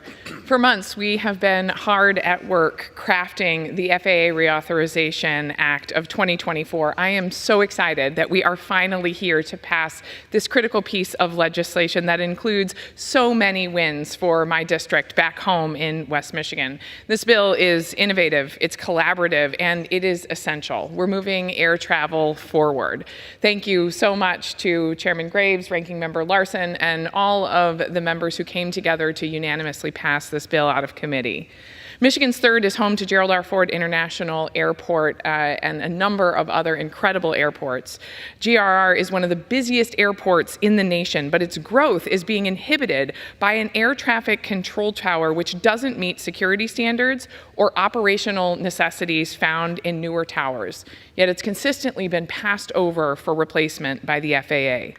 My bill includes a provision directing the FAA to specifically consider older towers at airports like GRR and others when selecting projects for replacement, and increasing transparency around the process used when deciding. Another 30 seconds. The gentlelady is recognized for 30 seconds. I got a lot to say about this airport. When deciding which towers need to be upgraded, this will help GRR and other airports forge a path forward to meet the needs of the region. I thank the chair and ranking member again for working with me, and I urge passage of this bill. For my local airport, our workers and travelers, I yield back. The gentlelady yields back. The gentleman from Washington Reserve, the gentleman from Missouri is recognized. Speaker, I don't have any more speakers, so I am prepared to close. I'll reserve. Reserves, and Washington is recognized. Thank you, Mr. Chair. At this time, I'd like to recognize a representative from Virginia, Representative Beyer, for 1 minute. From Virginia is recognized for 1 minute. Mr. Speaker, thank you. Mr. Speaker, I rise in firm opposition to H.R. 3935. I'm deeply concerned about the provisions that would aggravate dangerous conditions at National Airport. Section 502 would add new flights at National already dramatically over capacity. Last month, there was a near miss where 2 airplanes almost collided at DCA on the busiest runway in America. Today, over 1/5 of all flights at DCA are delayed, an average for over an hour. We've heard from Secretary Buttigieg, the FAA, and the Airport Authority. They have serious concerns about safety and increased delays if more flights are added. Importantly, the House has already spoken and rejected this. I'm grateful for the leadership of Chairman Graves and Ranking Member Larson, but we should not accept a backroom deal between senators to reflect special interests. The Senate refused to consider floor amendments that would restore the House language because those who crafted this bill knew they would lose that vote. It's painful that this measure is still in the bill despite widespread bipartisan opposition. I cannot support a bill that hurts my constituents, disrespects all the elected leaders from Virginia, Maryland, and D.C., and directly harms our airport and the passengers who use it. I yield back. The gentleman yields back. The gentleman from Washington reserves. The gentleman from Missouri is recognized. I reserve. The gentleman reserves. The gentleman from Washington is recognized. Excuse me. We have a number of speakers, so I'm ready to close. From Washington is recognized. How much time do I have, Mr. Speaker? The gentleman from Washington has 4 minutes. 4 minutes. Okay, thank you. So I just want to close by saying that the FAA Reauthorization Act of 2024 would not have been possible without the staff here in the House of Representatives that has spent more than a year negotiating and drafting this legislation. So I do want to thank some folks in closing. And I won't go through the titles. They know who they are. But by name, Brian Bell, Adam Weiss, Alexander Minardi, Liz Foro, Alex Schnelly. That's on the Aviation Subcommittee staff. On the full committee, Kathy Dedrick, Helena Ziblakevich, Stanton Johnson, Ryan Lehman, Peter True, Hale Diamond, Paul Sandberg, Michael Hudspeth, and Zane Tolchinsky.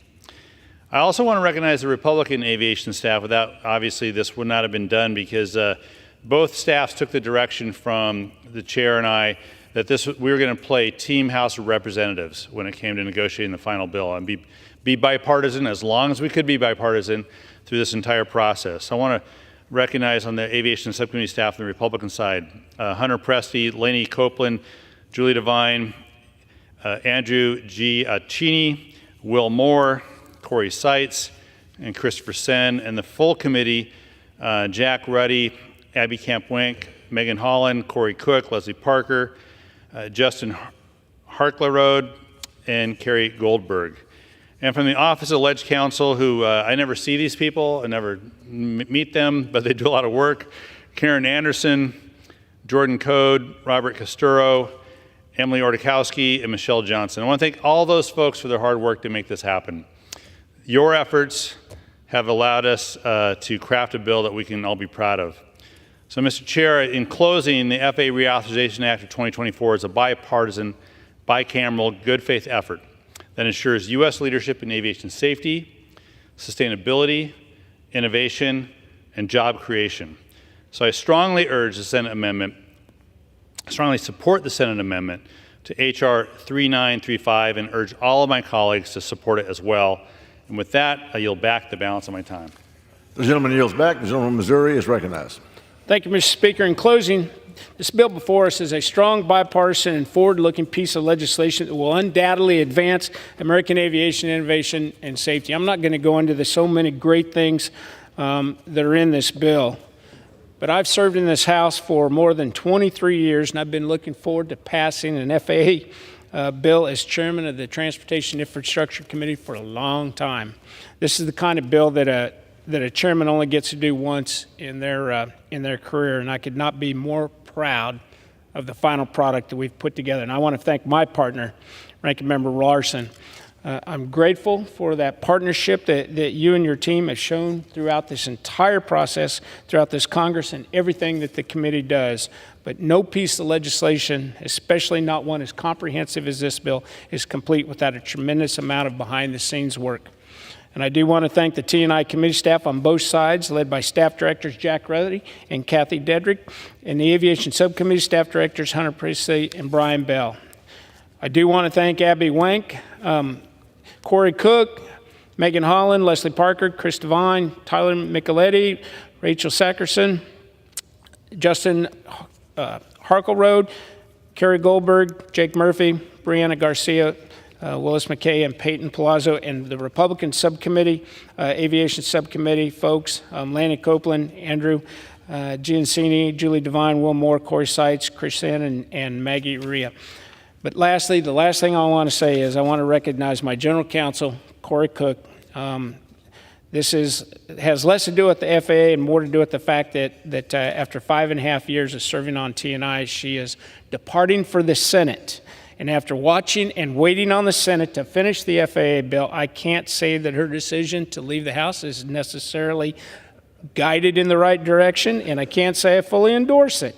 However, nonetheless, Corey has been a critical part of everything we have done in T&I during my time, both as chairman and ranking member. She worked for me on my previous committee chairmanship on small business, but she's tenacious, hardworking, and a very loyal staffer who will always be considered a part of Team Graves. And with that, Mr. Speaker, I'd urge every member of the House to support final passage of FAA Reauthorization Act of 2024 and yield back the balance of my time. Okay, Corey's former boss yields back. The question is, will the House suspend the rules and concur in the Senate amendment to H.R. 3935? Those in favor say aye. Those opposed say no. In the opinion of the chair, 2/3 being in the affirmative, the rules are suspended. The Senate amendment is agreed to, and without objection is laid on the table. From Missouri, seek recognition. We'd ask for the yeas and nays. The gentleman asked for yeas and nays. The yeas and nays are requested. All those in favor of taking this vote by the yeas and nays will rise and remain standing until counted. A sufficient number having risen, the yeas and nays are ordered. Pursuant to Clause 8 of Rule 20, further proceedings on this question will be postponed.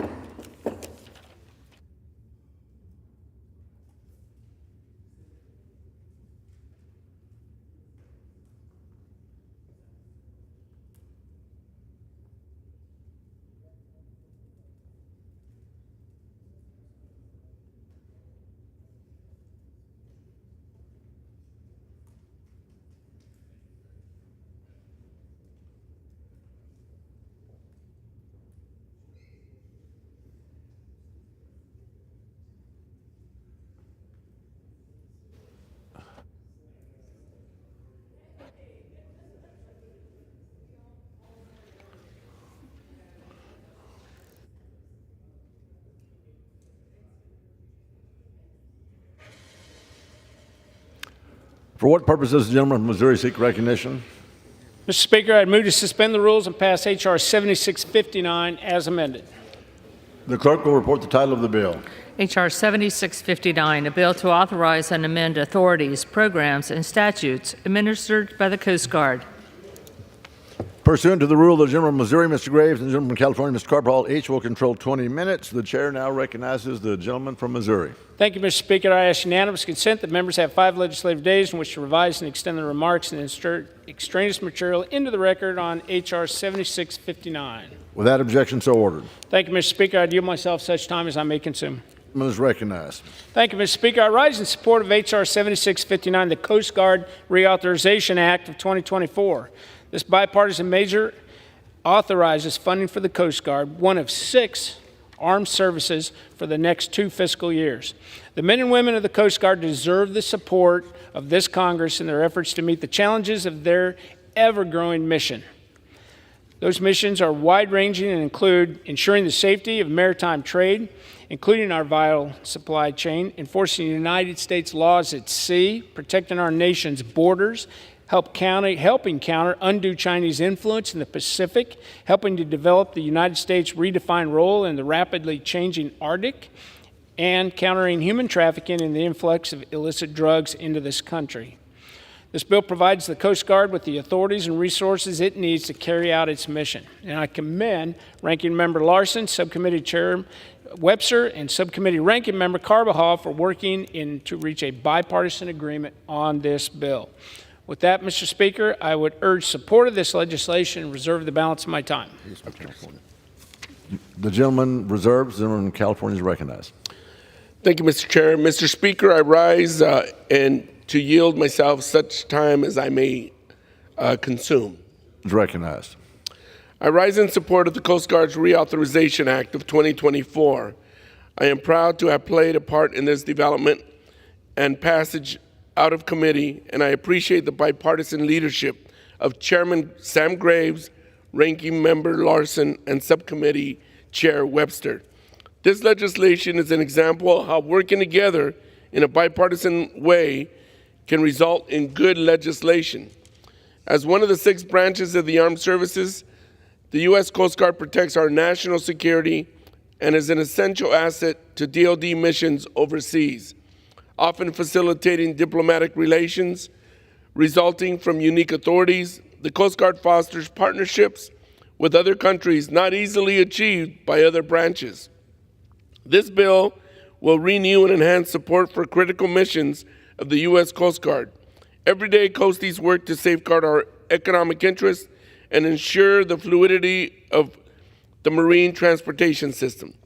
They maintain our nation's waterways for the sake of commerce, human and environmental safety. Time after time, these brave Coasties have demonstrated their resourcefulness, but they need our support. The increased funding in today's bill signals our confidence in the Coast Guard and begins down the road to providing the resources Coasties need to successfully complete their missions. The Coast Guard is facing a precarious future with an aging fleet, crumbling infrastructure, and a recruiting shortfall. In order to grow the service, we must ensure service members are safe from harm, trust their leadership, and receive the benefits they have earned. That is why H.R. 7659 includes the Coast Guard Protection and Accountability Act of 2024, which will hold the Coast Guard accountable and ensure in the wake of Operation Fouled Anchor and the efforts by the service to hide decades worth of sexual assault and sexual harassment. This legislation begins to address the worsening mariner shortage by authorizing the modernization of the mariner credentialing system and modernizing mariner eligibility.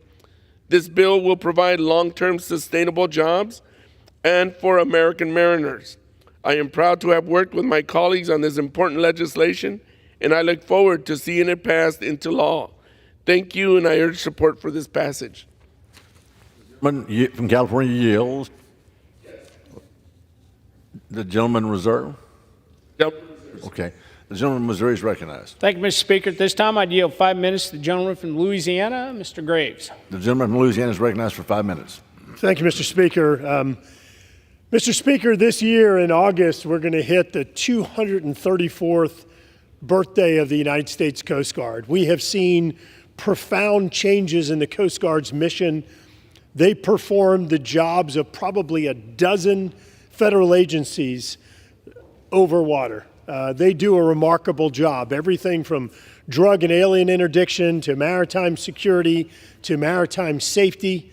They do absolutely everything, I'll say it again, that a dozen agencies do on land, the Coast Guard's responsible for over water.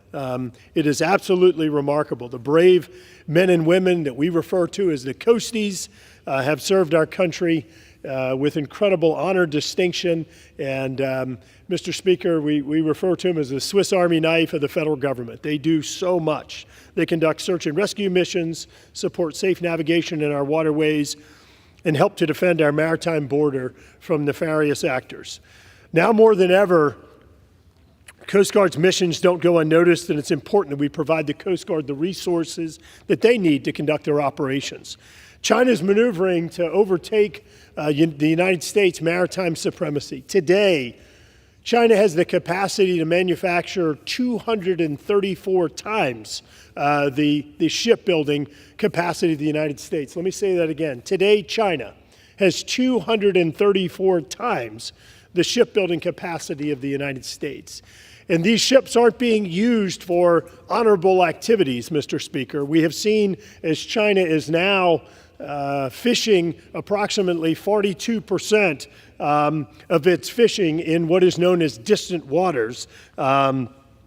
And that means in someone else's exclusive economic zone. Said another way, they're illegally fishing in other countries' waters, and they're overfishing. China is the worst IUU, illegal, unreported, and unregulated fishing nation in the world.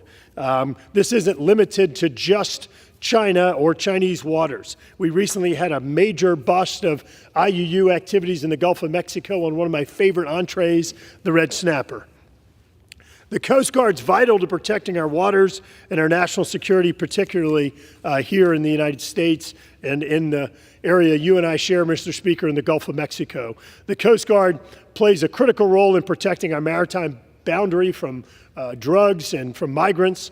And while we rightfully focus our attention on the southern land border, with Mexico, we cannot ignore the maritime border. Countless migrants enter unnoticed via boat, and often they're accompanied, or should I say they're accompanying dangerous drugs such as fentanyl. Louisiana's overdose death rate is nearly double the national average, largely thanks to massive influxes of fentanyl coming through the undetected through the southern border, including the maritime border.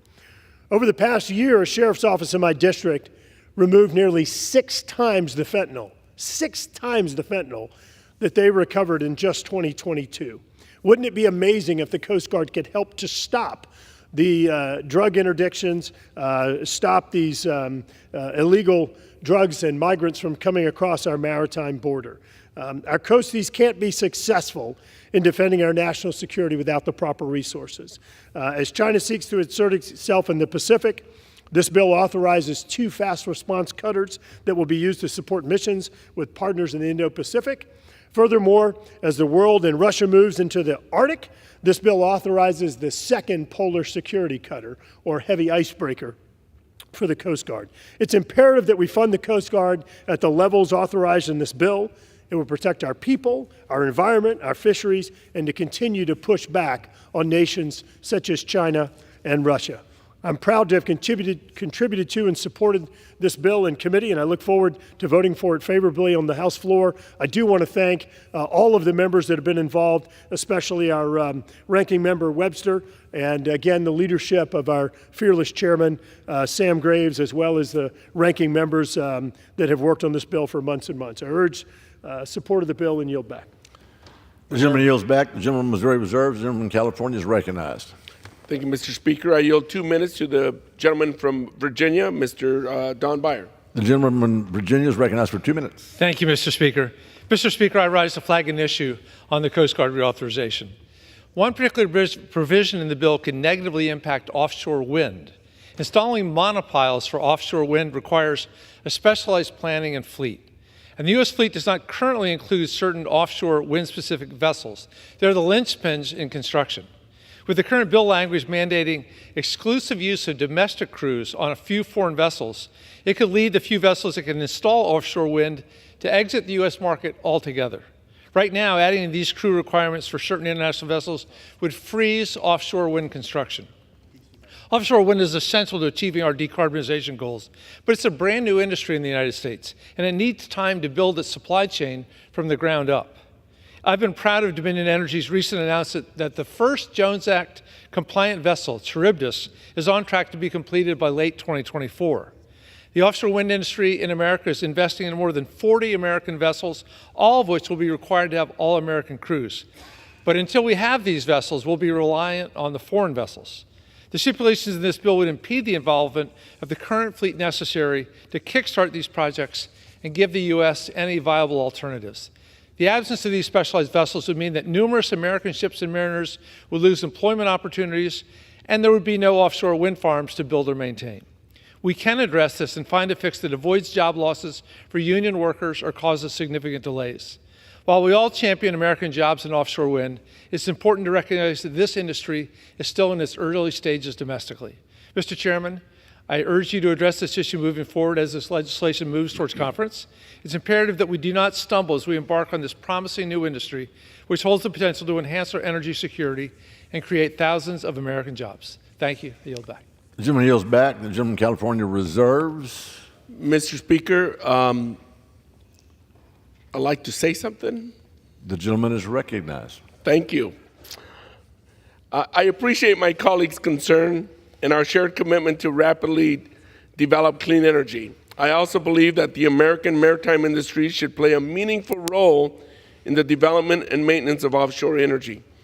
If everyone comes together to negotiate a compromise, I believe everyone's concerns can be addressed. Ranking Member Larson and I are committed to finding that compromise. But it's important that all stakeholders, including offshore wind developers, come to the table to accomplish that. With that, Mr. Speaker, I reserve. Now the gentleman reserves. The gentleman from Missouri is recognized. Thank you, Mr. Speaker. At this time, I'd yield 2 minutes to the gentleman from New Jersey, Mr. Van Drew. The gentleman from New Jersey is recognized for 2 minutes. Thank you, Chairman. I rise in support of the Coast Guard Authorization Act of 2024. My district of South Jersey is an official Coast Guard community. We are deeply proud to be the home of the United States Coast Guard's Training Center, Cape May. The vast majority of all recruits are trained right there. This legislation includes historic levels of funding for the training center. It unlocks over $200 million in authorities that will build Cape May into a world-class facility. New barracks, indoor training, shooting ranges, and more. This is a strong bill for South Jersey. It's a strong bill for the Coast Guard. It is a strong bill for the United States of America. I urge swift passage of this legislation. I want to thank the chairman and the ranking member and the chairman of the subcommittee and the ranking member as well. I yield back. The gentleman yields back. The gentleman from Missouri reserves. The gentleman from California is recognized.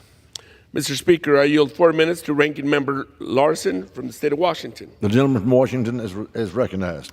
Thank you. I am pleased to speak in support of H.R. 7659, the Coast Guard Authorization Act of 2024.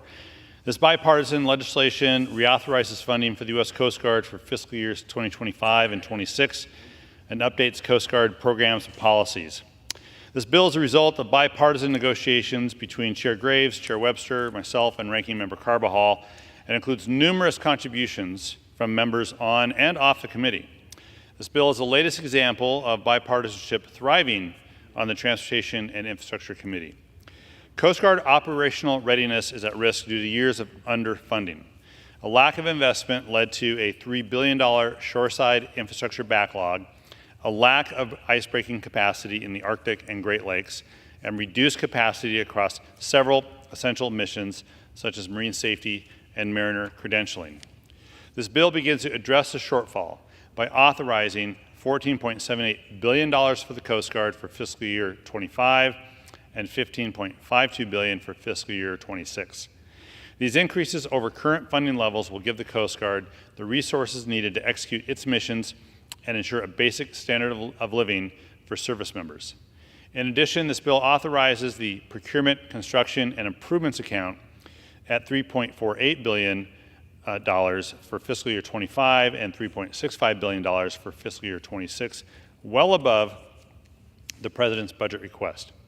This level of funding should enable the Coast Guard to maintain its ongoing recapitalization programs, including the Polar Security Cutter and the offshore patrol cutters. Importantly, this bill also includes $180 million for waterfront improvements to Coast Guard Base Seattle, which will ensure home porting capacity for Polar Security Cutters. Last Congress, we enacted substantial improvements to safety for mariners and passengers aboard vessels. This legislation builds upon that work by addressing additional safety risks on vessels and increasing the penalties for bad actors. In 2022, the Aleutian Isle fishing vessel began taking on water after running aground in Puget Sound off the coast of the San Juan Island in my district. What should have been a salvaging firefighting operation turned into an oil spill response operation. The salvager listed on the vessel response plan did not have the capacity to adequately respond and led to the vessel sinking and discharging oil. This bill improves oil spill prevention by bolstering vessel response plans and ensuring timely, robust salvage firefighting responses when vessel incidents do occur. This bill also includes vital provisions to begin addressing the mariner shortage.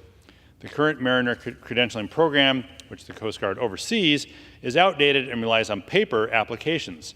Processing delays impact both existing and new mariners looking to enter the industry.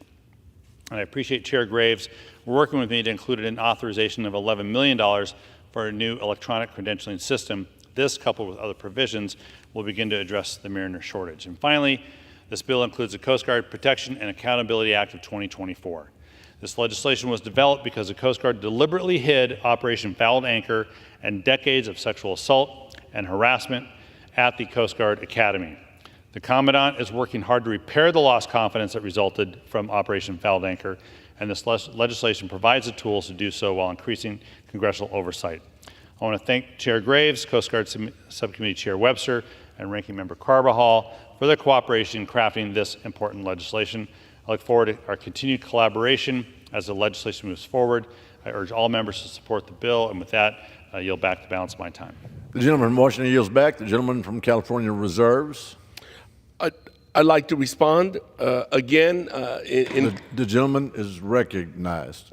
In closing, I want to again thank Chairman Graves, Ranking Member Larson, Subcommittee Chair Webster,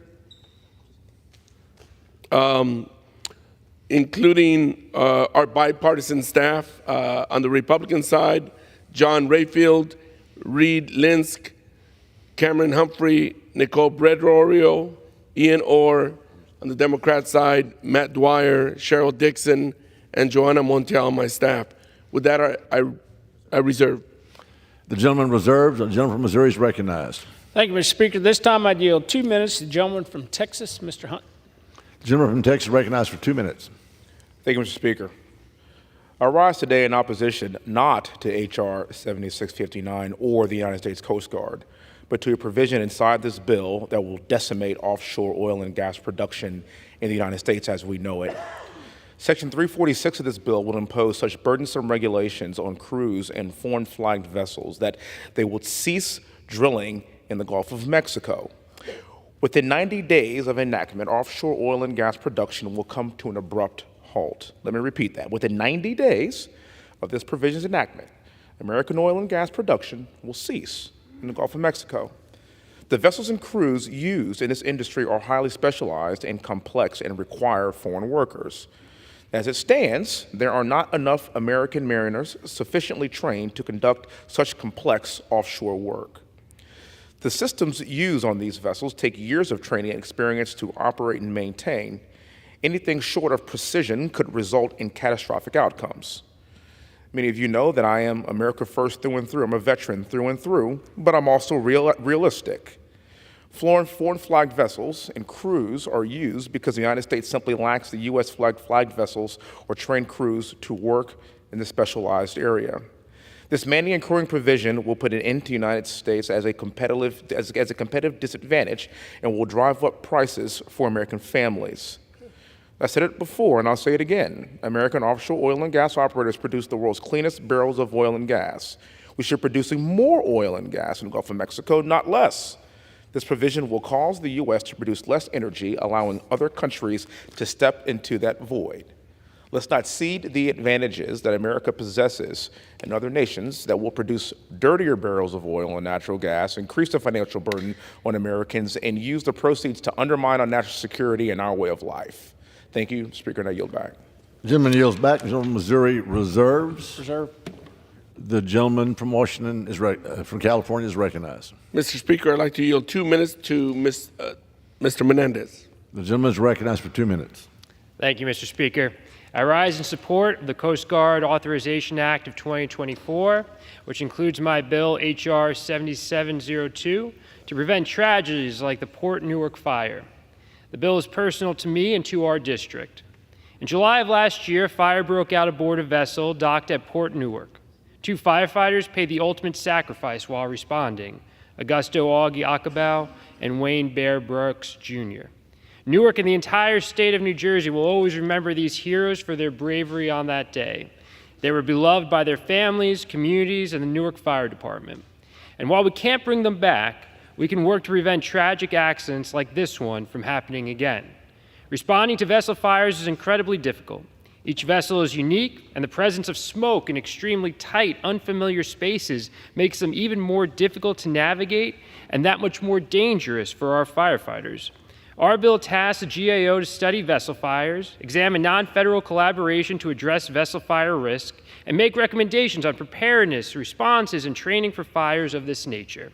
I am proud this bill was included in the Coast Guard Reauthorization Act in honor of Augie and Bear. I urge my colleagues to vote for this important bill, and I yield back. The gentleman yields back. The gentleman from California reserved. The gentleman from Missouri is recognized. Thank you, Mr. Speaker. This time I'd yield 1 minute to the gentleman from Louisiana, Mr. Graves. The gentleman from Louisiana is recognized for 1 minute. Thank you, Mr. Speaker. Mr. Speaker, I just want to quickly respond to my friend from Texas and the comments about the offshore energy industry. I represent South Louisiana. You have 6 states that produce offshore energy: Alaska, California, Texas, Louisiana, Mississippi, and Alabama. You can add up the offshore federal production in those 5 states combined, And you'd have to multiply it times 4 to meet the amount of offshore energy production in federal waters off the coast of Louisiana. Yet, our entire delegation, House, Senate, Republican, Democrat, are fully supportive of the crewing and manning provision in this bill because it does improve the safety and the security of operations in the Gulf of Mexico. And of course, Mr. Speaker, it would not cause the shutdown of oil and gas or energy operations in the Gulf of Mexico. Let me say it again. To the contrary, it would actually improve the safety and security. There are waivers and exceptions for foreign vessels that ensures that these vessels operate in a way that is safe and secure for our country. I urge adoption of this legislation and yield back. Gentleman yields back. The gentleman from Missouri reserves. The gentleman from California is recognized. I reserve. The gentleman reserves. The gentleman from Missouri is recognized. Thank you, Mr. Speaker. At this time, I'd yield 5 minutes to the gentleman from Florida, Mr. Webster, who's also the chairman of the Coast Guard Subcommittee. The gentleman from Florida is recognized for 5 minutes. Thank you, Mr. Speaker, and I rise in strong support of this piece of legislation. It's a bill recognizing the important work of the Coast Guard. It does protect the waters, interdict for drugs, stop human trafficking, and promote maritime safety. So even in my state of Florida, we brace for the influx of Haitian immigrants, illegal immigrants, and authorizes the funding of Coast Guard through fiscal year 2026, makes critical investments to enable the service to meet their current and growing mission and demands. The measure directs much needed investment in the Coast Guard shoreside infrastructure, authorizes additional heavy lift aircraft, helicopters, and vessels that will support the Coast Guard's missions. As the Coast Guard faces a shortfall in service members and civilians, this legislation supports the Coast Guard's efforts to address the recurring and retention challenges that support the efforts and boost the pool of qualified U.S. merchant mariners, and can mobilize during such a time as is needed. I'm pleased the bill also has language to strengthen the Coast Guard's ability to counter cyber threats that jeopardize the safety of our supply chain, and the bill incorporates the Coast Guard Protection and Accountability Act of 2024 that Ranking Member Carbajal and I introduced along with Chairman Graves and Ranking Member Larson. The provisions will strengthen and protections for the members of the Coast Guard for sexual assault and harassment, and increase transparency within the service about the manner in which these cases are held. I appreciate Chairman Graves' work on the Coast Guard Authorization Act of 2024, along with Ranking Member Larson and Subcommittee Ranking Member Carbajal. I urge my colleagues to support this legislation and yield back my time. The gentleman yields back. The gentleman from Missouri is I have no more speakers, so I'm prepared to close, and I reserve. The gentleman reserves. The gentleman from California is recognized. I thank my colleagues for this bipartisan legislation. I urge my colleagues to support this legislation. With that, Mr. Speaker, I yield back the balance of my time. The gentleman yields back. The gentleman from Missouri is recognized. Thank you, Mr. Speaker.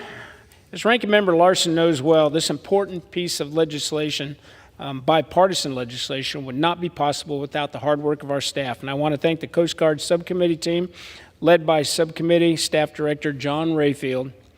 Thank you, John, Reed, Lance, Cameron, Humphrey, Nicole, Badario, and Ian Orr, and to all of the TNI full committee staff who have worked on getting us here today, including TNI Staff Director Jack Ruddy. I also want to say thank you to the TNI Minority Full Committee staff led by Kathy Dedrick and Subcommittee staff led by Matt Dwyer. This legislation provides the support that the men and women of the United States Coast Guard need to do their jobs, and it improves maritime safety with the help of our nation.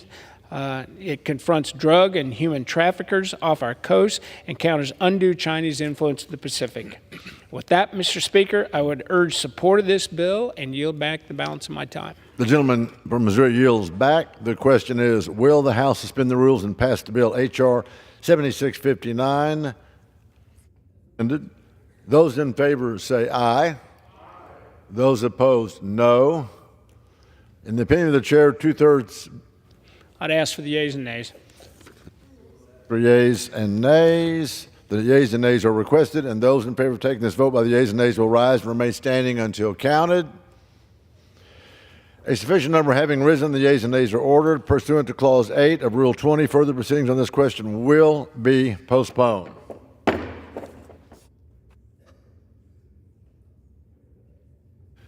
The chair lays before the House a message.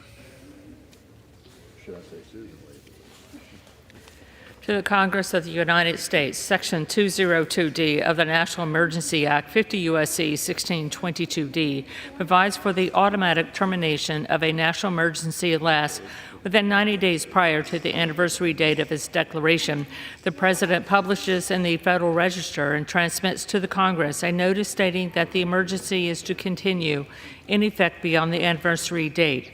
In accordance with this provision, I have sent to the Federal Register for publication the enclosed notice stating that the national emergency with respect to Yemen declared in Executive Order 13611 of May 16, 2012 is to continue in effect beyond May 16, 2024. The actions and policies of certain former members of the government of Yemen and others in threatening Yemen's peace, security, and stability continue to pose an unusual and extraordinary threat to the national security and foreign policy of the United States. Therefore, I have determined that it is necessary to continue the national emergency declared in Executive Order 13611 with respect to Yemen. Signed sincerely, Joseph R. Biden, Jr., The White House, May 14th, 2024. Refer to the Committee on Foreign Affairs and ordered printing. Pursuant to Clause 12A of Rule 1, the Chair declares the House in recess until approximately 6:30 p.m. today.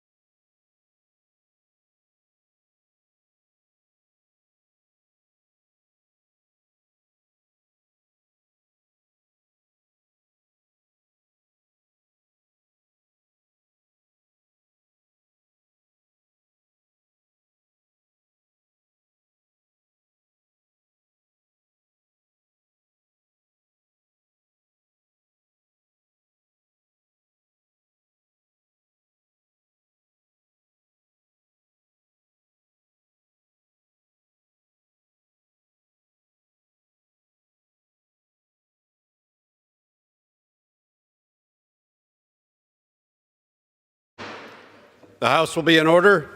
Proceedings will resume on questions previously postponed. Votes will be taken in the following order. Motion to suspend the rules and pass Senate Bill 546 and House Resolution 7659. I said House Resolution. H.R. 7659. The first electronic vote will be conducted as a 15-minute vote pursuant to Clause 9 of Rule 20. Remaining electronic votes will be conducted as 5-minute votes. Pursuant to Clause 8 of Rule 20, the unfinished business is the vote on the motion of the gentleman from Texas, Mr. Hunt, to suspend the rules and pass Senate Bill 546, on which the yeas and nays are ordered. The clerk will report the title. Senate 546, an act to amend the Omnibus Crime Control and Safe Streets Act of 1968 to authorize law enforcement agencies to use COPS grants for recruitment activities and for other purposes. The question is, will the House suspend the rules and pass the bill? Members will record their votes by electronic device. This is a 15-minute vote.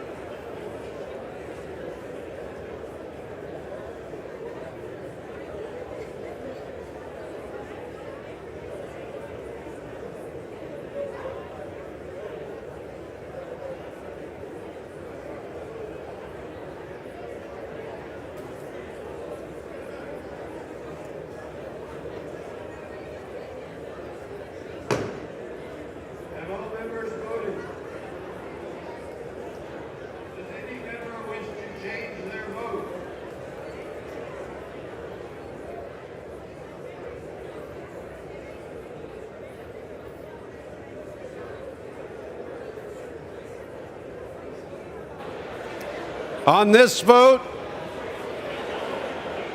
the yeas are 370. The nays are 18. 2/3 being in the affirmative, the rules are suspended, the bill is passed, and without objection, the motion to reconsider is laid on the table. Pursuant to Clause 8 of Rule 20, the unfinished business is the vote on the motion of the gentleman from Missouri, Mr. Graves, to suspend the rules and pass H.R. 7659 as amended, on which the yeas and nays are ordered. The clerk will report the title. H.R. 7659, a bill to authorize and amend authorities, programs, and statutes administered by the Coast Guard. The question is, will the House suspend the rules and pass the bill as amended? Members will record their votes by electronic device. This is a 5-minute vote.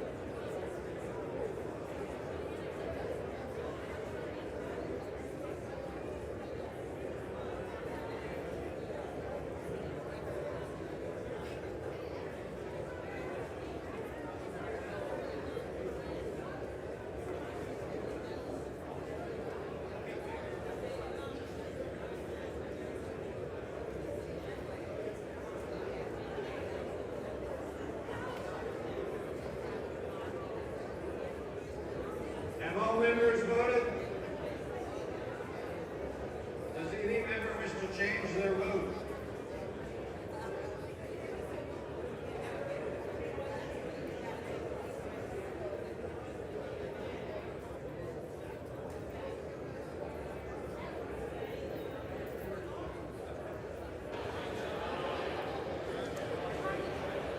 On this vote, the yeas.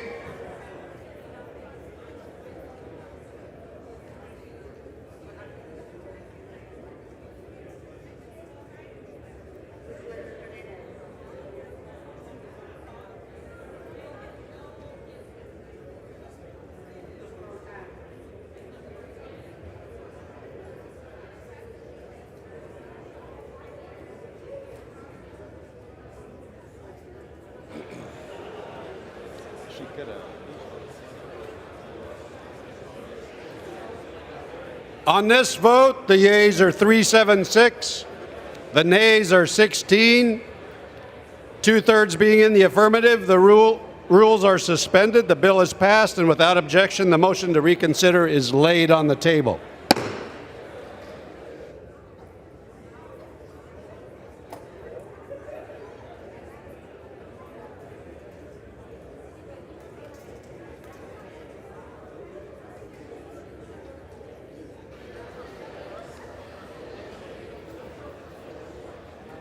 Are there 1 minute?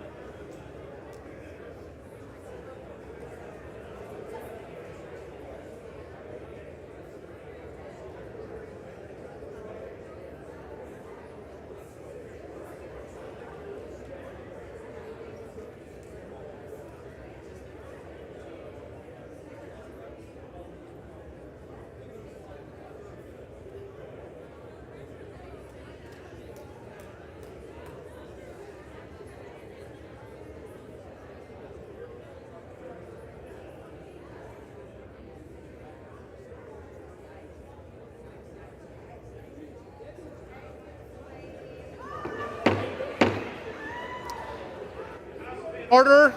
If members and staff could please take your conversations off the floor.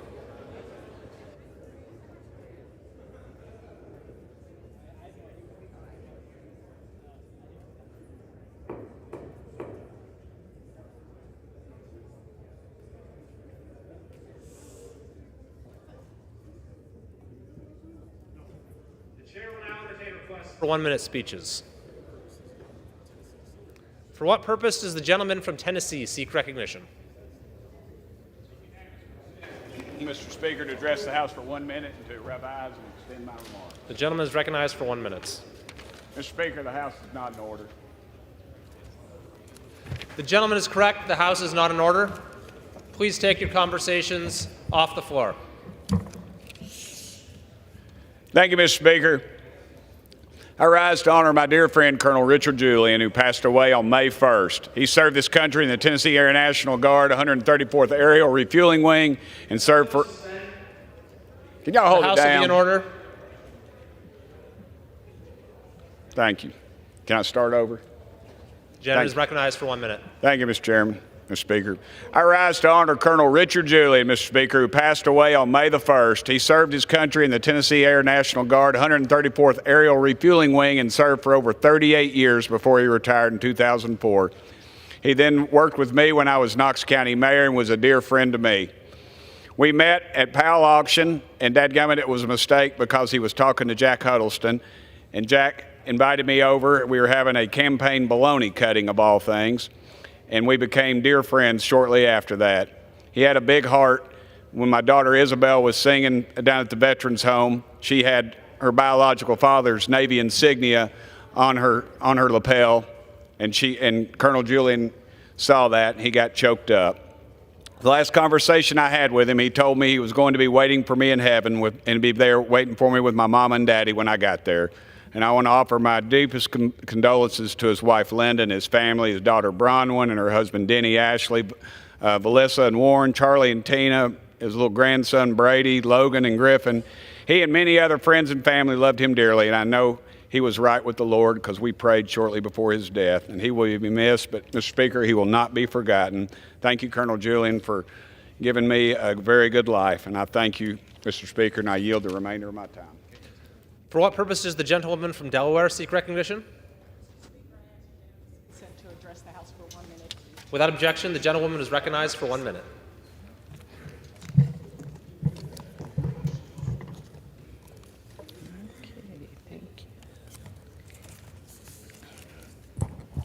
Mr. Speaker, I am excited that this week the House is expected to take action on the bipartisan Promoting Resilient Supply Chains Act. Supply chains are an issue that touches every American, whether they know it or not. From shortages of PPE and baby formula to lumber and glass for housing to semiconductor chips that power our cars, weakened supply chains can delay critical goods that we rely on. That's why this bill is so important. It's an issue that I've been working on since the pandemic, and Dr. Larry Bouchon and I worked tirelessly to introduce this bill after many weeks of negotiations. This legislation creates a whole-of-government approach to mapping, monitoring, and proactively strengthening our supply chains, helping us identify shocks before they occur. It enjoys the support of over 150 organizations and was passed out of committee unanimously. Making our supply chains more resilient will help us create good-paying jobs, lower costs for consumers, grow our economy, and strengthen our national security. I ask our colleagues to vote yes on this legislation, and I look forward to President Biden signing it. Thank you, Mr. Speaker, and I yield back. For what purpose does the gentleman from South Carolina seek recognition? Extend my remarks. Without objection, the gentleman is recognized for 1 minute. Thank you, Mr. Speaker. As America recognizes National Police Week, we show our appreciation for all the officers who serve and protect us daily while honoring those who have bravely lost their lives in the line of duty. Unfortunately, Biden and far-left Democrats' support for the defund police movement has resulted in violent crime across the country, threatening families. Corrupt Judge Merchant continues his unprofessional, incompetent witch hunt persecuting Donald Trump. Merchant incompetence inspired 100,000 people to rally for Trump in New Jersey, proving Merchant is re-electing Donald Trump. Corrupt Judge Merchant is deserving my invitation to be my guest at the Trump inauguration for his re-election success of Donald Trump. In conclusion, God bless our troops who successfully protected America for 20 years as the global war on terrorism moves from the Afghanistan safe haven to America. We do not need new border laws. We need to enforce existing border laws. Biden shamefully opens the borders for dictators as more 9/11 attacks across America are imminent, as repeatedly warned by the FBI. I yield back. For what purpose does the gentlewoman from Ohio seek recognition?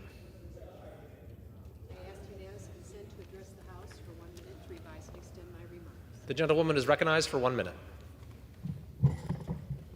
Mr. Speaker, I rise to celebrate National Police Week. This week comes at a time where Republicans have spent the past year trying to cut local law enforcement budgets to the bone. Current Republican study committee plans threaten to cut funding for nearly 30,000 law enforcement jobs nationwide. Our police forces perform their duties with great honor and courage. However, Republican efforts to defend our local police will only make their jobs harder. I urge my colleagues to support COPS funding. Please co-sponsor our bipartisan legislation that equips our law enforcement with the tools they need to adequately address the ongoing mental health crisis in the field, in our jails, and our prisons. H.R. 3501, the Law Enforcement Training for Mental Health Crisis Response Act, will provide funding to law enforcement at all levels for responding to behavioral health crises. Our nation has a severe mental health crisis. Law enforcement officers are often the first to respond, so it's vital for them to have all the right tools and training to manage these sensitive incidents safely and effectively. A big salute to our dutiful law enforcement officers in Northwest Ohio and across our nation. We value you. Thank you, Mr. Speaker. I yield back. For what purpose does the gentleman from Georgia seek recognition? Ask unanimous consent to address the House for 1 minute and to revise and extend my remarks. Without objection, the gentleman is recognized for 1 minute. Mr. Speaker, I rise today to recognize National Fentanyl Awareness Day, which was celebrated last week on May 7th. In 2023, a record number of our sons and daughters' lives were taken by opioid overdoses, the majority of which were caused by illicit fentanyl poisoning. Fentanyl poisoning is the leading cause of death for Americans aged 18 to 45 and is predominantly sourced from our southwest border. This is unacceptable. We must close that southern border, but there are additional steps we can take to ensure everyone, especially our youth, are protected. I've been a long-time advocate for naloxone, an overdose reversal drug, to be available over the counter, and I'm so glad the FDA finally took this step so that more people can access this life-saving medication. As a pharmacist, I understand just how important access to naloxone is. I carry it around me in my backpack everywhere I go. I've never had to use it, and I hope I don't have to use it, but it's there in case of an emergency. I've introduced legislation, the Saving Lives in Schools Act, which would require schools to carry naloxone. Wherever you see a defibrillator, you should see naloxone. It's safe, effective, easy to use, and could save a life. The Fentanyl Awareness Day, we must band together and commit to ending the fentanyl poisoning epidemic for Time good. has expired. Thank you, Mr. Speaker, and I yield back. For what purpose does the gentleman from Michigan seek recognition? Without objection, the gentlewoman is recognized for 1 minute. Thank you, Mr. Speaker. I rise today to highlight Asian American and Pacific Islander Heritage Month, an annual celebration that recognizes the many historical and cultural contributions of Asian and Pacific Islander descent to the United States, from science to medicine, literature and art, sports and recreation, government and politics, activism and law. Our Asian American community is so vital to our country's success. And I would like to shine a brief light on the Asian Pacific American Chamber of Congress.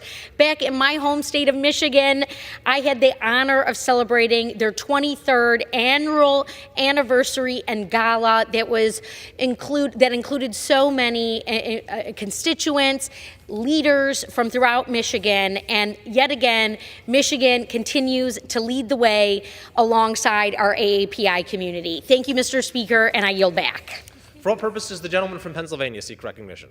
Mr. Speaker, request unanimous consent to address the House for 1 minute, revise and extend my remarks. Without objection, the gentleman is recognized for 1 minute. Well, thank you, Mr. Speaker. Mr. Speaker, I rise today to celebrate 50 years of the Center Area Transportation Authority, or CATA. For the last 50 years, CATA has connected the Borough State College and surrounding townships with reliable transportation.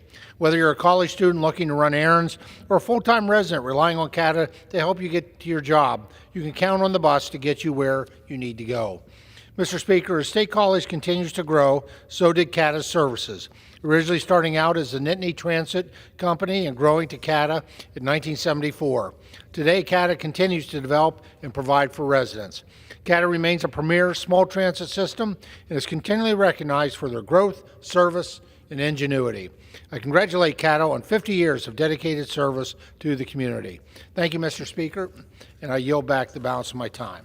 For what purpose does the gentleman from Indiana seek recognition? Mr. Speaker, I ask unanimous consent to address the House for 1 minute. Without objection, the gentleman is recognized for 1 minute. Mr. Speaker, it is with great respect that I rise today in recognition of National Police Week. Every day, our brave law enforcement officers respond at a moment's notice to keep our community safe and secure. We have the responsibility to make sure they have the support and financial resources that they need to protect themselves and to perform their duties to the best of their abilities. That is why, throughout my time as a member of Congress, I have been proud to successfully secure community project funding requests in appropriation measures for police departments throughout Northwest Indiana, including most recently for Gary, Hammond, Maryville, Michigan City, and Munster.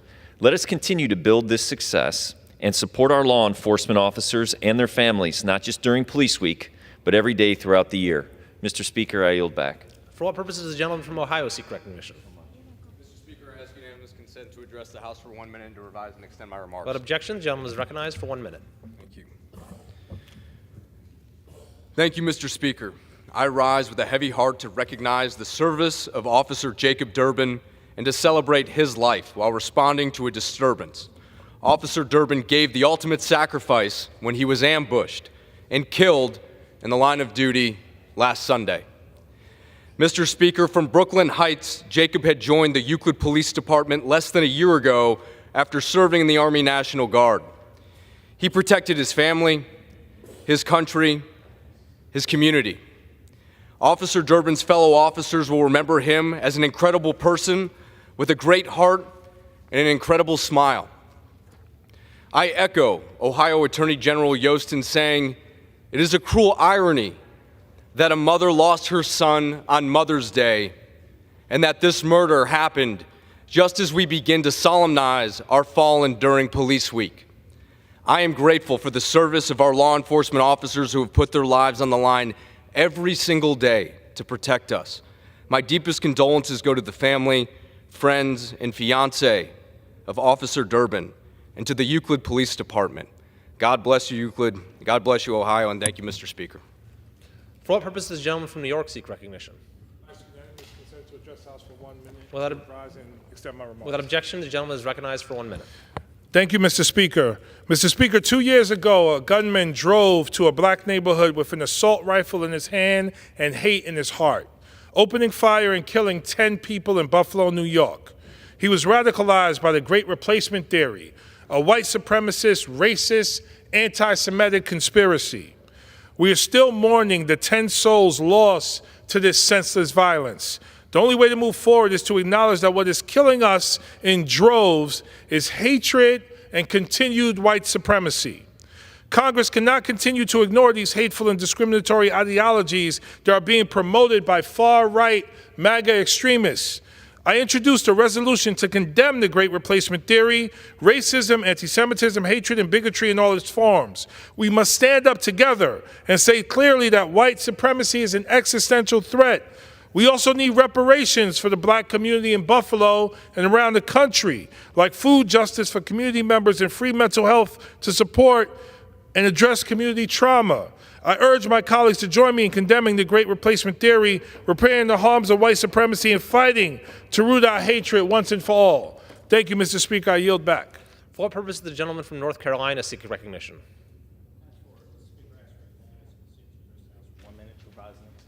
Without objection, the gentleman is recognized for 1 minute.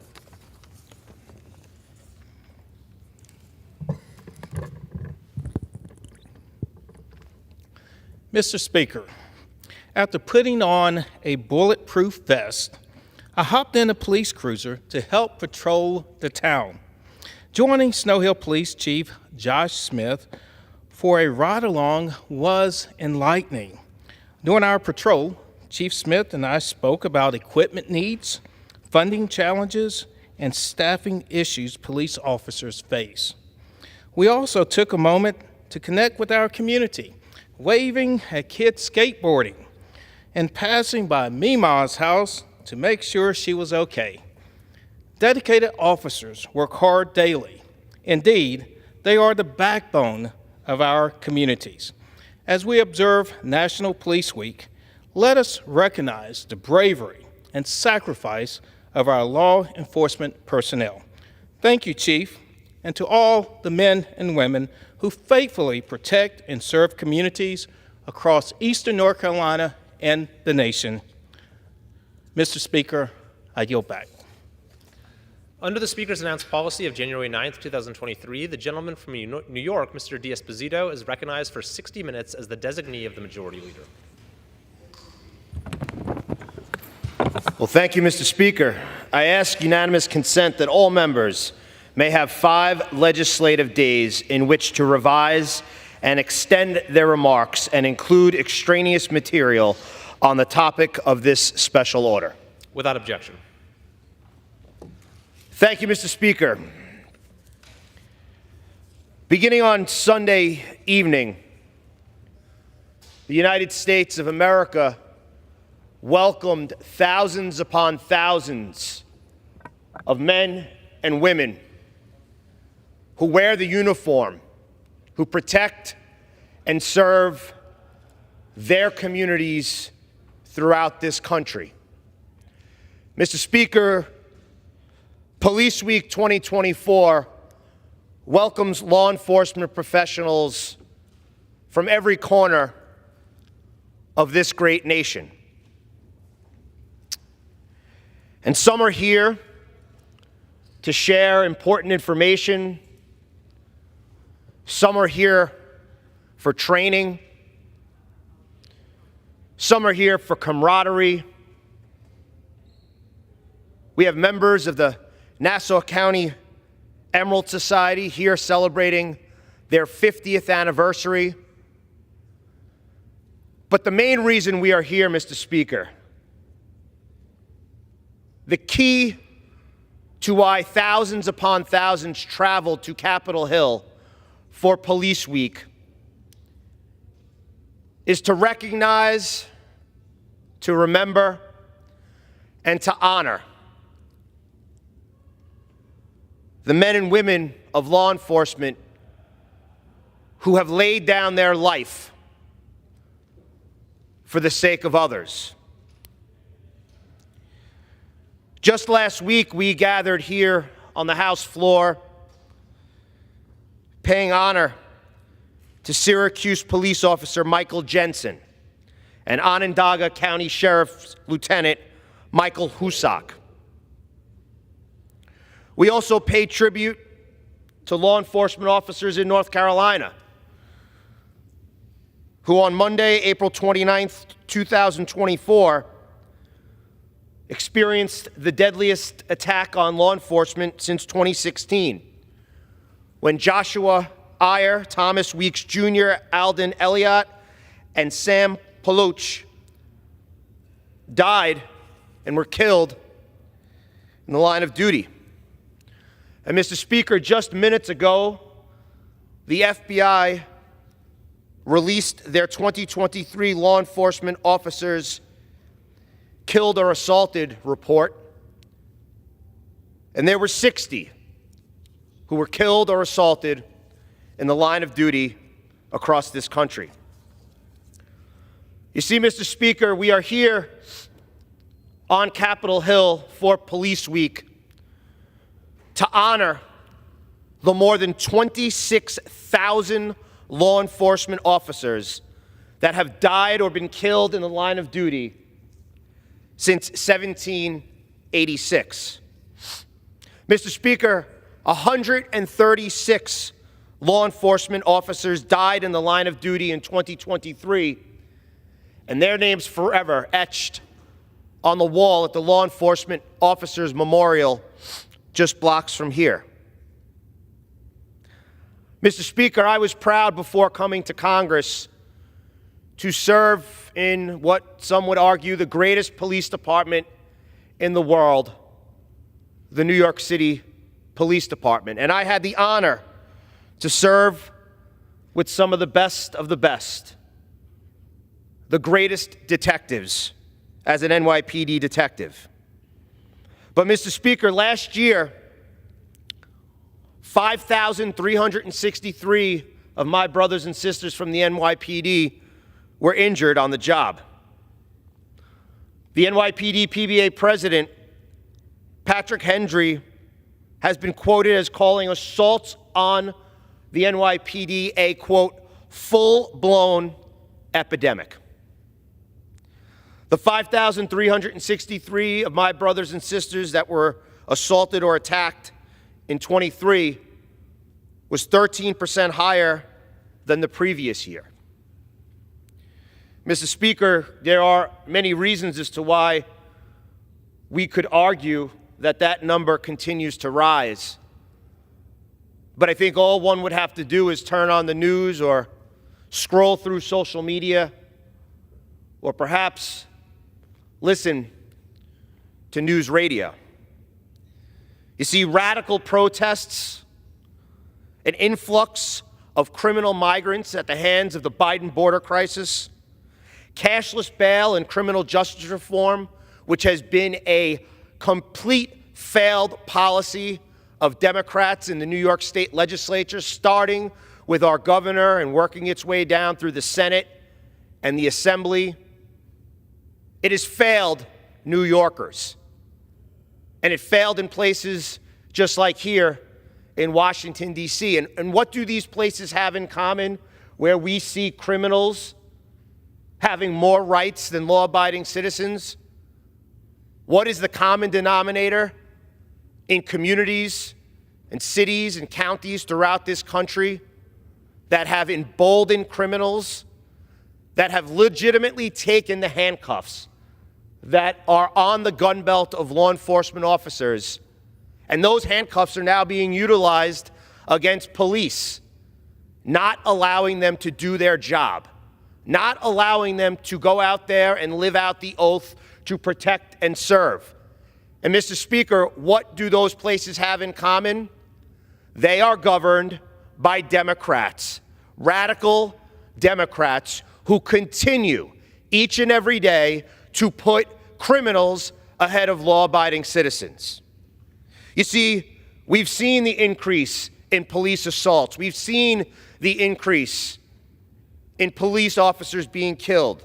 Why? Because of radical protests, an influx of criminal migrants, bail reform, cashless bail, criminal justice reform, anti-cop rhetoric, and soft on crime, rogue district attorneys like Alvin Bragg in Manhattan. 1,287 of my brothers and sisters throughout this country died from suicide between 2016 and 2022. Mr. Speaker, that number is startling.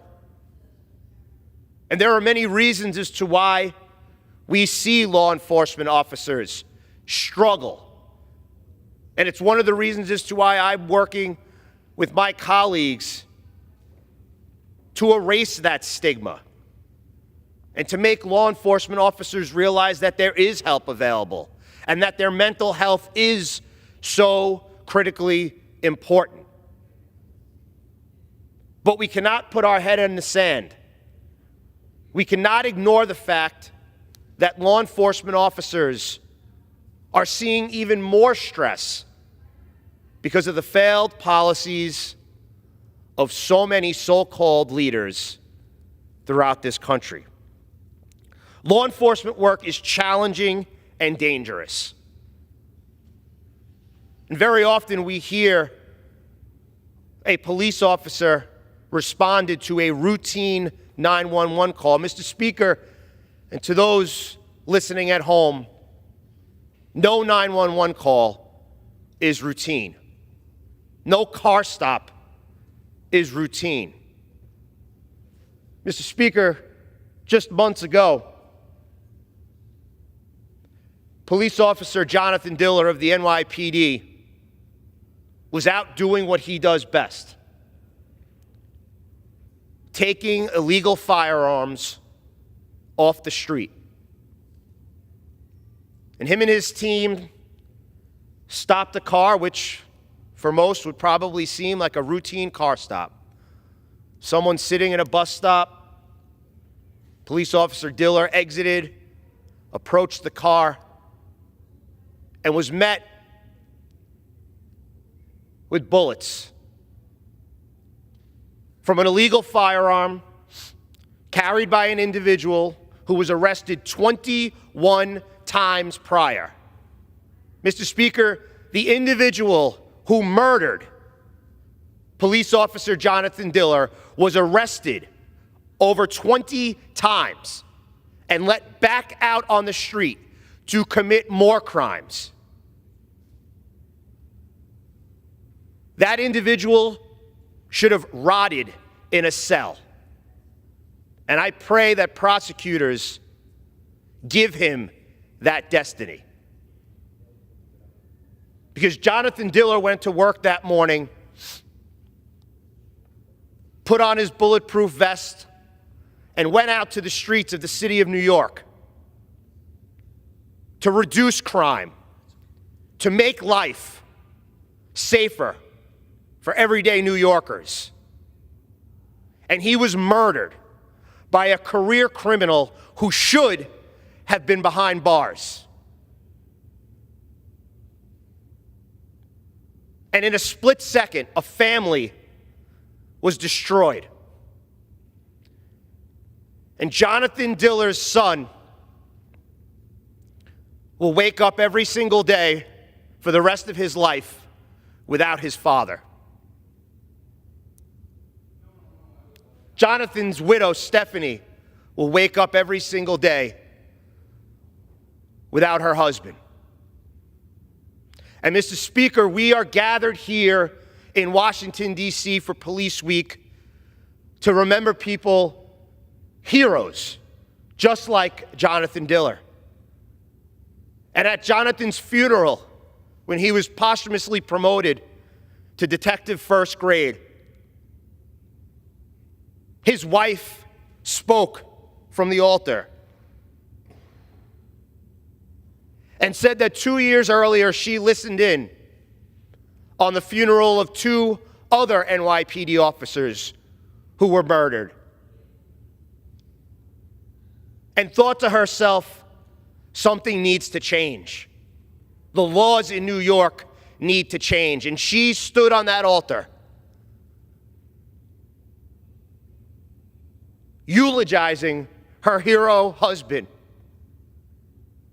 pleading with elected officials in New York State to rethink their justice reform and cashless bail. But unfortunately, it's not going to change because Democrats in New York have doubled down.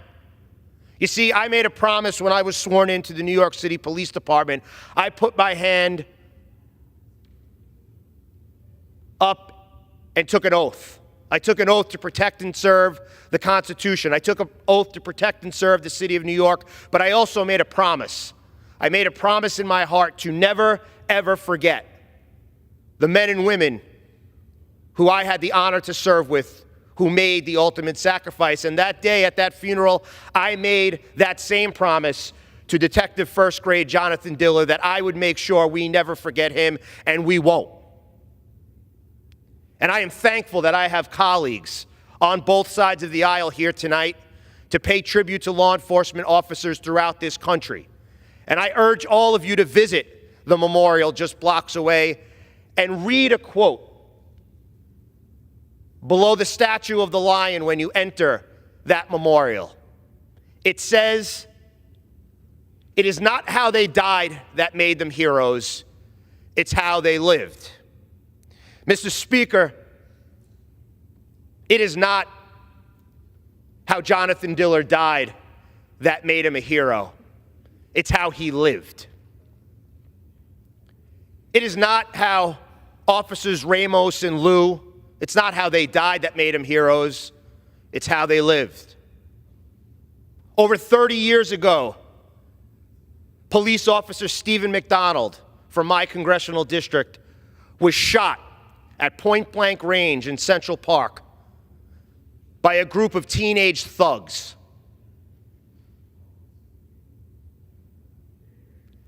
He went to the hospital where they said he wasn't expected to live.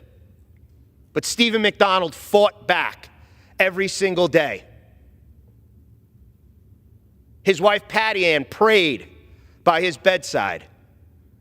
His son Connor, my good friend, was baptized at his hospital bed. And Stephen McDonald spent his life advocating for the New York City Police Department and for law enforcement officers throughout this country. And he talked about peace and forgiveness and forgave his near assassins. And Stephen McDonald, who was from the 4th Congressional District, just a couple of weeks ago, I got to witness his son promoted to captain of the New York City Police Department. And Connor continues to preserve the legacy of his great father, Stephen. Mr. Speaker, another example of it's not how he died that made him a hero, it's how Stephen McDonald lived that made him a hero. So we are gathered here in Washington, D.C. for Police Week to honor those men and women who are heroes, because we promised to never forget. And now, Mr. Speaker, I'd like to yield 5 minutes to my good friend and fellow brother in blue, Mr. Rutherford from Florida.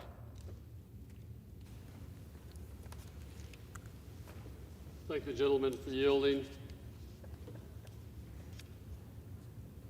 As a law enforcement officer, my fundamental duty is to serve mankind, to safeguard lives and property, to protect the innocent against deception, the weak against oppression or intimidation, and the peaceful against violence and disorder, and to respect the constitutional rights of all men to liberty, equality, and justice. Mr. Speaker, that is the opening line of the Law Enforcement Officer's Code of Ethics, a code every officer whose name is etched into the National Law Enforcement Officers Memorial lived and died by. Today, I rise to honor 2 fallen police officers from my district whose names were added to the memorial wall this year. Thank you. Sergeant Michael Paul Kunovich and Deputy Sheriff Peter Thomas Johnson. Mr. Speaker, on Friday, May 19, 2023, following an arrest of a combative suspect armed with a knife, Sergeant Michael Paul Kunovich suffered a fatal heart attack from the physical exertion and stress caused while apprehending this fleeing suspect. Sergeant Kunovich served 26 years in the St. Johns County Sheriff's Office, receiving numerous awards, including a meritorious award in Service Award in 2023 and 2013, and an Exceptional Service Award in 2010, and many letters of commendation. He also served on a SWAT team for 5 years while earning his bachelor's degree in public administration from Flagler College. Through and through, Sergeant Kunovich was a servant leader, dedicated to protecting his community until the end of his watch. He will be greatly missed by the whole Northeast Florida law enforcement community. My thoughts and prayers are with his family, including his 2 sons, Michael Jr. and Max, his friends, and the men and women of the St. Johns County Sheriff's Office. I also rise today to honor the life and service of Deputy Sheriff Peter Thomas Johnson, who was shot and killed while investigating reports of a firearms discharge on December 21st, 1913. That's right, 1913. You see, Mr. Speaker, Deputy Johnson served with the Duval County Sheriff's Office for 11 months before his end of watch over 110 years ago. But until this year, he had never been recognized. We are forever grateful for his service and the heroic legacy that he left behind. You know, we promise our officers every day, as has been said so eloquently by my colleague here, that we will never forget. And this is evidence tonight that we will never forget if an officer is called upon to lay down that full measure of devotion. Ralph Waldo Emerson once said, "The purpose of life is not to be happy. It's to be useful. It's to be honorable, to be compassionate, to have it make some difference that you lived and lived well." Mr. Speaker, these 2 men that we honor tonight lived well. May these heroes never be forgotten.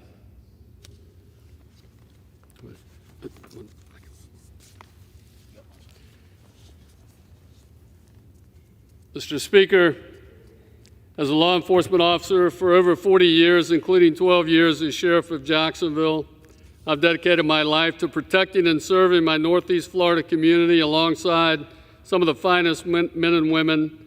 And now it is my job in Congress to call on protecting those men and women who are serving today Anyone who has put on a badge and answered the call of duty knows the dangers that may await. And sadly, this is the reality officers and their families accept each time they leave home.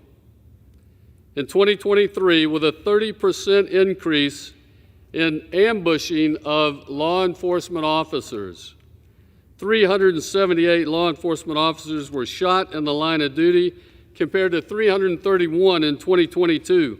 That's a 13% increase in just 1 year. These attacks must end. That's why I introduced the Protect and Serve Act, a bipartisan bill to increase penalties on those who want to target and ambush and harm our police officers. And I urge Congress to pass it. If these bad actors want to target the police, we in Congress should target them. It's our responsibility to protect those who protect us. As anyone who has worked in law enforcement knows, losing a loved one, a colleague, or a friend in the line of duty changes you forever. I know what officers go through every day as they put on their uniform and say goodbye to their families. During my over 40-year career, I lost 26 colleagues and friends who laid down their lives in service to our community. One police officer killed in an ambush is one too many. The increase in ambushes and dangerous rhetoric about law enforcement has left many agencies struggling now to hire and retain the best and the brightest. We must help give agencies the tools they need to hire and keep these officers. That is also why I introduced the HELPER Act, a bicameral bipartisan bill that I introduced in the House to make it easier for police officers and other public servants in our community to buy their first home. Families everywhere are struggling to get by. In fact, many of our nation's first responders and teachers are priced out of the very neighborhoods that they are called to serve. By making home ownership easier, the HELPER Act would work to boost the recruitment and retention of our dedicated public servants and help make our communities safer. Everyone benefits from being neighbors with those serving and protecting our way of life. I urge the House to pass these important bills to make our communities safer and deliver for our law enforcement officers nationwide. Mr. Speaker, I just hope that and pray that all of us can lead lives that are worthy of their sacrifice. With that, Mr. Speaker, I yield back. Thank you, Mr. Rutherford. I now yield 3 minutes to my friend from New Jersey and the co-chair of the Law Enforcement Caucus, Mr. Pascarell. Thank you, Congressman. I'm always proud to stand in support of our brave law enforcement officers who suit up every day. That is especially true during National Police Week. This year, National Law Enforcement Officers Memorial will add 282 names of officers who have died in the line of duty. I'm thinking of my good friend, Passaic County Sheriff Richard Burdick, a dedicated public servant. We will never forget his sacrifices that made our community a better place. As longtime co-chair of the Law Enforcement Caucus, I know any successful effort to fund and support the police must be bipartisan. I'm deeply disappointed to see law enforcement politicized these last several years. We must stand united against all attacks on police, not just certain attacks, all attacks.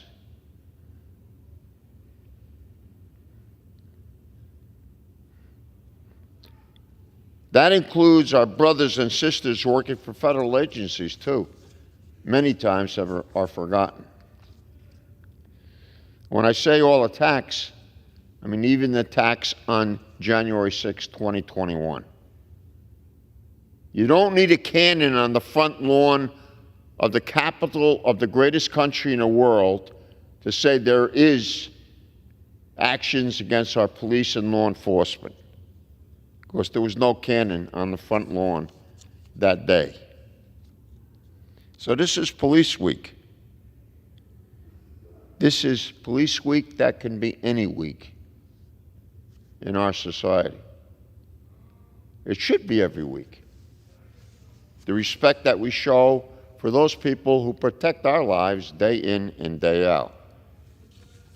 I'm proud of the bipartisan solutions we've enacted to improve the physical and mental health of our officers.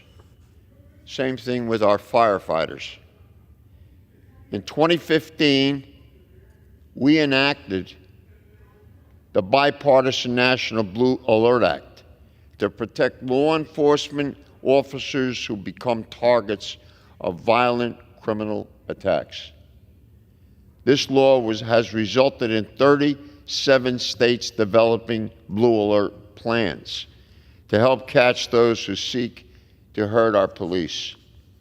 In 2019, we permanently authorized the life-saving Bulletproof Vest Partnership Grant Program. Vests are directly attributable to saving the lives of over 300 officers in the last 10 years.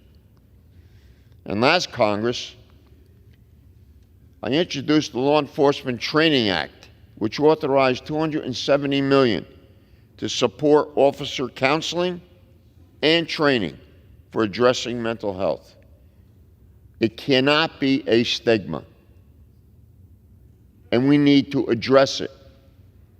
And it should be something that someone comes forth with to seek help. And we have to create that environment within our departments and within our society. This Police Week, let us do right by law enforcement communities. Let us pass bills that actually fund the police, not words, but action. Frankly, I regret that each of the police bills coming to the floor this week are more partisan and political than the next. Take a look at them, read them. Conversely, across the building, I'm glad to see the Senate acting by advancing Honoring Our Fallen Heroes Act. This bill would ensure first responders who die or become disabled from occupational cancer get their public safety officers' benefits. This builds on the bill to reform and expand federal death and disability benefits that we passed during Police Week in 2021. Pay, benefits, health care, housing assistance, fair retirement treatment, bills addressing these items can make a real difference for our officers and their families. I hope we can get the Honor Act and other important priorities to the President's desk this Congress. Thank you, and God bless our police, and God bless our America. And I yield back. Thank you, Mr. Chairman.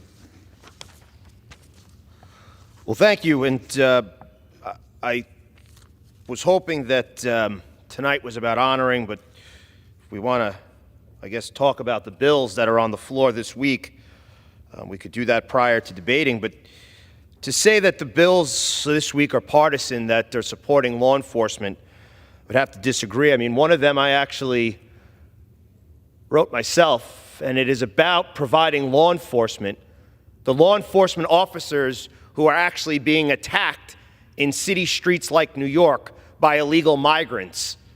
The bill requires that law enforcement agencies throughout the country are given updates as to how this migrant crisis, the Biden border crisis, how it's affecting law enforcement so that Congress and local municipalities can do the job that they need to make sure that law enforcement has the resources they need to protect themselves. That does not seem partisan to me. And with that, Mr. Speaker, I'd like to yield 3 minutes to another brother in law enforcement, my good friend from Minnesota, Mr. Stillbirth. Mr. Speaker, I'd like to thank my colleague from New York, Congressman D'Esposito, for leading this important conversation this evening. I am proud to stand here in this hallowed institution on Police Week to honor my brothers and sisters in law enforcement. As a police officer with over 20 years of experience, I know firsthand the sacrifices law enforcement officers make for the safety and security of their communities.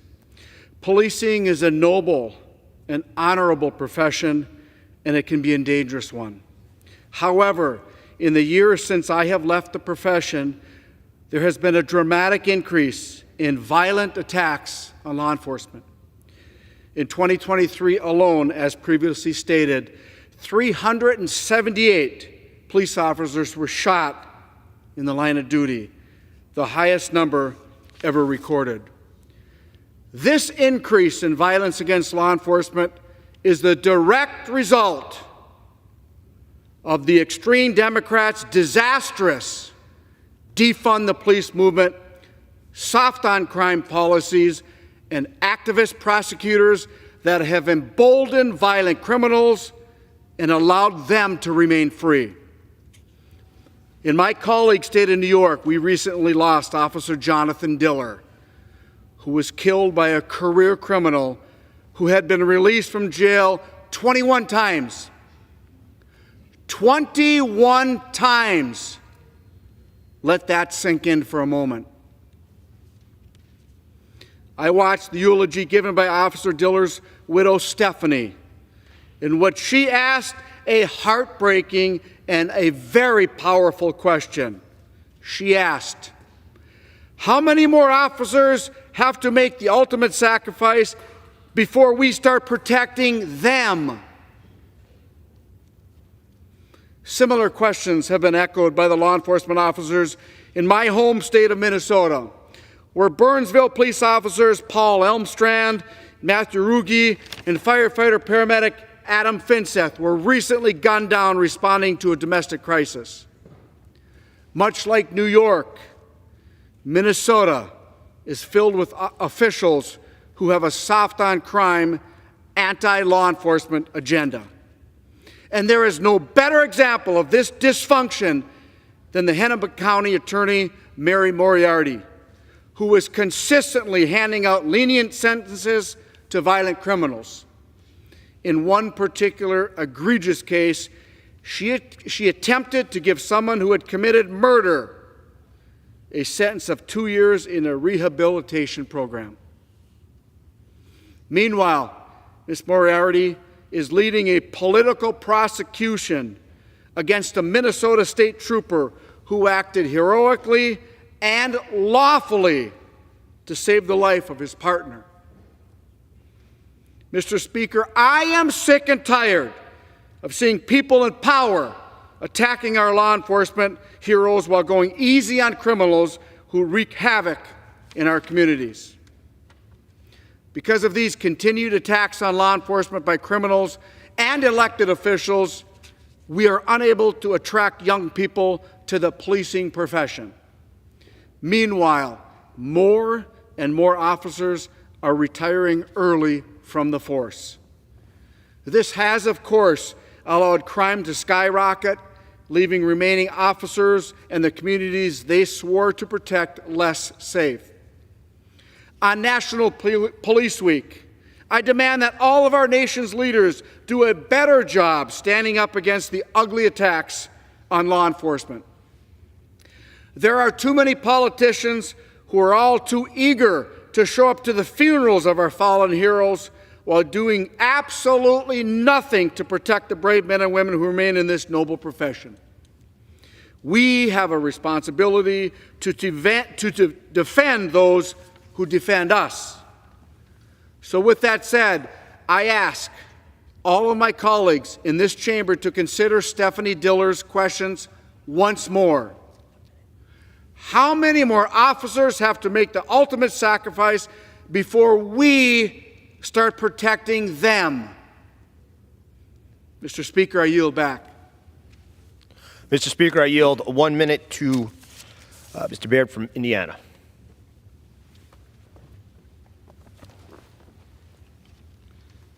I thank my colleague for yielding me this time. And Mr. Speaker, every day our men and women in blue, they leave their homes and their families and not knowing whether they'll return. This is a heartbreaking reality that we do not give enough credit to. These heroes selflessly go out into our communities every day to ensure the safety of their families, their friends, and strangers that they do not know, and ask for nothing in return. Mr. Speaker, this year alone, 98 officers were killed in the line of duty. That's 98 too many. One of them is Deputy Sheriff Fred Fissler of Hendricks County, Indiana. Deputy Fissler's life tragically ended on April 16, 2024, while he responded to a deadly car crash. Officer Fissler is survived by his wife and 2 children. I pray for his family and every other officer who has been killed in the line of duty. They sacrificed their lives for our safety.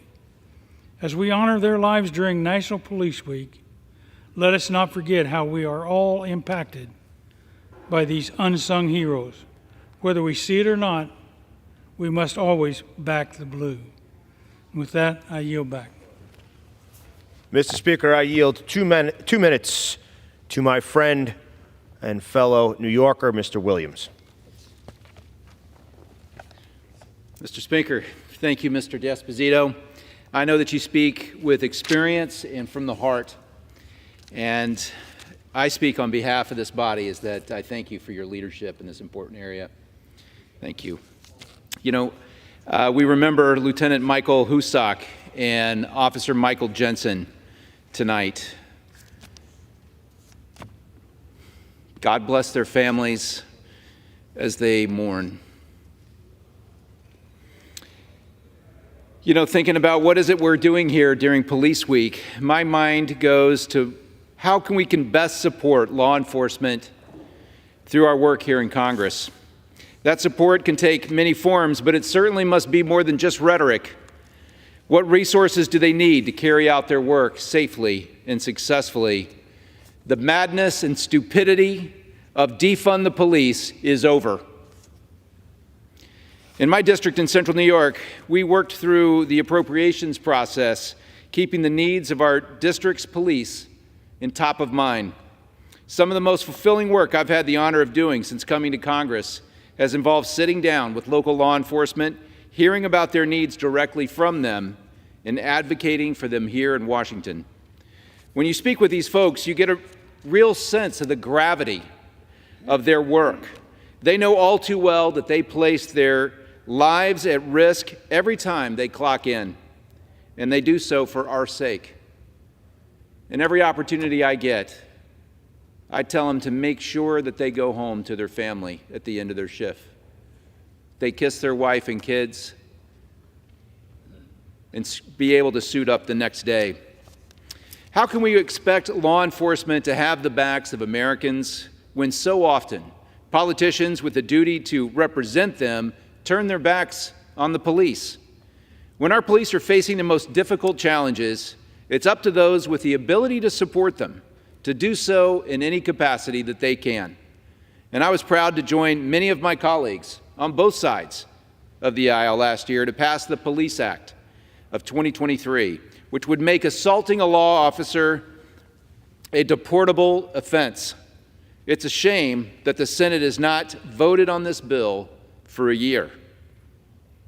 Now, in my home state of New York especially, the police community has faced significant trials in recent memory. And I ask again, what more can we do?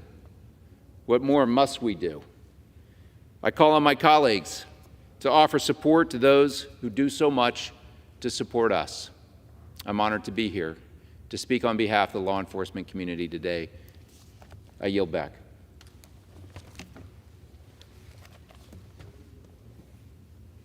I now yield 2 minutes to my friend, Mr. Guest.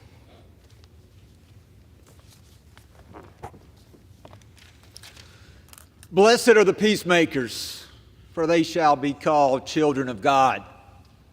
This week, National Police Week, we thank and we reaffirm our support for our peacemakers. This week we honor those men and women who lost their lives in the line of duty, the brave men and women who serve and protect, who dedicate their lives to defending innocent citizens from those who seek to do evil, and who routinely place themselves in harm's way. They are the heroes we call in our time of need. President Ronald Reagan once said, "There can be no more noble vocation than the protection of one's fellow citizens. No single group is more fully committed to the well-being of their fellow Americans and to the faithful discharge of duty than our law enforcement personnel. In the performance of their duties, danger is a routine part of their job, and we on occasion lose some valiant men and women. Mr. Speaker, let us never forget those that have paid the ultimate sacrifice in service to their fellow man. And let the families of our fallen officers be comforted by the words in the Gospel of John, John 15:13. Greater love has no man than this, to lay down his life for another. May we never forget our heroes and their sacrifice. I yield back.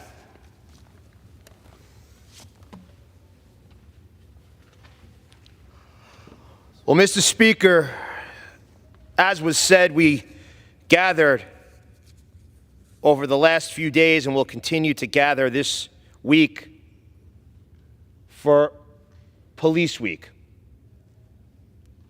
to honor men and women throughout this great nation who have worn the uniform, who kissed their loved ones goodbye and never came home. People like Detective Jonathan Diller. Heroes like Patrick Rafferty, like Paul Tizzolo. I actually met with Eileen Rafferty and Lisa Tizzolo today. Two women who didn't know each other, but have now formed a beautiful bond. Not a bond out of happiness, but a bond from losing their husband. Losing their husbands on the streets of New York City. Both to illegal firearms. Murdered and taken from this world because they wore the uniform.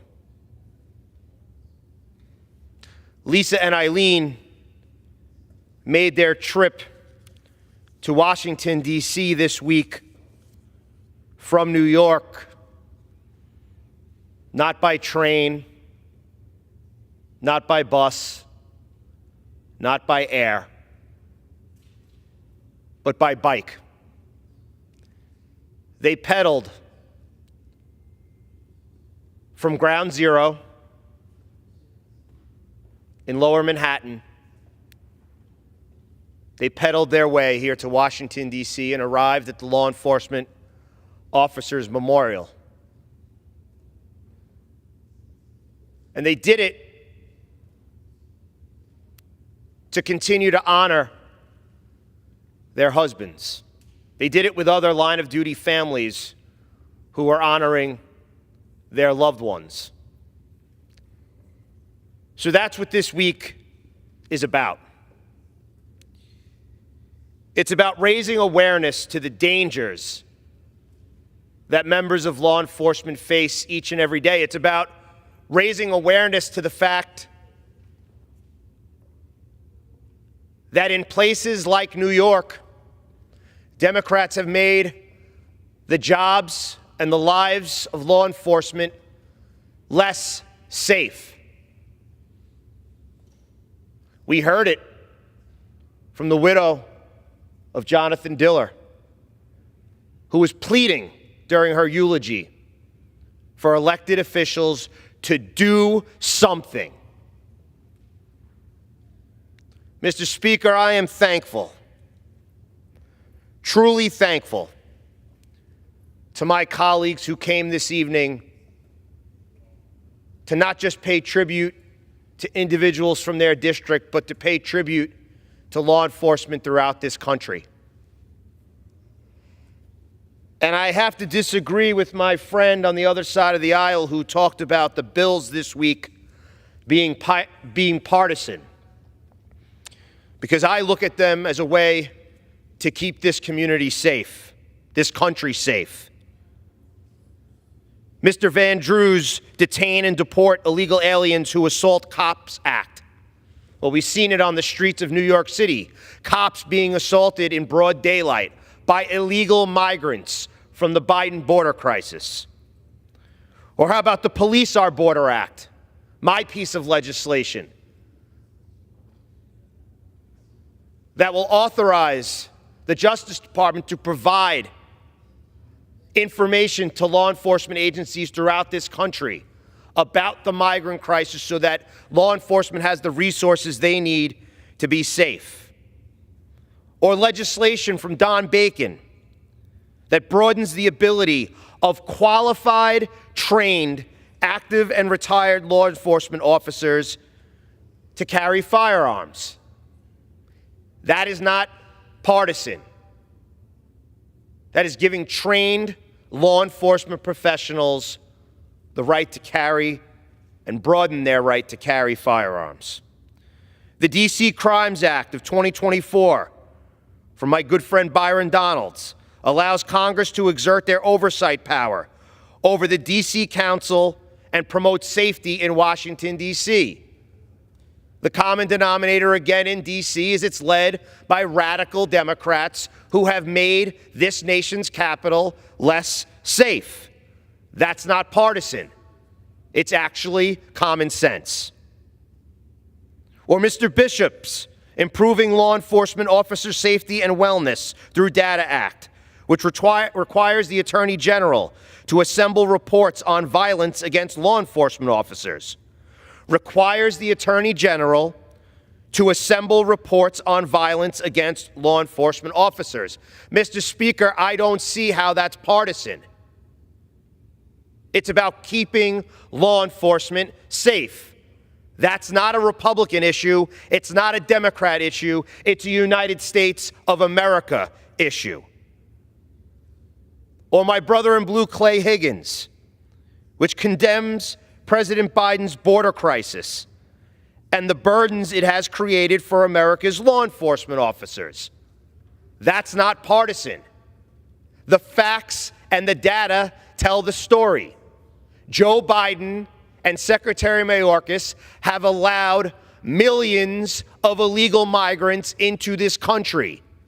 They have been arrested for assaulting and attacking law enforcement.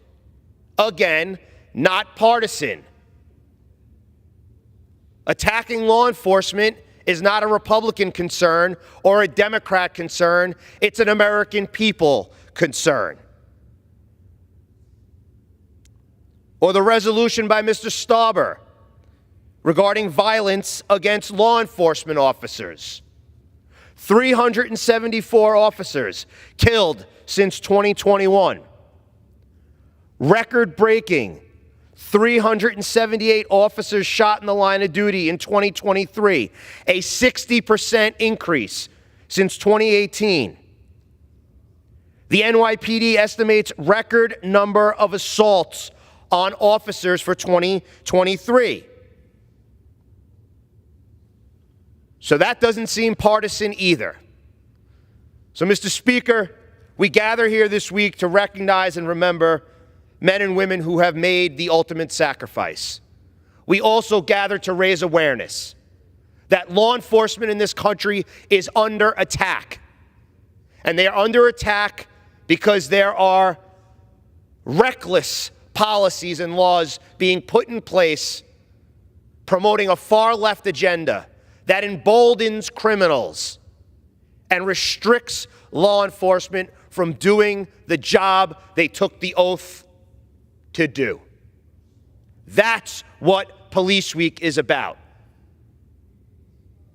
And as I just read down that line of legislation that Speaker Johnson and Leader Scalise and Whip Emmer and our conference chair, Elise Stefanik, have put on the agenda for this week,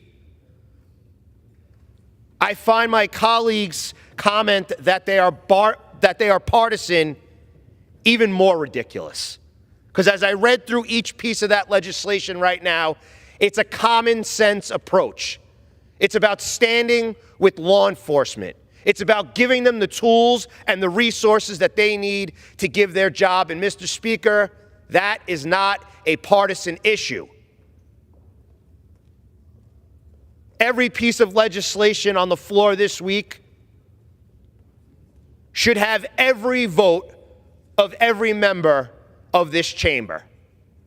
So, Mr. Speaker, again, I thank my colleagues from both sides of the aisle for being here this evening, for saluting heroes, for welcoming men and women in blue from throughout this country to their offices and to this Hill this week. I truly mean when I say thank you from the bottom of my heart. I speak to the children and the widows. This week matters to them. It matters to the men and women right now who are in locker rooms throughout this country, suiting up for their night out on the street. It matters that we stand with them. So, Mr. Speaker, thank you. And I leave you with, it's not how they died that made them heroes. It's how they lived. Mr. Speaker, I thank you. May they all rest in peace. And they remain the motto of the New York City Police Department, Fidelis ad mortem, faithful unto death. Mr. Speaker, I yield back. Under the Speaker's announced policy of January 9th, 2023, the gentlewoman from Florida, Ms. Sherfilis McCormick, is recognized for 60 minutes as the designee of the minority leader.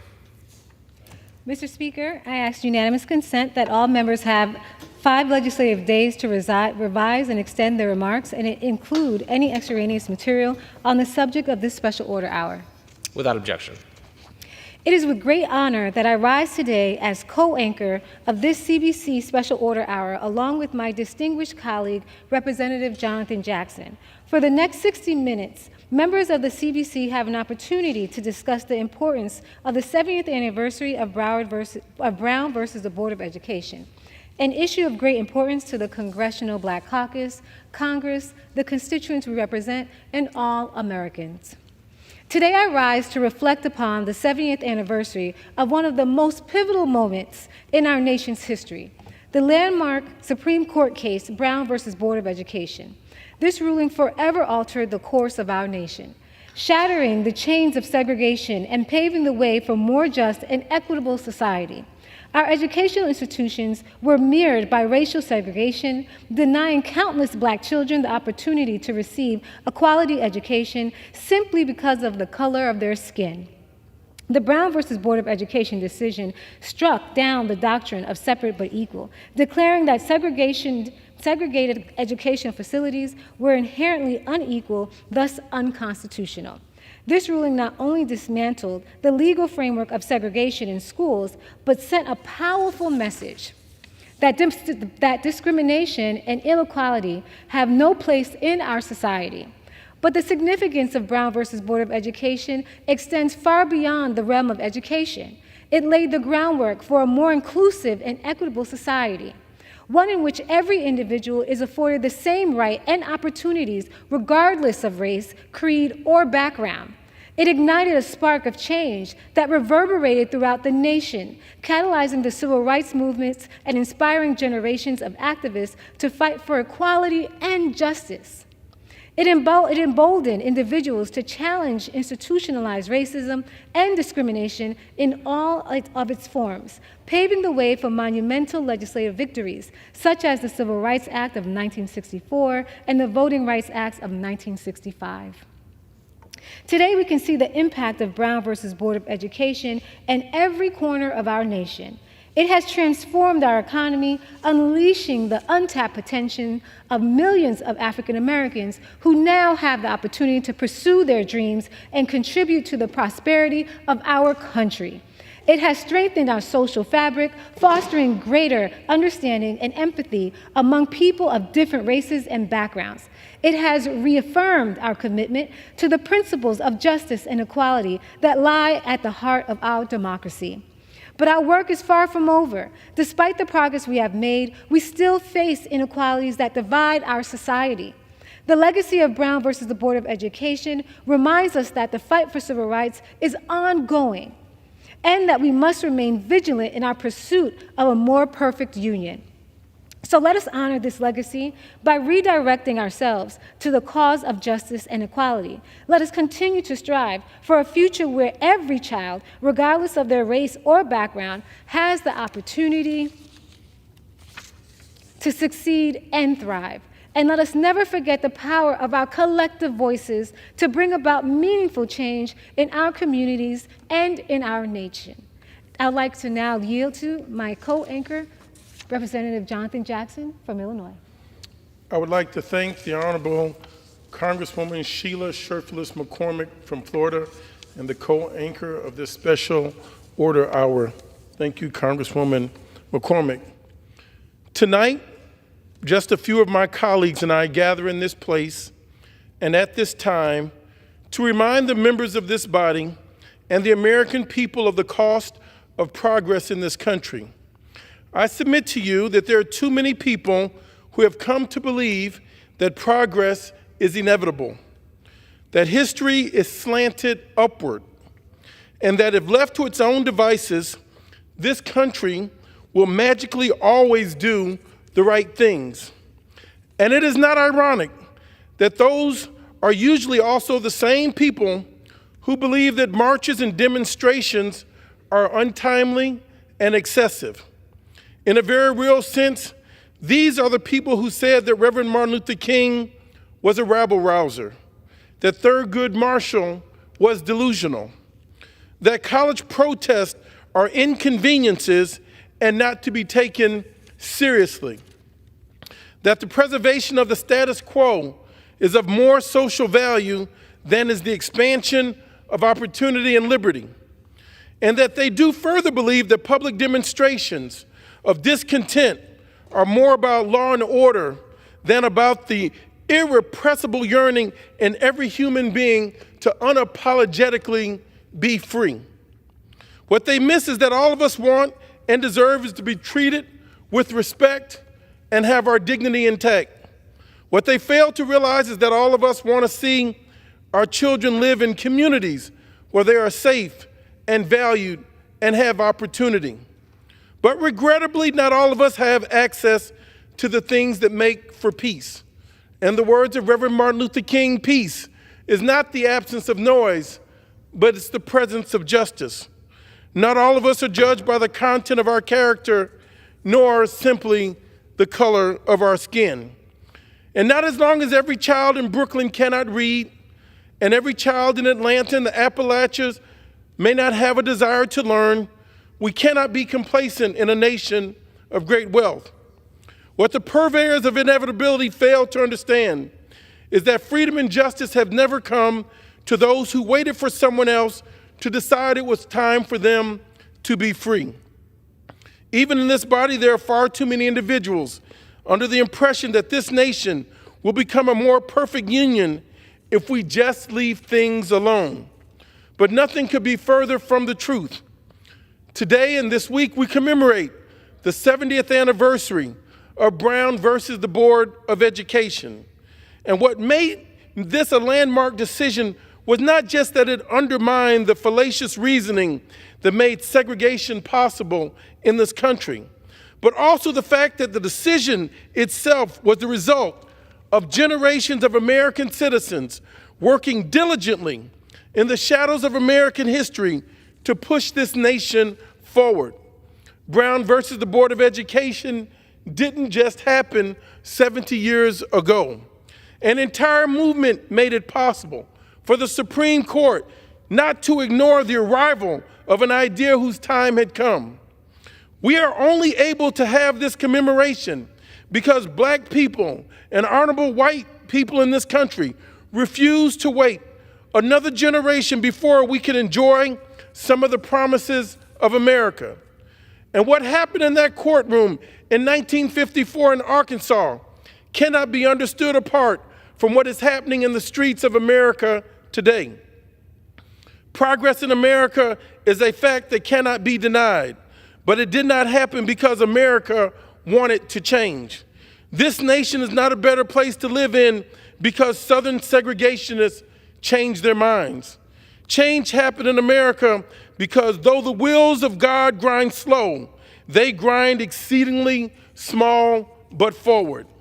That is to say, it was nothing but the righteous indignations of ordinary people doing extraordinary things that made justice roll down like waters and righteousness like a mighty stream. Just the other day, not far from here in the Capitol, in Statuary Hall, we celebrated the statue of Daisy Bates, taking her rightful place in Statuary Hall. As a child, I grew up in Chicago, and Mrs. Bates oftentimes came and shared the holidays with my family. It was indeed an honor to be a member of the 118th Congress and to see the unveiling of her statue. An African-American woman who at the age of 8 had lost her mother to men that had raped her and killed her and put her in a mill pond in Arkansas, never having faced justice. But to see President Bill Clinton and Governor Mike Huckabee unveil a statue and a highway, a road in her honor, was truly an honor in 1998. As we celebrate the valorization and veneration of her likeness, I would remind us of how many different kinds of people it takes to move a nation forward in this direction for its principles on paper. Daisy Bates was a publisher and an activist who gave counsel to the Little Rock Nine, 9 children that were denied access to a public education under the Governor Orville Faubus of Arkansas.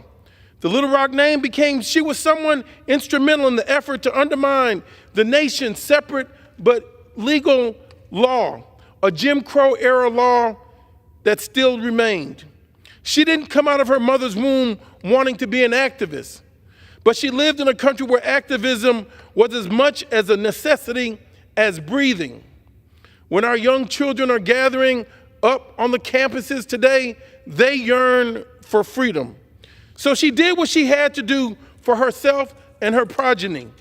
This nation owes her our deepest gratitude for laying such a costly sacrifice upon the altars of equity and equality in America. To teach and all of the remarkable trailblazers who dedicated their lives to the possibilities of unbridled opportunity in this country, we owe you, Miss Daisy Bates, our devotion, and we owe our children common sense. But do not be deceived, my friends. We still need people who are willing to do extraordinary things in the case of freedom and justice.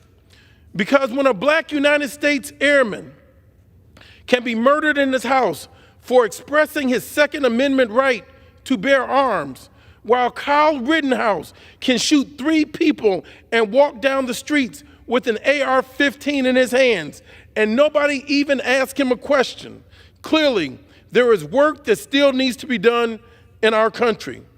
Be not deceived, my friends. As long as women do not get equal pay for equal work, we have work to do.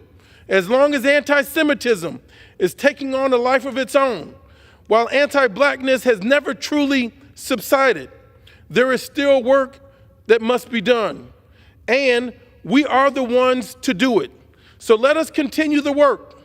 Let us continue to fight for what is right.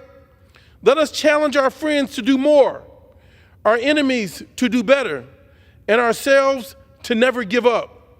God bless the memory of all of those that kept America strong and make America better. We commemorate this day for Miss Daisy Bates and the children of Little Rock and those that brought in a new era of desegregation. I yield back to the Honorable Congresswoman Sheila Shurtleff McCormick. Thank you so much for those eloquent words.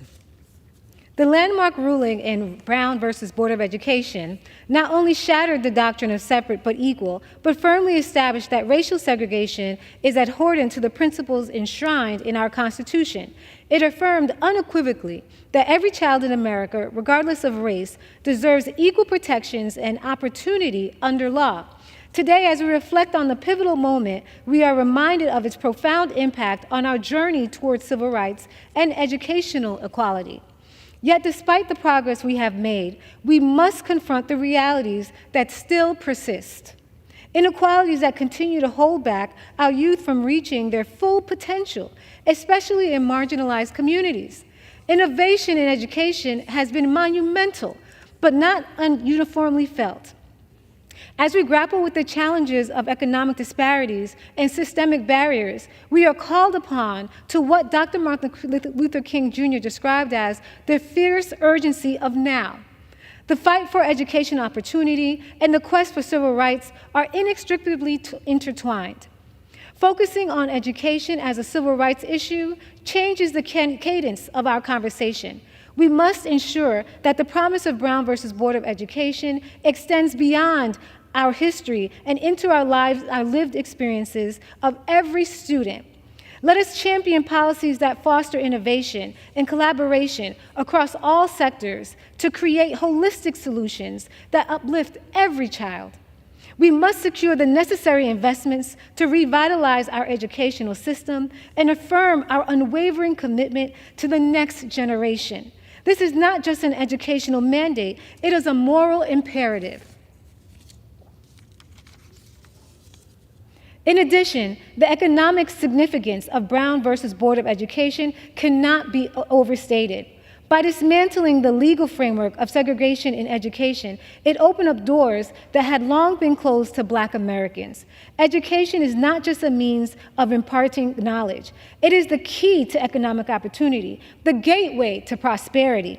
Prior to this ruling, Black students were assigned to underfunded standard schools, deprived of resources and opportunities afforded to their white counterparts.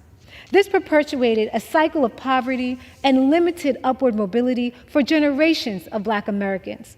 But with the desegregation of schools mandated by Brown versus Board of Education, Black students gained access to better funded schools, qualified teachers, and educational opportunities previously denied to them. This led to a buoying Black middle class and contributed to overall economic growth and prosperity for our entire nation. Yet despite the gains made since Brown, racial disparities persist in our educational system and in our economy. These disparities have far-reaching economic consequences. For example, a recent report from the National Urban League finds that racial income gaps has been stagnant for over 20 years, with Black Americans earning an average of 64% of the income of white Americans. As we commemorate Brown versus the Board of Education, let us recommit ourselves to the unfinished work of achieving true equality in education and economic opportunity for all.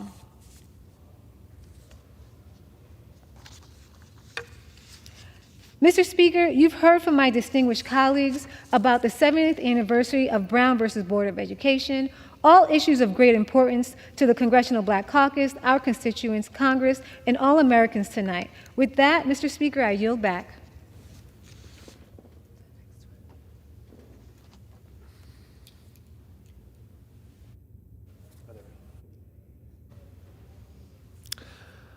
Under the Speaker's announced policy of January 9th, 2023, the Chair recognizes the gentleman from New York, Mr. Kennedy, for 30 minutes.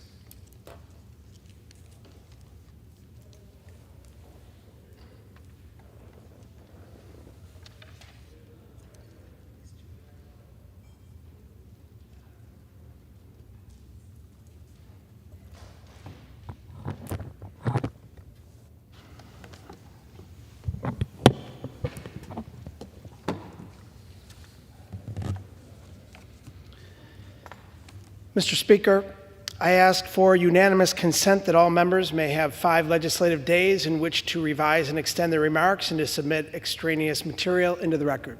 Without objection. I rise this evening to mark the solemn anniversary of the racist mass shooting in Buffalo, New York. On this day, 2 years ago, good people who simply made an afternoon stop at a grocery store were gunned down in broad daylight. 10 innocent lives stolen from friends, families, and our community.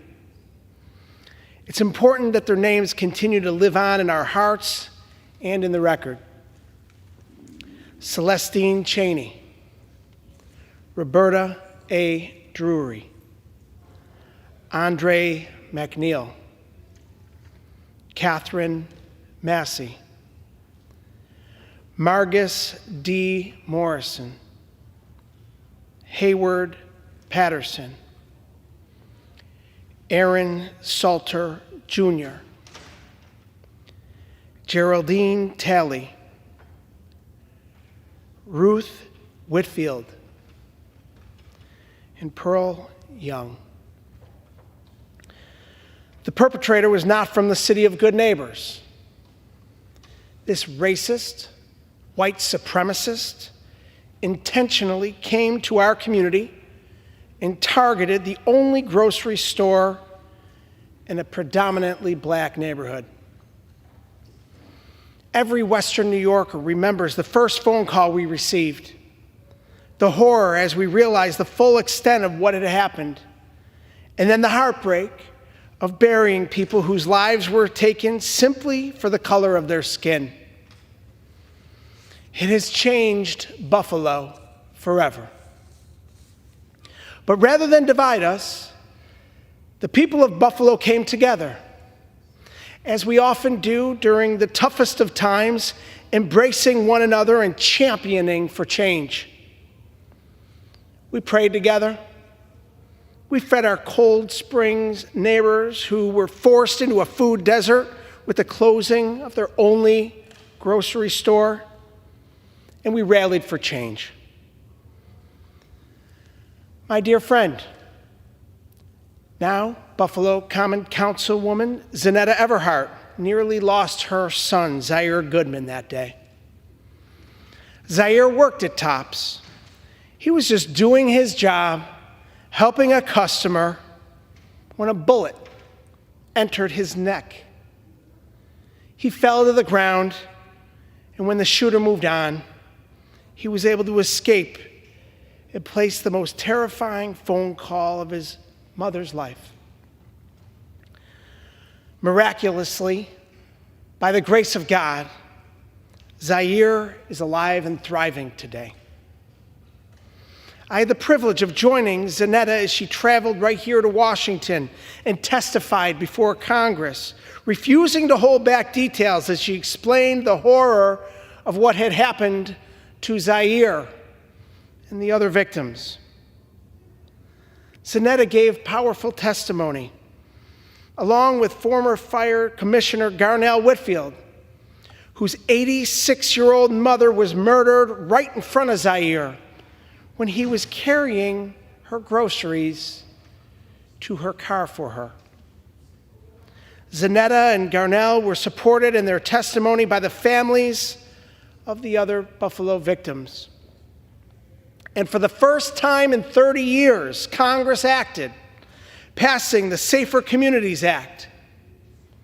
Still, in the 2 years since the Buffalo tragedy, senseless mass shootings have continued throughout the nation. More cities and families have endured the pain of burying their loved ones due to gun violence. We need to do better.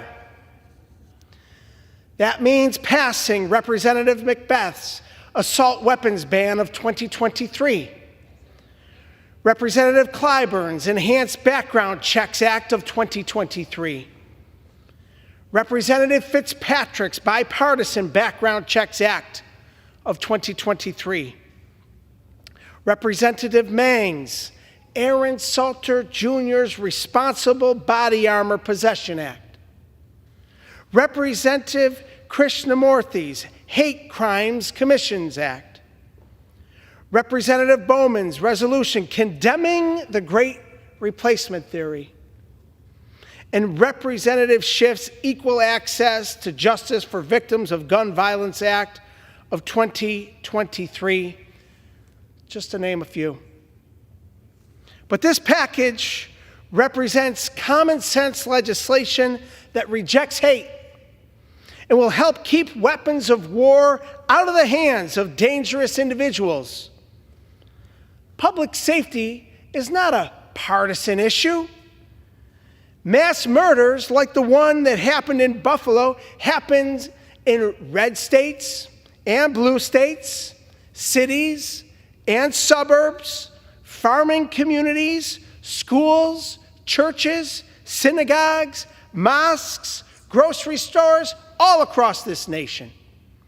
And it shouldn't happen at all. Further action is needed, and it's long overdue. We must find common ground to stop the pain felt by our community in Buffalo, but so many other communities across this nation. Buffalo and Western New York will continue to persevere as we always do. These past few days have been a roller coaster of emotions, to say the least. As we relive these awful moments of 2 years ago today and continue down the path of honoring and remembering the lives that were lost. On Monday, just yesterday, we unveiled the final design for the 514 Memorial that will be built in Buffalo.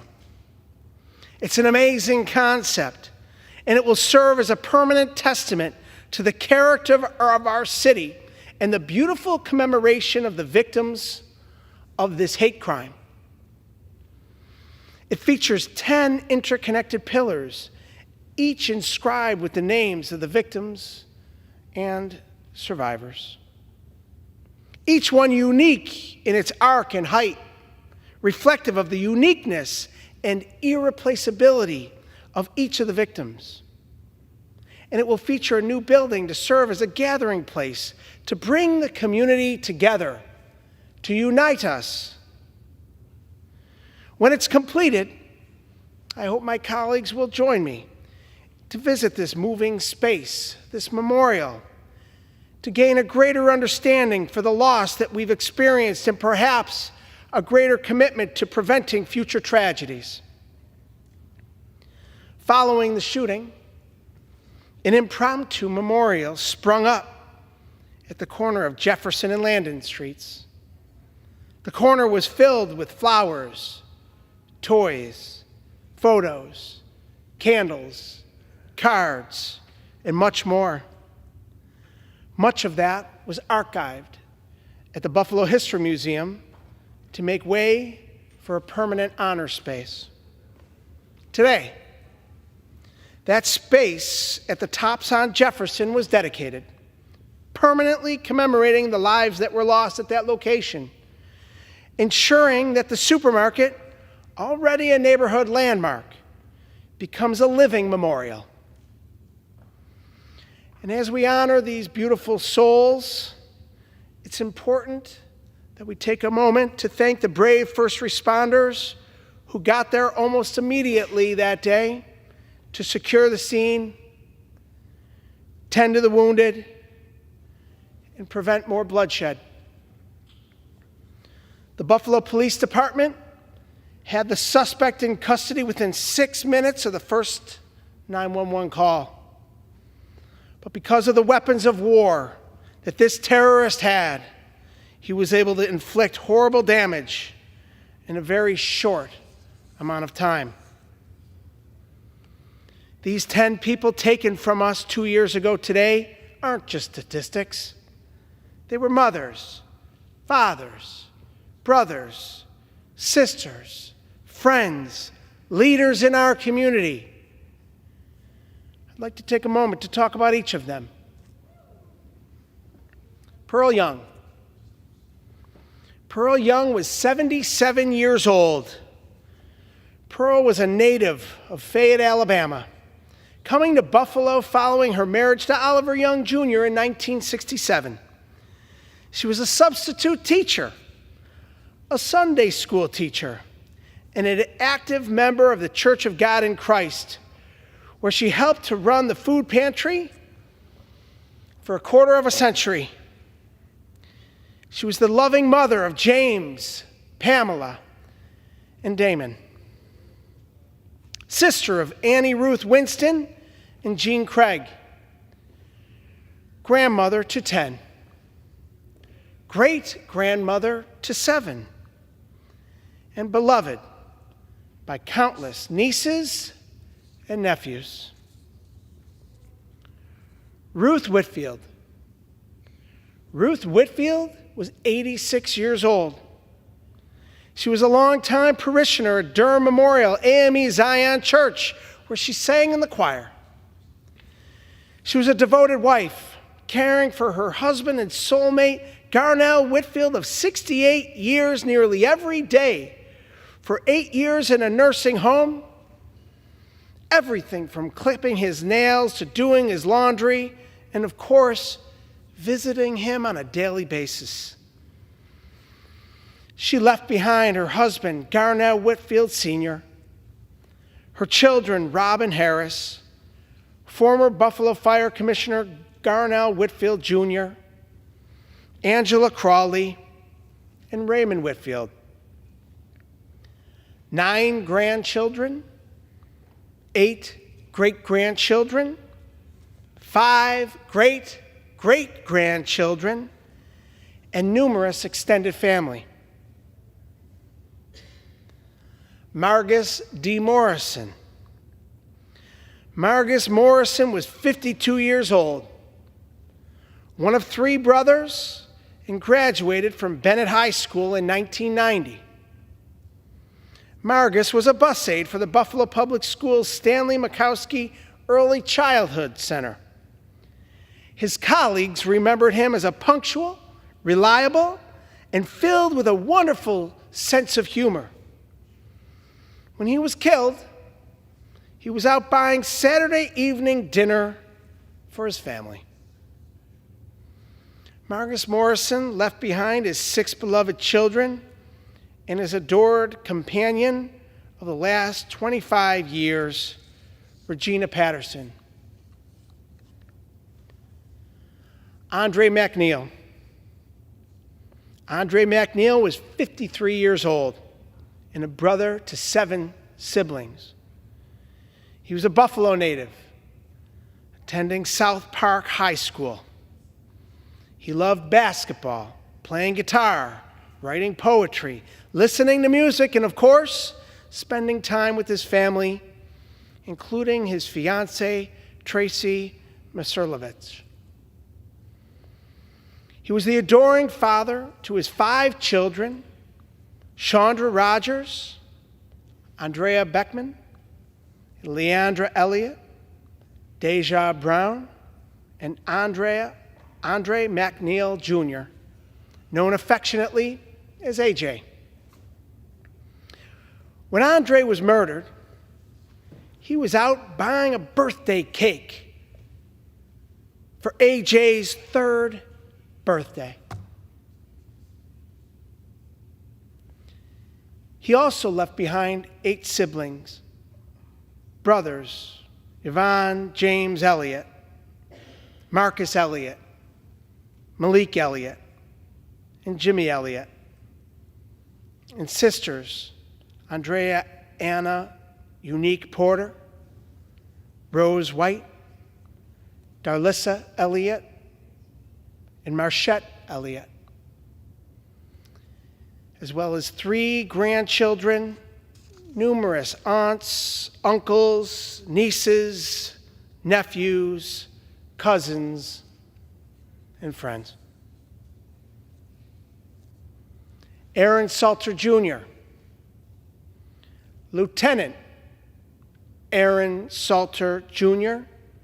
was 55 years old. He died a hero, delaying the shooter and giving more people precious seconds to escape. He saved lives that day. Lieutenant Salter was a retired Buffalo police officer working that day as an armed security guard. When the shooter walked in, armed with an AR-15 style rifle and clad in body armor, Lieutenant Salter didn't hesitate. He opened fire, hitting the target. But because of the shooter's body armor, he was unharmed and fired back, killing Lieutenant Salter. After Lieutenant Salter retired from the Buffalo Police Department in 2018, he began working as a security guard at Tops, where he'd engage with customers and employees, making everyone feel safe, seen, and appreciated. He was the son of Carol and Aaron Salter Sr., the husband to Kimberly, adoring father to Letitia Slaughter, Aaron Salter III, and Tanya Salter. Lieutenant Salter also leaves behind a sister, Cashel Durham, nieces, nephews, cousins, friends, and his beloved pets. Geraldine Talley, known as Jerry to her friends and family, was 62 years old. She was a native of Grove Hill, Alabama, moving to Buffalo in 1971 with her family. She earned her degree in secretarial science from Bryan and Stratton College, eventually working for a nonprofit assisting people with mental illness and related substance abuse issues. She was famous for her love of baking and for sharing her creations with others. Her specialty was banana pudding cakes. When she was at Tops, she was shopping for a few ingredients for her weekly waterfront picnic with her fiancé. She left behind her children, Genesia Smith and Mark Talley Jr., stepdaughter, Marquise Jacobs, 3 sisters and 1 brother, her beloved fiancé, Gregory Allen, and numerous family and friends. Catherine Massey. Catherine Massey, known to many simply as Cat, was 72 years old. Cat worked for 40 years for Blue Cross Blue Shield and was always committed to the betterment of our community. She worked to educate kids on healthy diets, to rid our nation of gun violence, and to beautify her neighborhood. In fact, she was a longtime campaigner against gun violence, founding We Are Women Warriors with her beloved friends Betty Jean Grand and Dr. Eva Doyle. She was a regular contributor to the Buffalo Challenger and the Buffalo Criterion. Kat was also an active resident in Buffalo's Fruit Belt neighborhood, helping to form a block club and successfully lobbying for the creation of a new public park on her home street of Cherry Street. She was survived by her dear siblings, Barbara Mapps and Warren Massey, as well as her adored nieces and nephews, Adriana Massey, Damone Mapps, Damian Mapps, Darrell, Demetrius, and Dawn Massey, numerous great nieces and nephews, and one great niece. Roberta A. Drury. Roberta Drury was 32 years old. She was originally from Cicero, New York, attending Cicero North Syracuse High School. It was her love for family that brought her to Buffalo, relocating to our community to help care for her brother who was recovering from his battle with leukemia. Her greatest passion was family, highlighted by their annual trips to Wildwood, New Jersey.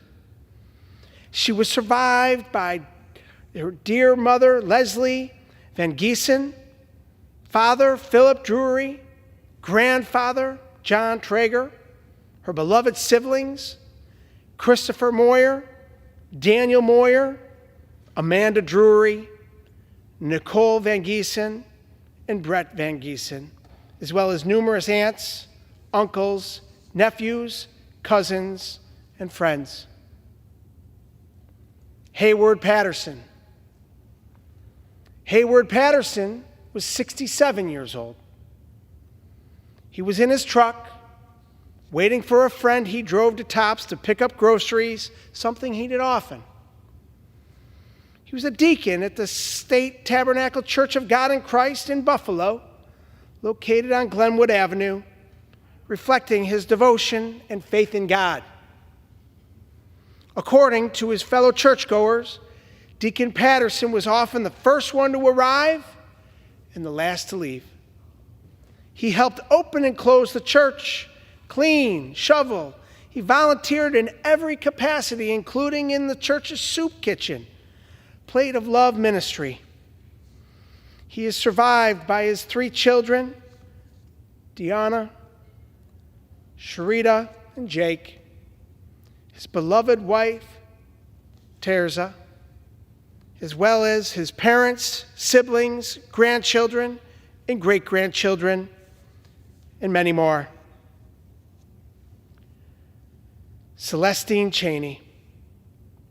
Celestine Cheney was 65 years old.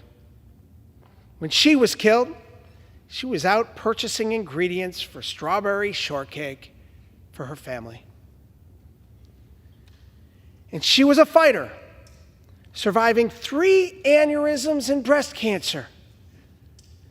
Celestine was a graduate of Fosdick Maston Girls Vocational High School, where she learned to sew, later attending Bryan Stratton College for Business Administration. She worked at several large manufacturers, including M. Weil and New Era Cap. She attended Elim Christian Fellowship Church in Buffalo. And she was survived by her beloved partner and fiance, Raymond Johnson, her only son, Wayne Donnell Jones, 9 grandchildren, Wayne Donnell Jones Jr., Kayla Jones, Sharon Reed, Shayna Jones, Donnell Jones, Nasir Jones, Dominique Brown, Latifah Johnson, and Latoya Bow. 9 great-grandchildren, 1 sister, Joanne Daniel, and a host of nieces and nephews. To conclude my remarks, Mr. Speaker, I would ask that my colleagues and those in the gallery join me in a moment of silence on behalf of the beautiful souls who were stolen from the city of Buffalo 2 years ago today, on May 14th, 2022.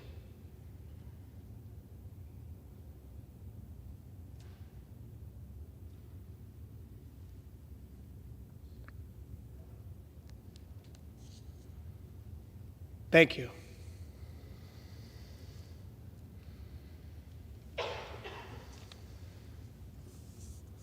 Does the gentleman yield back? Mr. Speaker, I now yield my time. It is my honor to yield my time to my colleague, Rep. Clyburn from South Carolina, who is here. I recognize my colleague, Rep. Clyburn, the sponsor of the Enhanced Background Checks Act, to speak.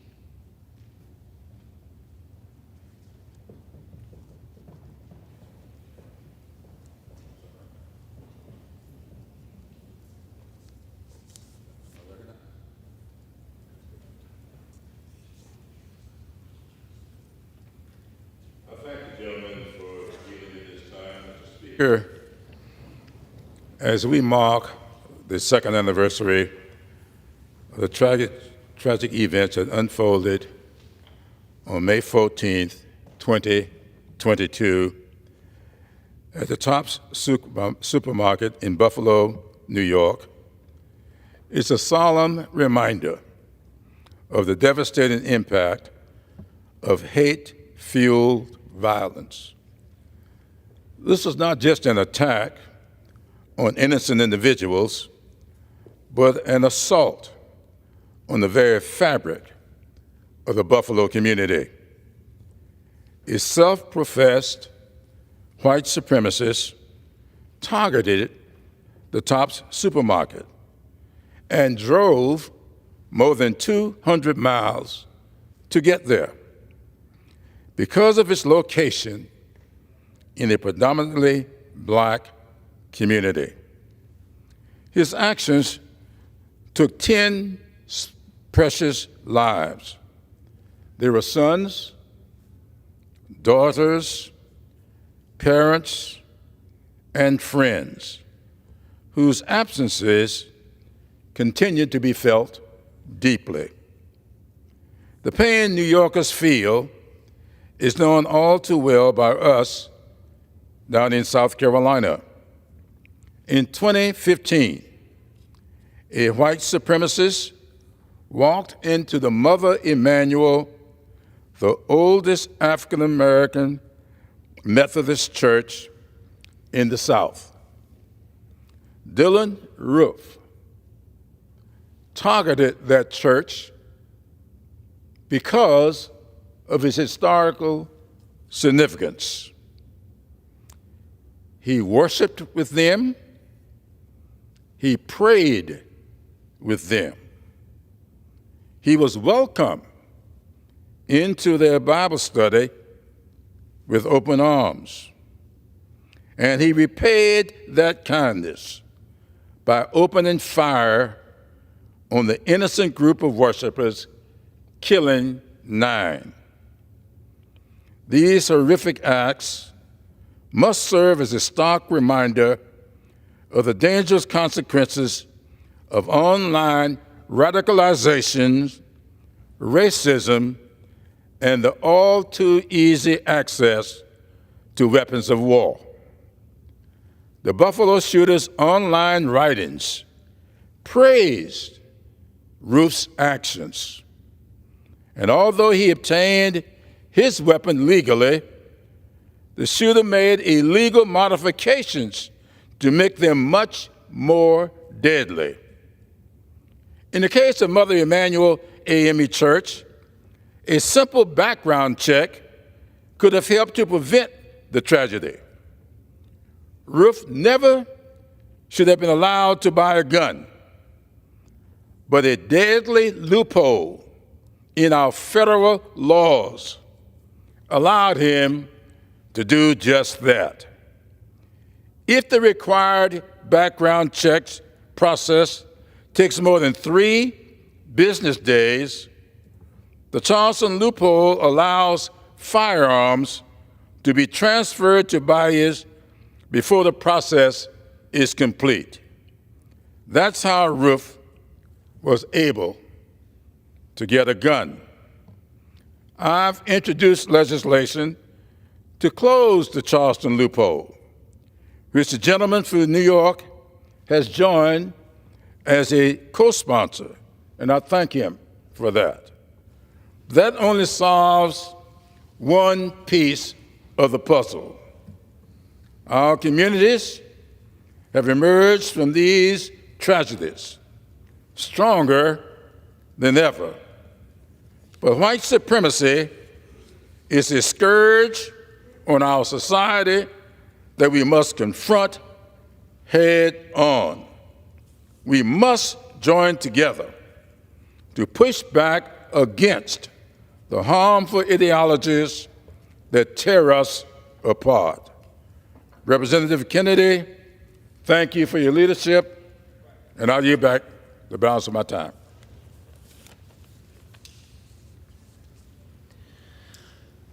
Mr. Speaker, I yield back the balance of my time.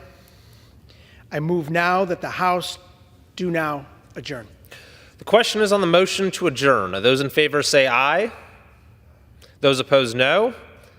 The ayes have it, and the motion is adopted. Accordingly, the House stands adjourned until 10 a.m. tomorrow for morning hour debate.